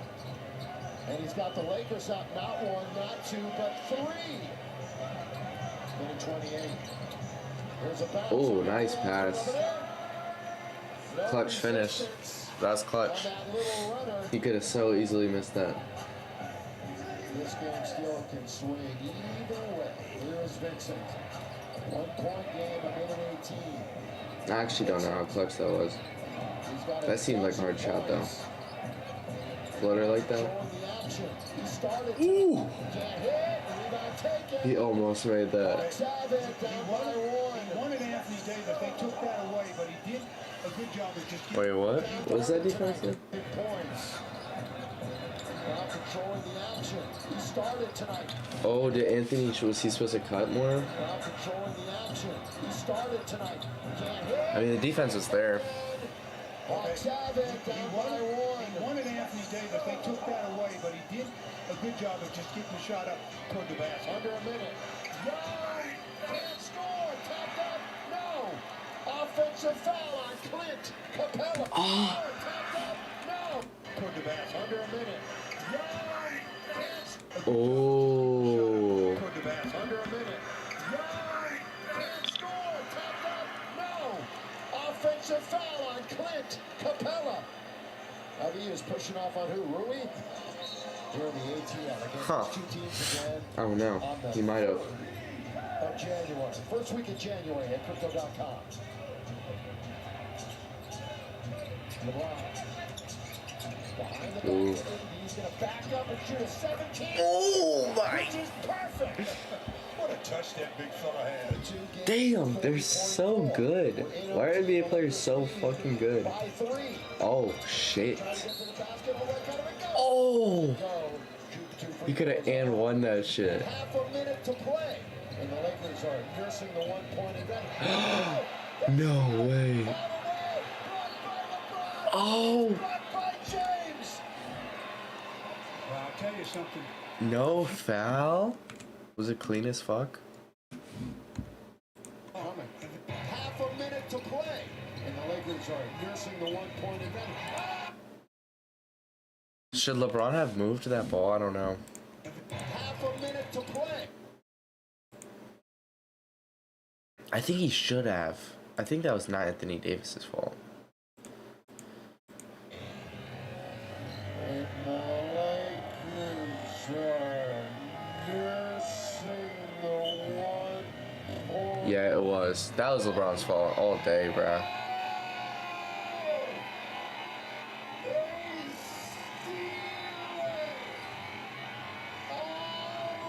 Clean ass block. Oh my god, that shit was so clean. Well, I'll tell you something. If you, it's just the lazy passes that What? That's a lazy pass? hurt the Lakers there. That pass was lazy, and you see Daniels there, but LeBron came out of nowhere to make a play. And the Lakers make their free throws and go up by 3. I don't know, maybe it was. I Lakers don't in a fucking decent know. shape, and they get it to AD. He is surrounded. Jump ball, jump ball. It is a jump ball. What you don't want. Wow. Wow. At least you have AD jumping. Looking for you, LeBron. Got it. Look at them. They're all moving around. Yeah. I think he has to go there. That's the only option. Uh-oh. It's going to be knocked out of bounds. And it's going to be Atlanta ball. I knew that was a bad pass. Yo. Touching it last. Atlanta has it out of bounds. Atlanta has it out of 5 bounds. seconds. And they got it in. Young. 1 point game. Shot clock is off. Game in the balance. A lot of times. Young. Now to Hunter. Back to Young for the lead. Oh! Lakers do not have a timeout. Oh! For balance. A lot of times. Young. Now to Hunter. Back to Young for the lead. For the lead. A lot of times. Young. Now to Hunter. Back to Young for the lead. For the lead. Yo. That was crazy. Lakers do not have a timeout. They'll play it out with 6, with 5, with 4. No fucking way. No, and the Lakers are gonna lose. Why the fuck did he shoot that? Lose it tonight in overtime. What lose with 5.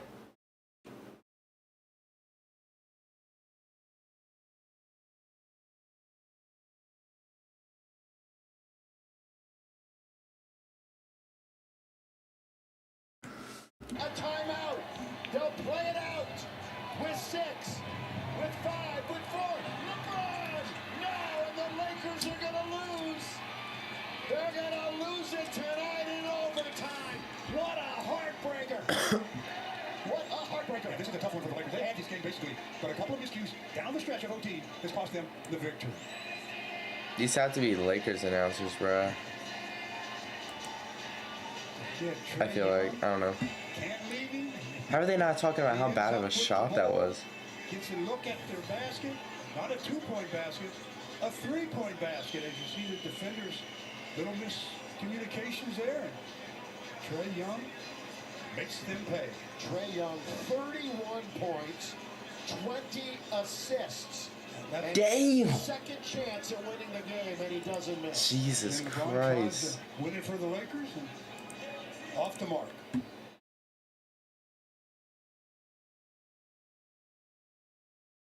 That's insane.